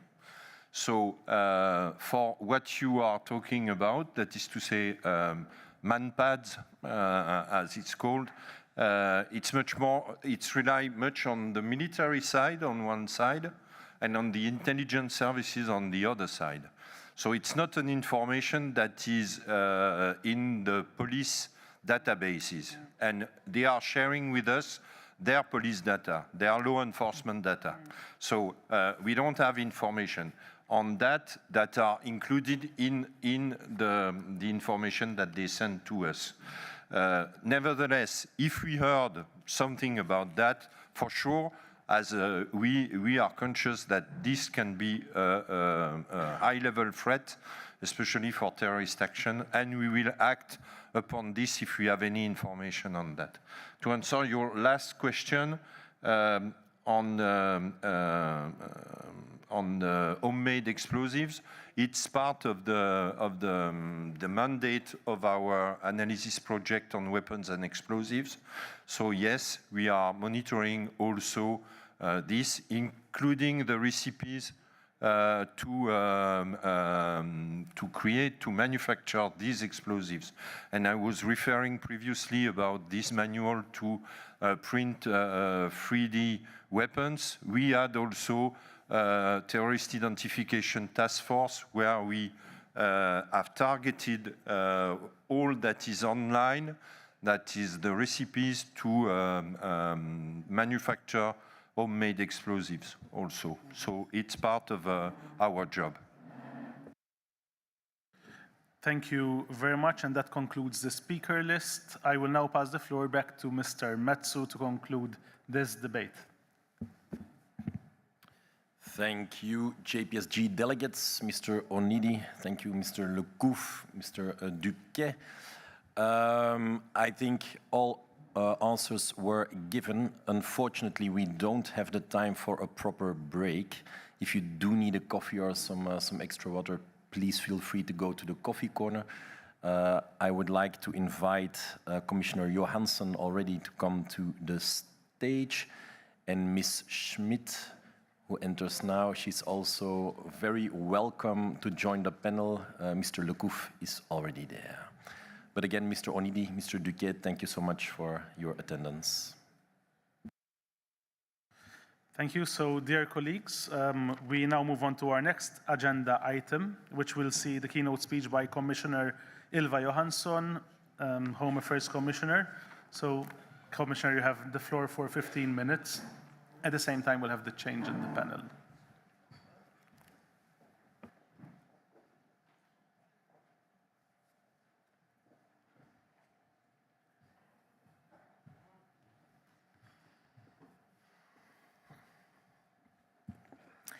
Good afternoon.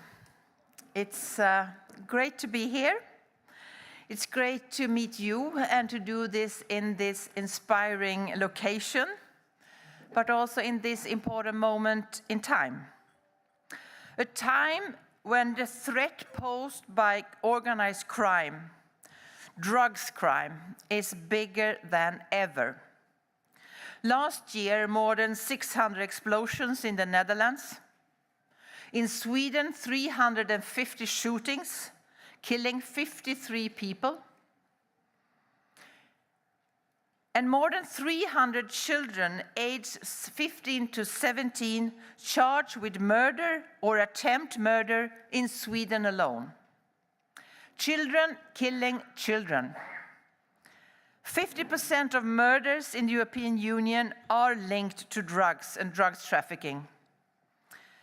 Drug trafficker killed a journalist, a lawyer in the Netherlands, and are threatening politicians in several member states. These are direct attacks on our democracies. It's time to realize organized crime is as big a threat to our society as terrorism. And we need to counter this threat with the same determination. So it's good that the last 4 years the EU has made big steps forwards on security. Much bigger steps than anyone expected 4 years ago when we started this mandate, actually. And to a very large part, this is thanks to Europol. One recent big step forward is the European Ports Alliance, a public-private partnership in the fight against organized crime and drug trafficking, because it takes a network to fight a network. Minister Verlinden were there at the launch. Annelies, we have already built an excellent cooperation in the fight against drugs crime. We traveled to South America together, and I look forward to our continuing work under your presidency. And Catherine de Boll was there, of course. Catherine, one of the great honors of my mandate so far was to work with you as Executive Director of Europol on our shared mission to keep Europe safe. Europol is key to Ports Alliance, and we are building a network also across the Atlantic from where the drugs depart towards Europe.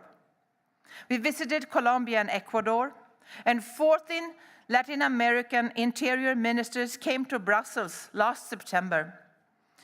Ecuador started a working arrangement with Europol last October, resulting last week in a first joint operational success against the cocaine trafficking network.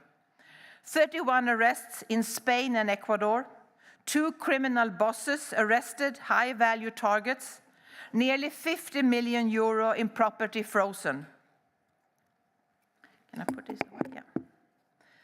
And agreements to exchange personal data with Europol are now being negotiated with Ecuador, with Bolivia, with Brazil, with Mexico, and with Peru. To take the cooperation to the next level, and progress in these negotiations are good. In the last 4 years, we had to deal with unexpected threats, COVID, of course, and war. War is a catastrophe for people, but an opportunity for criminals.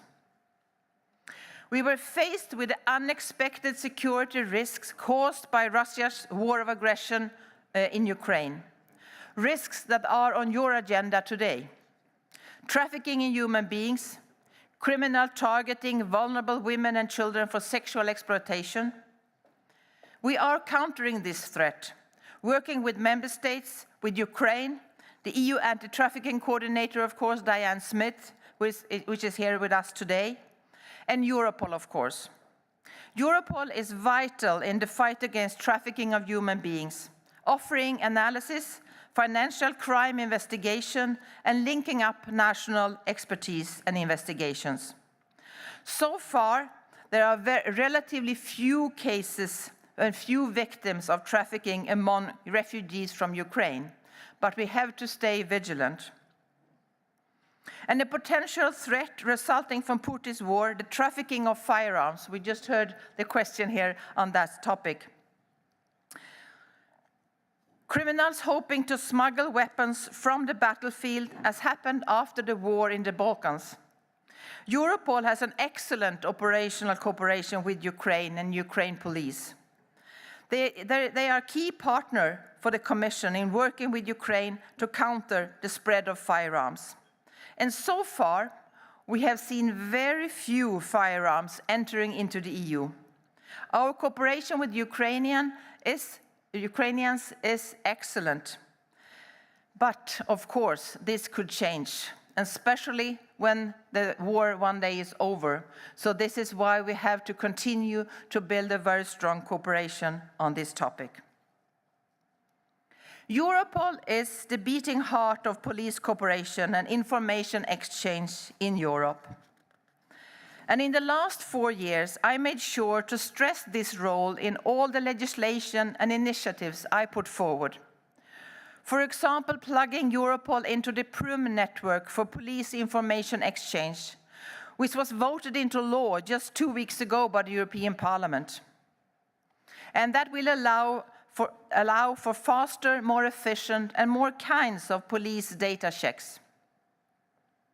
But our biggest step forward for Europol is the adoption of the new mandate that I proposed, allowing Europol to meet the new challenges of our time and better support member states' police, confirming Europol is allowed to process big data, with a reinforced data protection framework as well as stronger oversight, crucial for today's criminal investigations.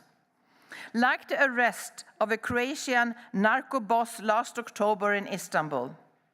The arrest of this high-value target followed an investigation into large-scale cocaine trafficking. An investigation supported by Europol with information exchange, analytical support, and operational support. Or the arrest of 5 suspected far-right terrorists after an international operation supported by Europol. The suspects were accused of sharing extremist propaganda and manuals for printing 3D weapons. Or an anti-corruption investigation resulting in the freezing of more than €5 million in assets.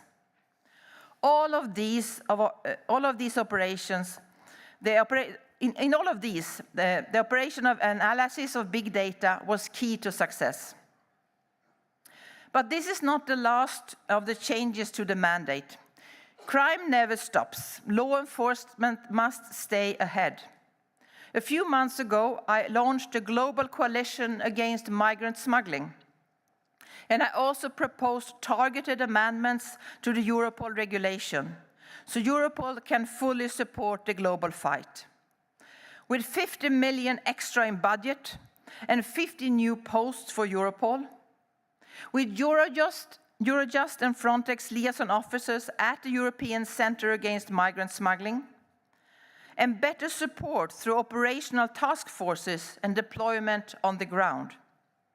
Necessary changes that I'm sure will bring big results in the fight against migrant smugglers. And I count on your support to make it happen.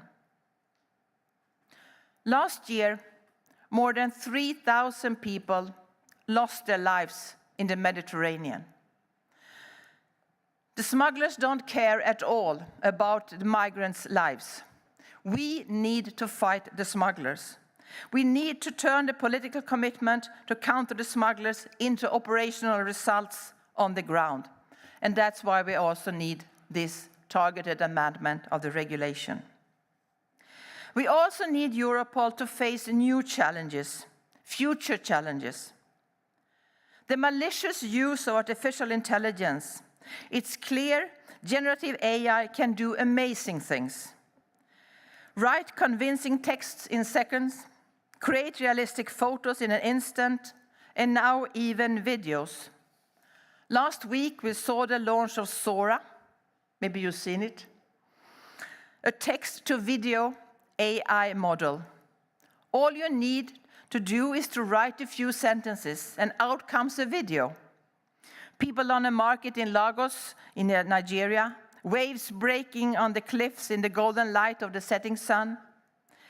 There is nothing to suggest it's not real. AI can be a real benefit to humanity, can bring great progress in medicine and science. We are really only in the beginning of this revolution. But unfortunately, right from the start, people are also looking for opportunities to corrupt AI, to abuse it for malicious and criminal purposes. Last December, Germany uncovered a Russian disinformation campaign. 50,000 fake accounts spewing out 1 million messages against the government. That would be so much easier with AI. And we already see AI being used to commit fraud and even to create child sexual abuse material. Last year, the Internet Watch Foundation found 3,000 images of child sexual abuse created by AI in 1 month alone. Of these, more than 500 were the worst kinds, rapes and torture of small children. Deep fake is not the right word, because the rapes are real. The AI is trained on existing pictures and videos of real rapes of real small children to create new pictures and new videos of rapes. This is not Chat GPT, this is Rape GPT. There is a danger that police will be flooded with pictures of fake children and unable to rescue the real children, because the pictures are already so real. And this is only the beginning. We need to stop the criminal use of AI from spiraling out of control. Europol's Innovation Lab organized workshops last year to explore criminal use of AI and how AI can benefit law enforcement. The new AI Act makes it possible for law enforcement to develop AI to counter terrorism and organized crime and identify victims. We will need AI to fight AI. And its new mandate allows Europol to develop and test artificial intelligence for law enforcement. New horizons for law enforcement also means new horizons for you. As elected politicians, you will also be confronted with the impact of disinformation by artificial intelligence. It's only a matter of time. And as members of this group, you will be part of the debate on how to counter criminal AI, a debate that is just only beginning. I wish you the best in helping to shape this debate, a debate that will be extremely important for the safety of our citizens and of our children. Thank you very much.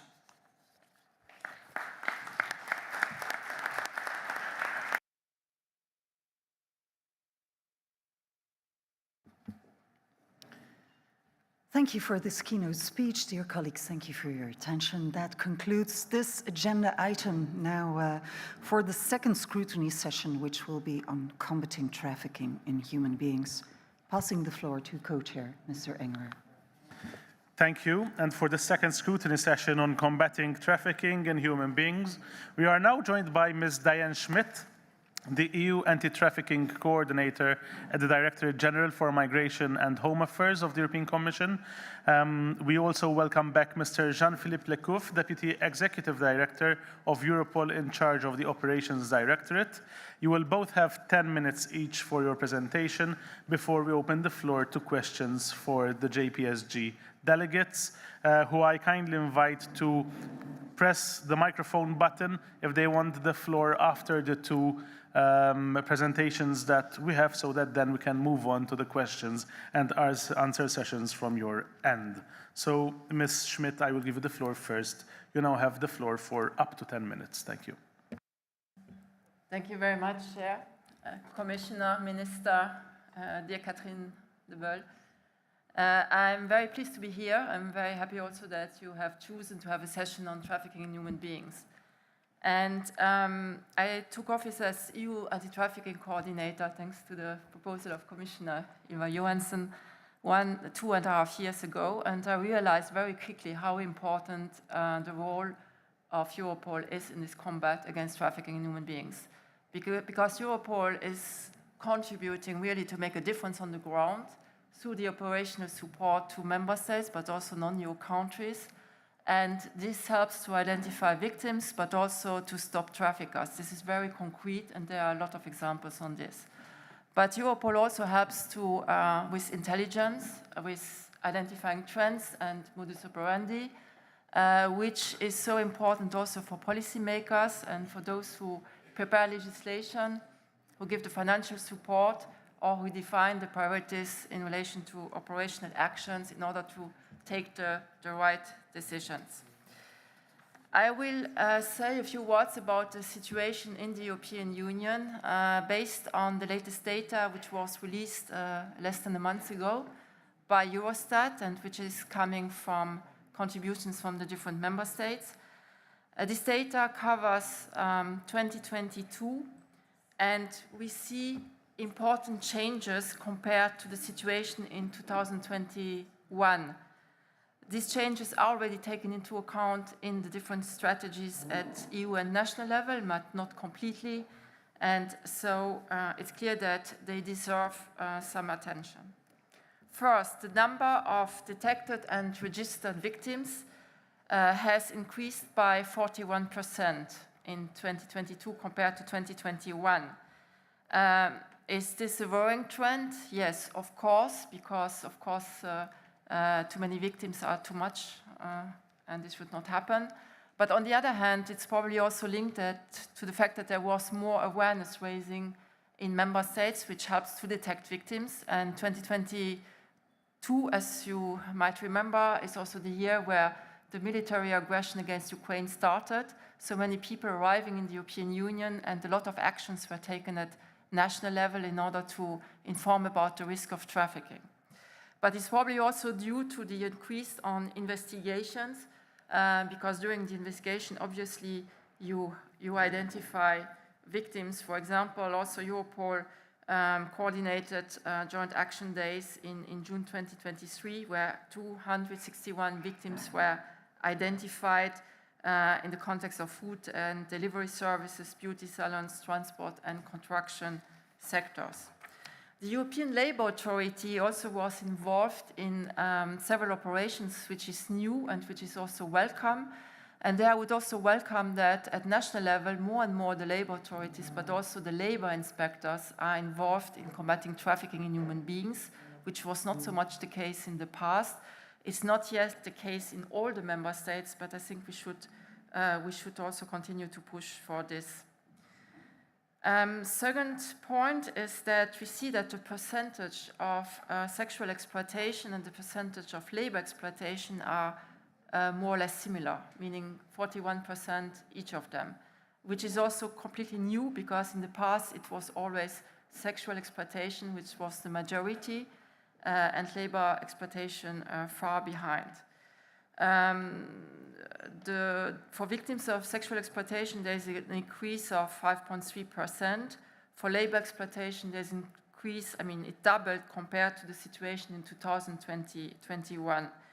It's clear that we have to look more at labor exploitation, at the profits, illegal profits done through forced labor, how criminal organizations are acting in order to infiltrate the legal economy, especially in high-risk sectors. Labor exploitation is also on the agenda of the next meeting with the coordinators from all the member states dealing with trafficking in human beings in June, a meeting which I co-share with the Belgian presidency. The third point, which is also important, is that we see an increase of other forms of trafficking, for example, forced begging, forced criminality, organ trafficking. And when the authorities are confronted, for example, with forced criminality or with forced begging, it's often very difficult to have evidence for the prosecution and for conviction of traffickers. This is also why we have to look a little bit closer to forced criminality, and it was just mentioned also in relation to drugs trafficking that young people are often also brought into this, and sometimes there's also forced criminality behind it. There's a recent case in France of exploitation of unaccompanied minors from Morocco, manipulated and put under drugs by Algerian traffickers and forced to steal from tourists. And 6 Algerians were behind this crime, forcing these young boys to commit crimes. And these Algerians were sentenced in January to prison. We have to go after the traffickers in order to stop them.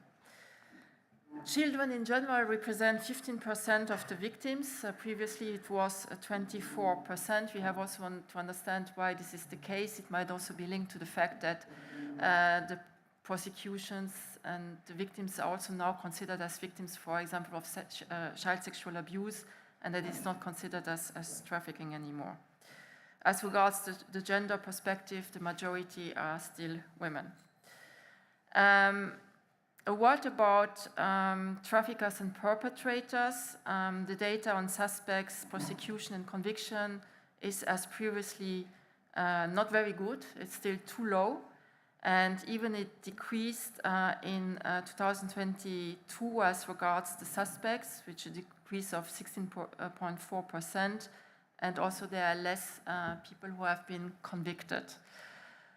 Which means also that law enforcement and judicial cooperation is very important from the beginning of an investigation. Here also the role of Europol and of Eurojust is extremely important. I noticed during different visits to member states that sometimes the authorities are not aware about the support they can get from the agencies. And I would also like to underline what was just said before, so by Jean-Philippe Lecouf, that it is important to provide information to Europol, because it's only like this that you know if a case is isolated or linked to a network which is active in different member states, and to understand better the situation. Together also with Eurojust, we have put into place a focus group of specialized prosecutors dealing with trafficking in human beings, in order to reinforce also the cooperation between the prosecutors.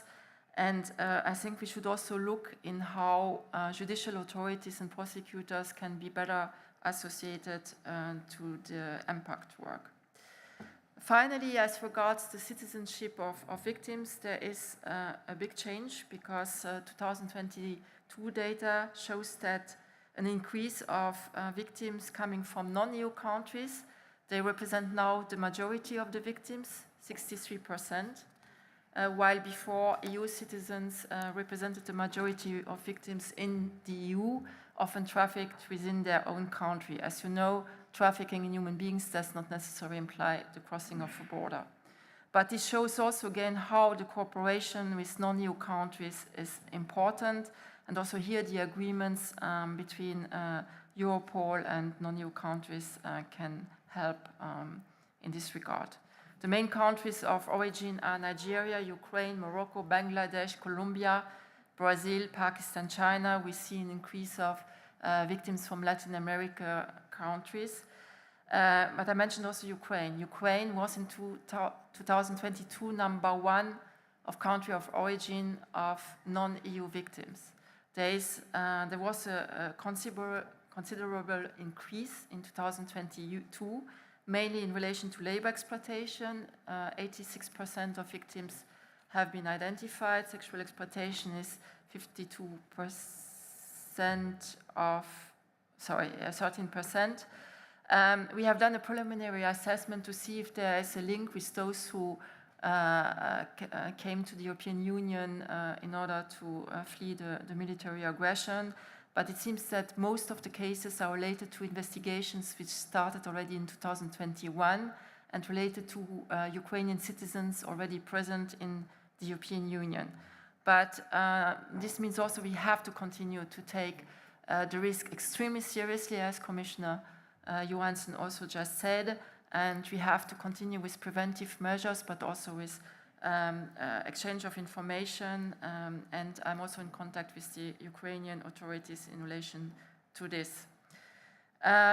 This example shows again that we have to continue the comprehensive approach, which starts by prevention, demand reduction, includes, of course, every effort which can be done in order to prosecute and convict traffickers, while protecting victims at all stages.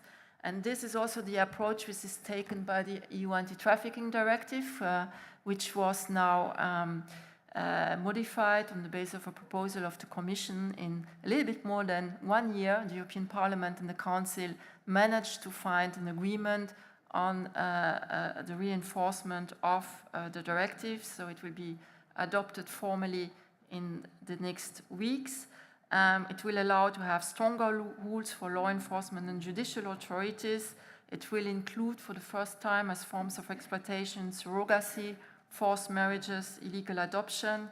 It will make reference to the online dimension, which we know trafficking is going more and more online, with aggravating circumstances when it relates to sexual exploitation.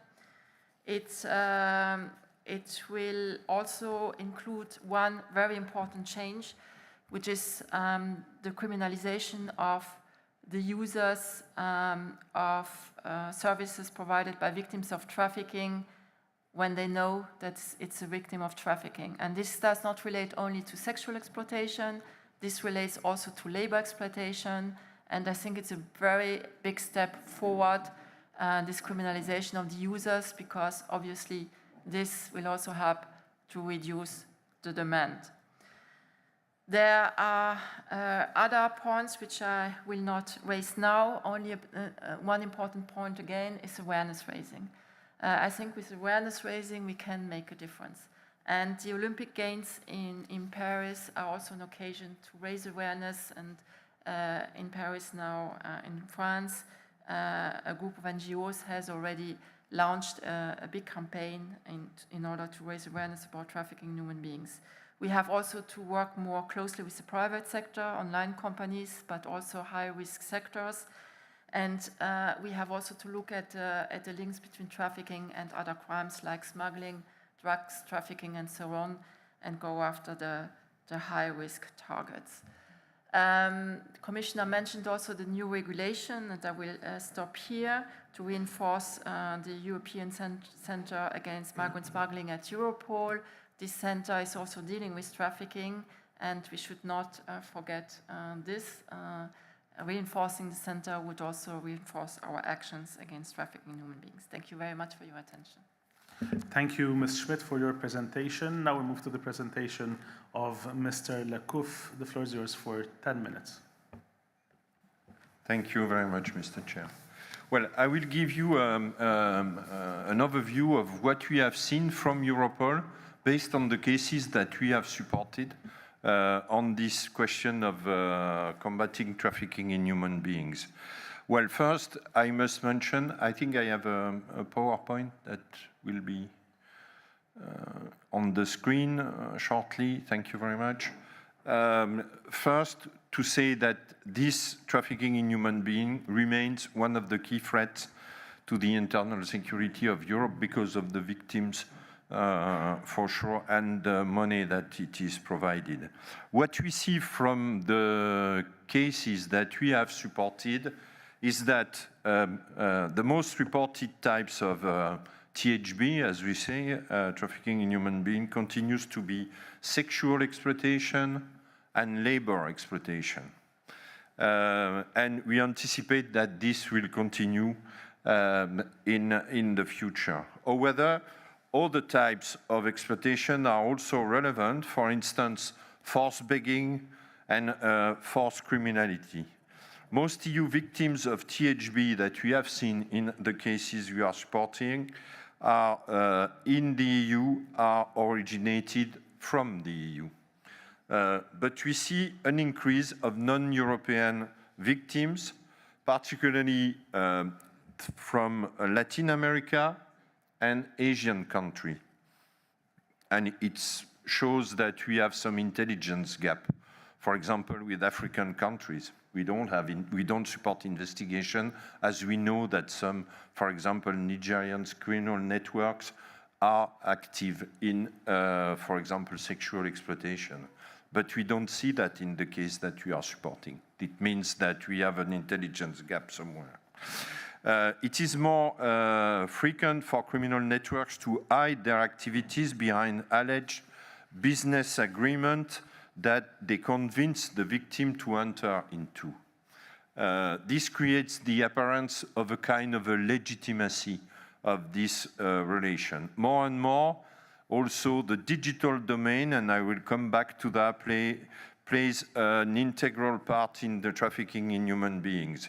Traffickers use online environment for recruitment, advertisement of services, and to transfer their criminal profit. This provides anonymity to the traffickers and the exploiters and help them to evade attention. You can see on the next slide precisely the breakdown of the reported form of THB in the cases that we have supported in Europol in 2023. Let me now give you an example of a successful operation that highlights some of the trends that I just mentioned. This is the OTF called Lotus. It focused on Chinese criminal networks sexually exploiting Chinese nationals in the EU.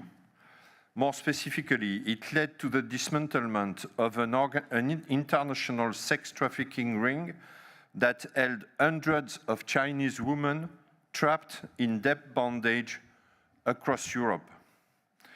It is the biggest hit to date against Chinese human trafficking in Europe. The criminal networks had set up a prostitution ring by luring victims to Europe by the promise of a legitimate job. They used popular messaging apps in China to lure their victim and would then smuggle them to Europe using forged EU ID documents or falsified residence permits.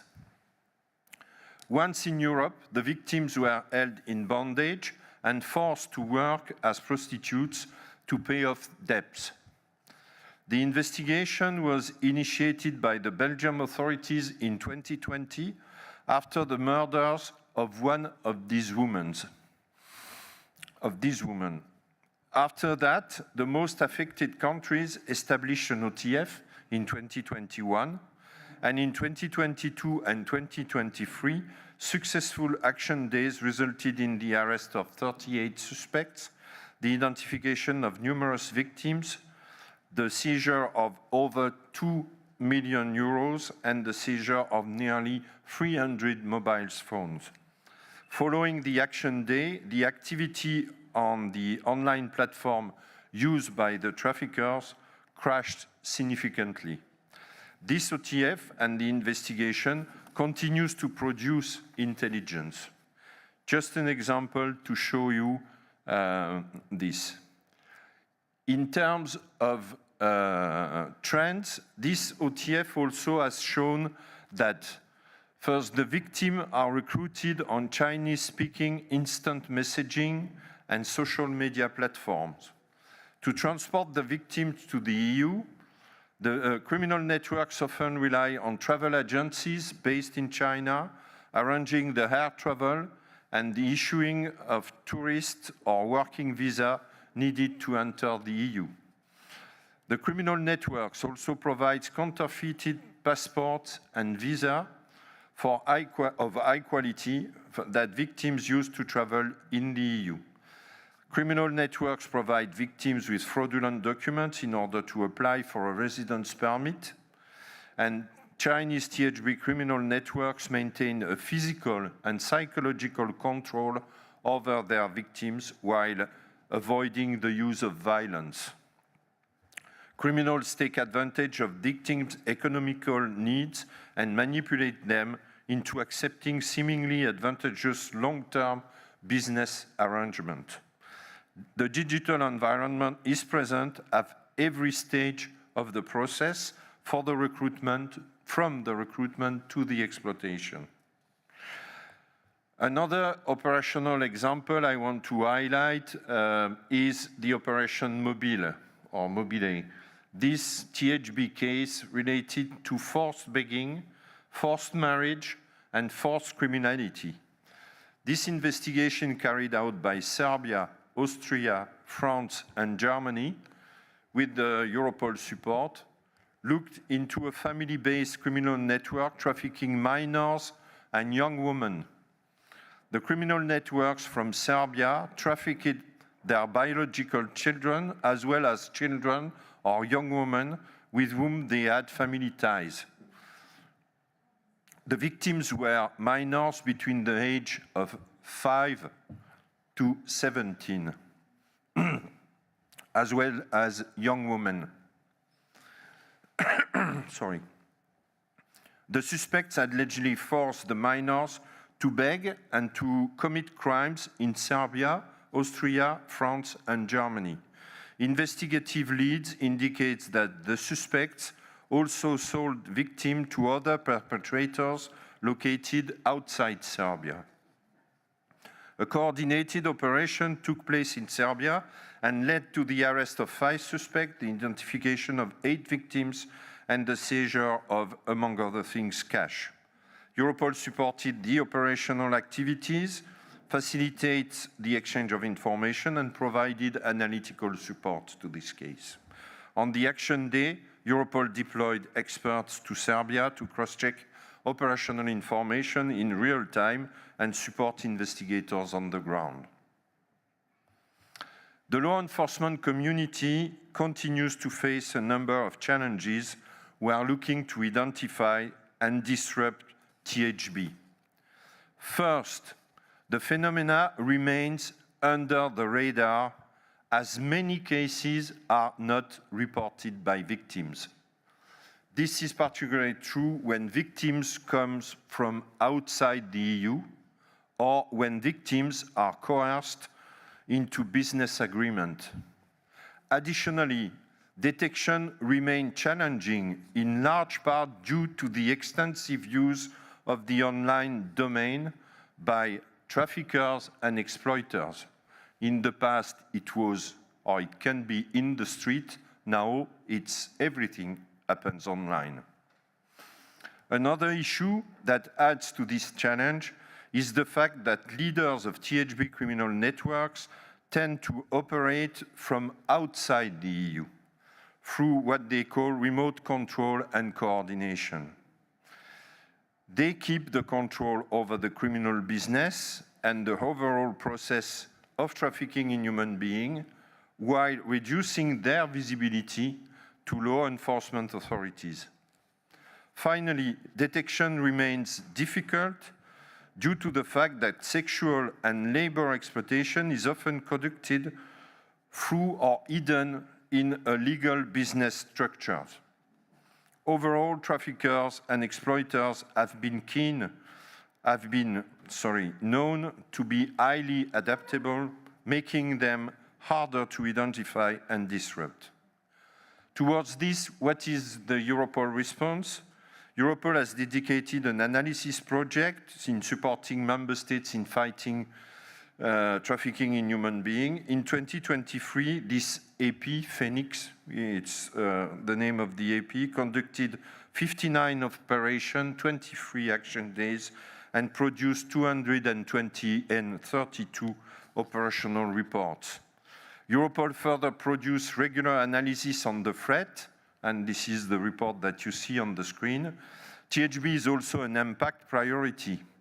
Our response is also consolidated through the online monitoring, through the Internet Referral Unit, and of this phenomena. The increased cooperation with non-EU countries, especially transit and or source countries of these poor victims. It is challenging, but sometimes we have seen some progress in this cooperation with third countries, and to the continued support to the member states, including Ukraine. And maybe last quick snapshot on Ukraine, because we have provided tailored support to member states and partner countries linked to the war in Ukraine, because mainly children, women and children were refugees in the EU and potential victims of sexual or THB labor exploitation. We are monitoring the situation. We are facilitating the information exchange and produce regular threat assessment. Through Impact, also Europol further organized what we call hackathon, which is a gathering of investigators in order to spot the online services linked to THB. And in 22 and in 23, this led, as you see on the screen, to 600 online platforms that were checked, 40 potential victims identified, and 20 suspects identified. Thank you for your attention. I won't be too long because I have exceeded my time, so I will be happy to answer your question. Thank you. Thank you very much, Mr. Lacouf, for your presentation. We will now move on to the discussion with the JPSG delegates, and I will pass the floor to Mr. Metsu to chair this debate. Thank you, Co-Chair. The finish is getting near. We do have some questions left on this scrutiny, so let's play ping pong again. Short question, short answer, only 60 seconds. Please address your question to one of both speakers.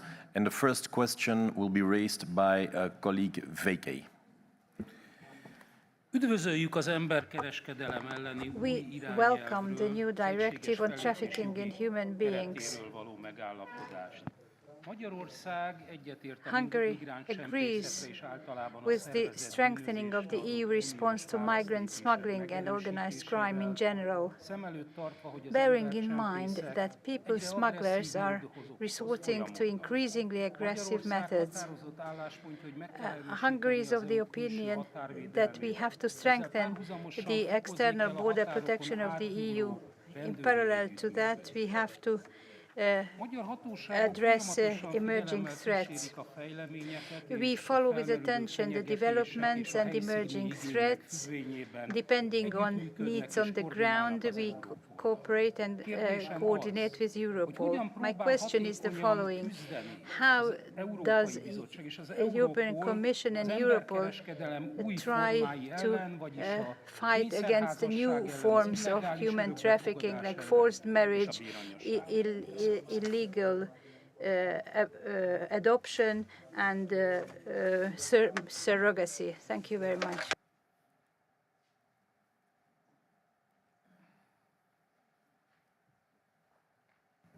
Thank you very much. So for us, as I said, forced marriages, illegal adoption, and surrogacy are now added to the forms of exploitation which are in the directive. And we are speaking about, of course, exploitation in the sense of trafficking in human beings. So which means also that there should be a clear criminalization in member states. but this is not enough. It's very important, as I said also before, that if there are cases, they're also investigated. And there are difficulties in this context because victims do not always cooperate with the authorities. So it's important to provide protection to the victims and also support in order that they work very closely with the different authorities. In relation to forced marriages, illegal adoption, and also surrogacy, I think there should be more awareness raising in general in the member states. These are forms of trafficking which are not so well known. It's important to raise awareness that this is something which exists also in the European Union and that people are aware that they can have sanctions if they engage in it, and also that potential victims are aware that they can fall into the hands of traffickers. Just from Europol side, we welcome, in fact, the new anti-trafficking directive. I think it's a good step forward because especially the forced marriage and illegal adoption is part of it. The online dimension has been really reinforced. It's something that we really welcome, and there's a formal national referral mechanism. I think what is very important also for us, it's also that we have a EU-wide data collection of information. And maybe a last point on the, because I don't want to be too long, on the investigators. I think the link with organized crime has always to be checked. It's not always the case, but it's often the case. Cross-border link, cross-border aspect of this, and link to organized crime. Mr. Demetriou, next question. Yes, thank you. Dear colleagues, as parliamentarians, we must get straight down tackling this phenomenon and should leave no stone unturned in bringing more criminals to justice and saving more potential victims, especially children, from these crimes. A comprehensive approach is what we need. Only through working closely with all the relevant stakeholders will we find the right tools that will strengthen our capacity to prevent and combat trafficking to human beings and to better protect its victims. At this point, we welcome the political agreement reached recently between the Council and the Parliament on the new anti-trafficking directive, which will strengthen our effort in this direction, and at the same time call for its immediate adoption. In this framework, we recognize the important role of NGOs in its implementation through awareness raising, research, training, and the detection of victims of trafficking. Lastly, we wish to underline that human trafficking is mostly linked to illegal migration.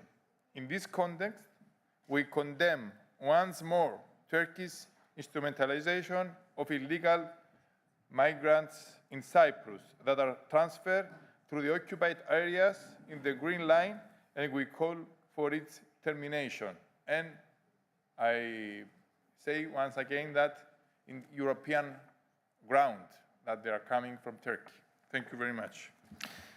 Thank you for your statement. Next question, Pagazaur Tundua. Merci, Président. La semaine dernière, le rapport sur la directive concernant la Thank prévention you, de la trafficking. Last week, a report regarding the anti-THB directive has been adopted by the Women's Commission, and the impact for 22-25 was including this 41% of the sexual exploitation victims manage to escape of their own devices and then contact the police forces afterwards. Could you tell us statistics regarding victims of sexual exploitation for me to get me the full picture? Because I'm not sure you gave us all the figures regarding this particular phenomenon. Tout à l'heure, effectivement, As I was saying earlier, sexual exploitation is on the increase, increased by 5.3% in 2023 against 2021. Forced labor is also on the screen. It's an important phenomenon as well. You're right in saying that victims seldom turn to the law enforcement forces or the police forces or other authorities that could help them out, which means that civil society organization can play a pivotal role. Victims turn more readily and more trustfully towards NGOs as compared to police forces. NGOs have developed an expertise in helping out victims of human trafficking. They run shelters where victims feel protected, and when they feel protected, victims will more readily cooperate with authorities, which will help us collect more evidence to sue traffickers. Thank you very much. Next question by Mrs. Karmani. Thank you very much, Chair. The Commission has just tabled a new draft directive with the aim of strengthening the fight against human trafficking, organ trafficking, sham marriages, forced adoption, fight against illegal migration. This is on the radar. I think that this will have an impact on our civil codes and criminal codes. What is the coordination that will help us follow suit with the legislative initiative that will have to be taken? What will be the measures that will be engaged? How will we MP be kept abreast on? And how about the progress made by Europol in the light of the objectives set by the EU body? How about the shared visibility of the measures to be taken by this expert agency that is Europol and the EP and the national parliaments? Because we all gathered to scrutinize the agencies, but we're all committed towards implementing those anti-crime legislation. I'd like to know whether Europol and national parliaments on this cross-cutting topics such as trafficking in humanity could be anticipating the action of national parliaments and ensure better coordination, association in the implementation of this text by the agency. I would like to answer those who are in favor of the new directive. So there are 2 years left to transpose it. We shall certainly follow this process closely.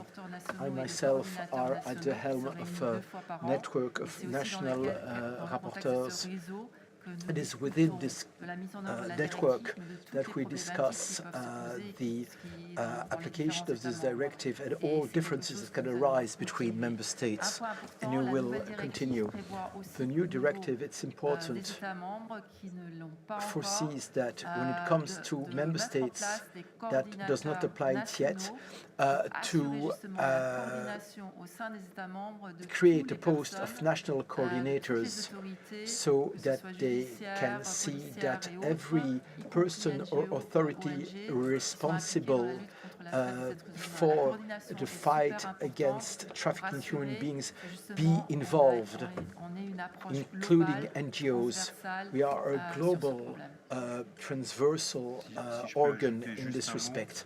If I may add something, it is a topic that the agency presents with great regularity, and there is proof positive of this that we are holding this debate today. And I want to underline what Diane just said. Our cooperation with the Commission, there are coordinators like she is on all topics. The fact that she is here among us to coordinate answers the needs that you signal. And within Europol, we have frequent exchanges with Diane. What you actually call for already exists through the post that is Diane's. Now we go to Finland. Colleague Kete Huovinen for 60 seconds. Thank you. Trafficking and smuggling are crimes that must be effectively prevented and investigated. It's very important to our authorities to know what kind of support they can receive from Europol. My professional background is as a prosecutor, and I have been involved in joint investigation teams focusing on this kind of crimes. Last week in Finland, we discussed the regulation which strengthening Europol's role in the fight against migration, smuggling, and human trafficking. And according this regulation, the head of Europol has the possibility to establish joint investigation teams to investigate these crimes. It remained unclear at that time how the Europol joint investigation teams differs from or adds value to the current cooperation, where joint investigation teams are also possible with Eurojust overseeing coordination. I would really much appreciate if you could clear this one. Yes, thank you very much. Well, in fact, the migrant smuggling regulation touch upon mainly the OTFs, the operational task forces, not the JIT. The Joint Investigation Teams is a tool that is managed by Eurojust, our sister agency, and it's regulated, so there's a legal framework, and it's mainly a judicial cooperation instrument. As OTFs, the operational task forces, is for law enforcement. It's a kind of a modus operandi, mode d'action, that we can develop. So you can have an investigation when you have a JIT but no OTFs, but you can have also an OTF without a JIT, and sometimes you have both. It depends how on the judicial side, the side of the prosecutor, and on the law enforcement side, we decide with the member states how to organize ourselves. It's always a process of discussion between the member states that are involved, and we choose the best solution to be efficient in the investigation, in fact. We have also strongly connected the topic of operational task forces with the one of identification of high-value targets, that is to say, main criminal organization that we want to dismantle through this modus operandi. I hope that this answers your question. Thank you. We proceed. We go to the European Parliament. Madame Brickman. Thank you very much. You already mentioned the new regulation, so-called facilitators package. My understanding is that trafficking and smuggling are not always linked, and actually that EU trafficked persons are mainly EU citizens, Roma people. I would like to understand what are the instruments in the facilitators package putting together smuggling and trafficking that are two different phenomena. I also have a question to you, Ms. Smith. Do you think that legal and safe pathways to the EU would help preventing migrant smuggling? And thirdly, in your capacity of EU anti-trafficking coordinator, how do you see this new regulation articulating with the recently adopted directive on trafficking in human beings? How to ensure consistency between both instruments? I'm here specifically referring to the governance system put in place in the directive. How will this be articulated with the work of Europol and dedicated units on smuggling? Thank you. Thank you very much. First, perhaps to recall that trafficking and migrant smuggling are not necessarily the same. Trafficking in human beings is exploitation of human beings through different forms and by different means, which can be forced manipulation and so on. You have victims and you have traffickers. It does not necessarily include the crossing of a border. Smuggling is smugglers who facilitate the crossing of the border of people who sometimes pay and who are not victims. And then sometimes you have people who want to come to the European Union who fall into the hand of smugglers who then also exploit them, or they arrive, they have debts, and they can be victims of trafficking. But as such, it's two different things. The facilitators package is only on smuggling, so there's no direct link with trafficking in human beings. Obviously, if you reinforce legal migration, this will reduce the risk of smuggling and also of trafficking human beings for those who are victims already before they arrive, who are victims on their way to the European Union, or once they are here, they are exploited because they are undocumented, they are in a vulnerable situation. So again, when you mentioned both instruments, I think we have clearly a directive which is on trafficking human beings, and then we have the facilitators package which is on smuggling. And of course, in the European Commission, there's a close cooperation between the different teams, and this is also the case, I think, at Europol. Thank you. From Greece, Mr. Tsavdaridis, for 1 minute. Illegal migrant traffickers gain huge economic benefits from exploiting people and putting their lives at risk.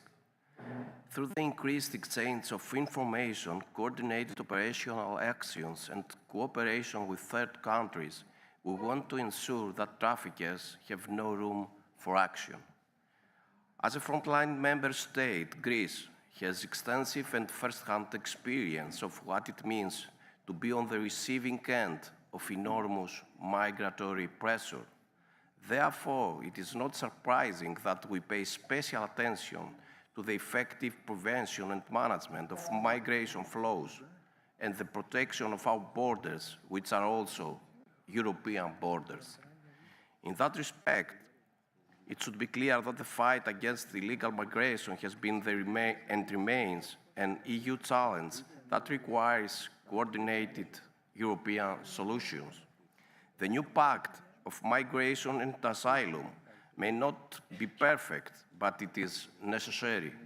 From our side, we welcome the political agreement reached between the European Parliament and the Council regarding the Commission's legislative proposals. In view of the new European migration policy, I would like to ask the following questions. How will Europol's role be strengthened, especially at the external borders of the EU, as well as its cooperation with Frontex? How will Europol's operational cooperation with partner countries be strengthened, having as an ultimate goal an effective response to cases of human trafficking? Mr. Lecouf, je pense, 1 minute, please. Yes. Well, thank you for your question. Well, the cooperation with Frontex is certainly key. If we want to fight against migrant smuggling and smugglers, we need also to have the possibility to deploy our action and to have some intelligence about what is happening beyond the external border of the EU.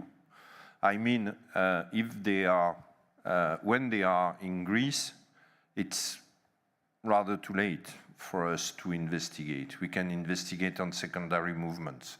And it's where we have a problem, because it's very difficult to cooperate with the countries, the third countries that are beyond the external border of the EU, to get information on the smugglers, on the smuggling networks, and to be able to convince them to cooperate with us to fight these smuggling networks. So it's something that we try to improve, and it's through the proposal of the Commission that I think that linked to the exchange of information, that we can maybe improve on that. And we have also to align all our, let's say, actions at the EU level and at national level towards these countries, to raise to them that these questions of smuggling, smugglers, is an important question for the EU, and that some of the help that we provide can be conditioned to a good cooperation on this level. But it's not only for Europol. This is a more broader policy that we have to have at the EU level. Thank you. Thank you. We go to Italy for 60 seconds, colleague Nicoletta Spergatti. Grazie. Thank you. Migration flows are insidious as they promote human trafficking. For human smugglers, this is quite profitable as they are usually not captured.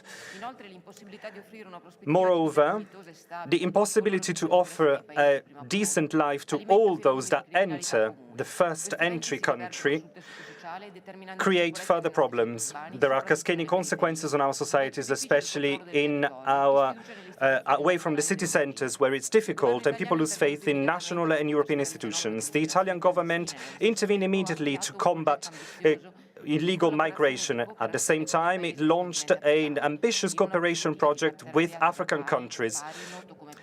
This is called Mattei Plan. In this country, we will foster the economic and social development, and this will allow us to stem migratory influx on the Mediterranean. 6 November last year, as part of the relationships with our third countries, the Italian government signed a protocol to strengthen the cooperation on migration. The law will be ratified and has been ratified last week in the Italian Parliament.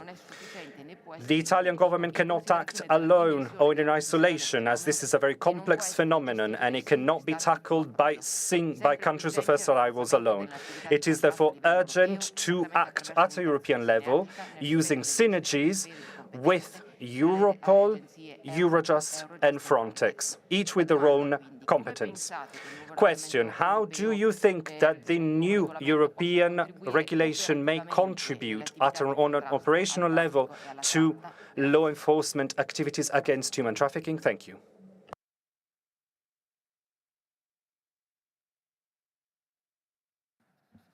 Well, it's difficult for Europol to comment on a proposal by the Commission, especially when the proposal is under discussion and we don't know how it will end. But for sure, what we see as an opportunity is that, again, when I was saying what I was saying before about the sharing of information, of timely information by all the countries, in order that to find the links. It's the basic of Europol job and the support that we can provide in this framework. So what we would welcome is a regulation, a new regulation that gives us more possibilities to us and to the member states to exchange information in a timely manner, to align also our let's say, discussion with third countries in order to be more efficient in that. But I cannot go further on this because it's not the job of Europol to make the law, it's the job of the co-legislator. So we are waiting and we will see how this proposal will end. Thank you. Okay, thank you. Then from Poland, 60 seconds, Mr. Jarosław Walesa. Thank you very much. Madam Schmidt, can you tell us a little bit more about forced criminality? What kind of cases are we talking about here? What kind of crimes are most prevalent? And are these cases contained within one region, one member state, or are they multi-state issues? Also, Madam Commissioner mentioned something about the targeted amendment for the regulation. Maybe I misheard this, or maybe you can tell us a little bit more about this targeted amendment. Thank you. On the first point, perhaps only some data from 2022, which shows that this is not limited to one region or one country. According to the information we received from member states, there have been 158 victims. And this is in almost all the countries there have been victims. So this is not restricted to one country, but we have to be aware that, that probably not all the victims have been detected. And we have also to be aware that it's very difficult to have evidence in relation to forced criminality. This can be petty crime, this can be in the context of drugs trafficking, This can be people use as mule. This can be fraud.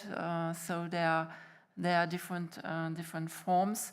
As regards the regulation, I don't know if you refer to the Europol regulation or to the amendment to the anti-trafficking directive.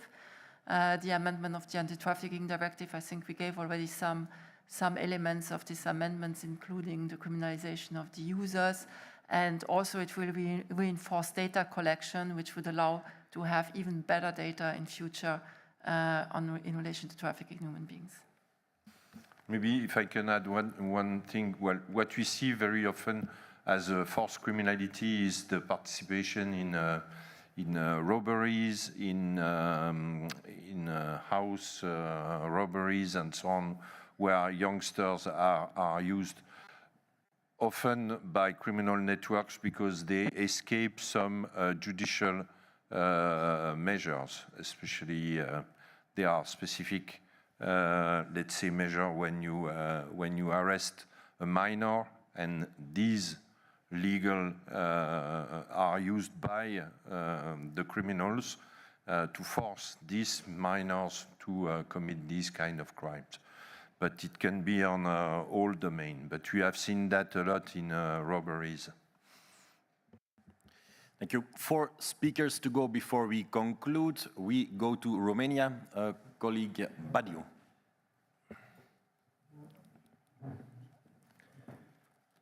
Mr. Deputy Executive Director Lecouf, dear colleagues, we know that Romania, unfortunately, remains predominantly a country of origin of victims of trafficking in human beings.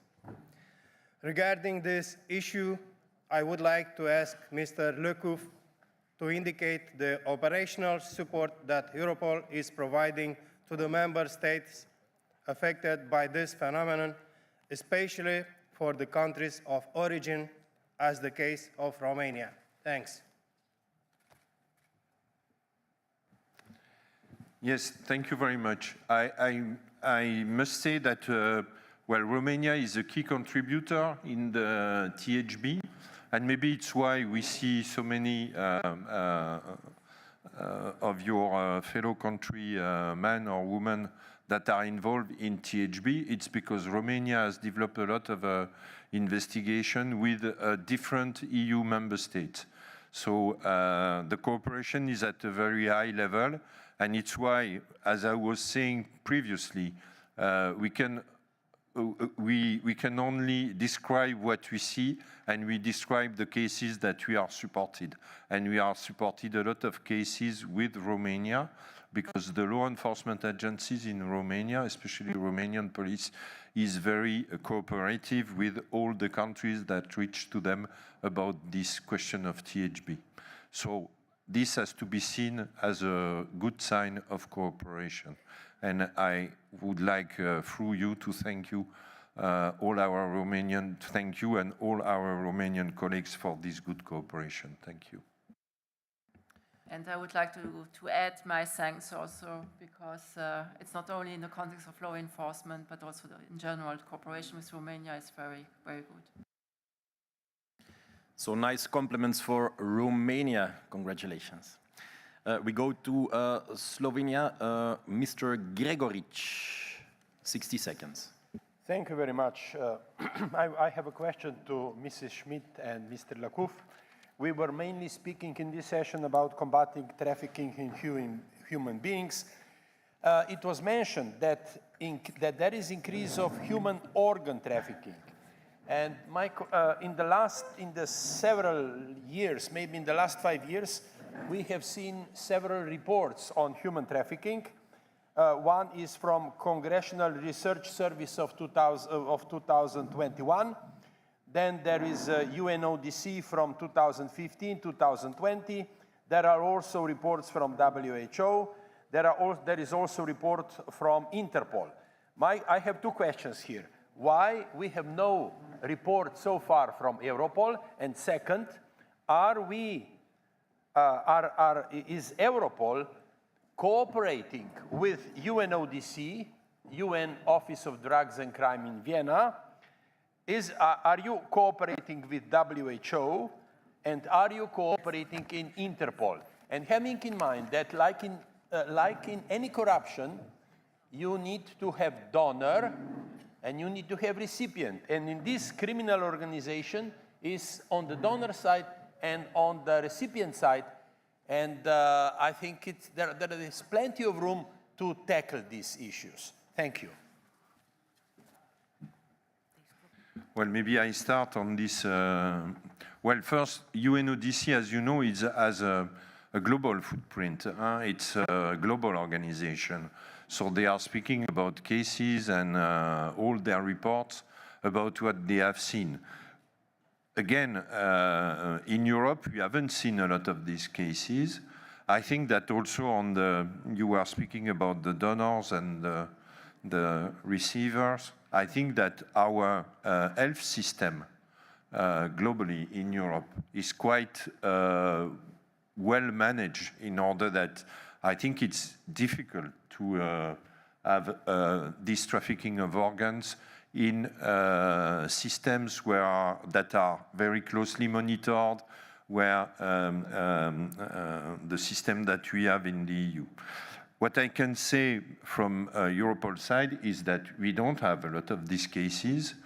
We work for sure with Interpol and with UNODC on a strategic level, but for us, if we don't see cases and if it's not reported by our member states, we dedicate our activities to other areas where our member states need our support. We have limited resources and we need to be involved on something that is useful for our member states.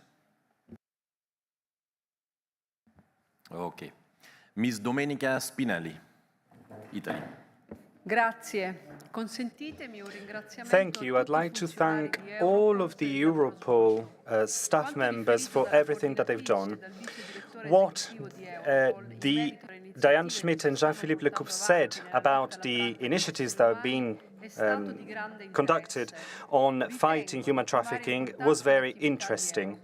I think that the Europol activity is especially important, and especially its cooperation with third countries to contrast criminal activities, for instance, terrorism, drug trafficking, cyber and environmental crimes, but more specifically, illegal migration and trafficking human beings. I am therefore in favor of the cooperation agreement between Europol and Frontex, which was signed recently. I think that these are a commitment that the EU is taking on finding a more efficient migratory policy. Recently, the EU finally reached an agreement on the new pact on migration and asylum, also thanks to the great work done by the Italian government. Prime Minister Giorgia Meloni acted to protect the interests of first entry countries, such as Italy. These bear the brunt of migratory influxes. At the same time, it acted with great pragmatism. Our government is committed to trying and find a structural solution and a definitive solution to migratory problems. The 29th of January, we had the first Italy-Africa summit in the Senate in Rome. It was the very first international meeting since Italy took over the G7 presidency to showcase the interest that partnering with African countries has for Italy.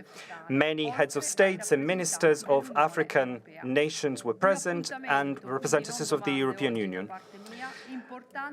I do not have questions, but this is a very important step in the right direction. Italy is there for you. So you used the minute the respondents here. Nous allons utiliser la minute de réponse, non pas pour une question, mais pour un commentaire. La dernière à prendre la parole sera Madame Saskia Brickmont. Sur mes questions. D'abord, yes, let me come back to my questions regarding the next Troika. We will have some question time with the European Commission, as several answers expected from the Commission. But let me come back to my question. did ask whether you think of establishing safe and legal channels for migration would be an efficient way to tackle trafficking in human beings. And the second question was about the link between THB and migrant trafficking, because both are included in this package, facilitates a package reinforcing police cooperation in the field of prevention, detection, investigation regarding migrant trafficking and trafficking in human beings. I think that in this respect, it's important to reconcile the regulations and the directives that pertain to the same issues, especially if we add categories that are linked to THB, and that this has to be taken on board as well. What do you reckon? Thank you very much for popping the question. I need to apologize. To me, the facilitators package was the former package linked to smuggling, migrant smuggling, but you are referring to the new regulation, the new proposal aiming at enhancing cooperation, which is already something real with Europol, but something that needs to be enhanced. And that's what we're busy doing when it comes to smuggling and THB as well. But more must be made to remedy those two phenomena. I think it's extremely important. Regarding the first point you've made, I might have been unclear in my presentation, because we are saying that if we are opening up legal channels for those who want to come to the EU, this will consequently mitigate the risks of migrant smuggling and also the risk of THB, because there is a sharp increase that we can see of the number of victims from non-EU countries. If people are not forced to board ships or trust smugglers,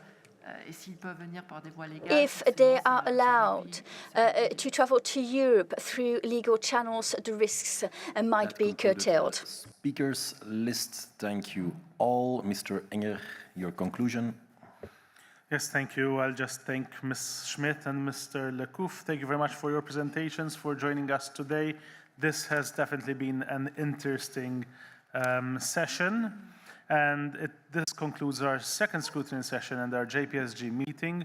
But I will now pass the floor to my co-chair, Ms. Groothede, for her closing remarks. Thank you, Mr. Enger. And that leaves me the most pleasant task of the day, being to thank you, dear co-chairs, dear members of the Troika, dear members of the JPSG, dear ladies and gentlemen, dear guests. This concludes our agenda for the 14th JPSG meeting. Thank you for joining us in Ghent. Thank you for your contributions, for the highly interesting, we may say, discussions that have taken place. I would also like to thank everyone involved in organizing this conference. I think that, like every simple politician in this room, we build our work upon the outstanding services with which we in Belgium are blessed to have services with extensive international experience. And we're very happy and lucky to do so, I may say, probably in the name of everybody in the room. And in particular, I would also like to thank my co-chairs and the European Parliament's team. Mr. Engerer, for your closing remarks now. Thank you very much, Ms. Groothede. Thank you for welcoming us in one of the beautiful cities in Belgium, Ghent, which has been, well, this country has been my home for the past 14 years, coming and going, so it has many beautiful cities, as we can see today.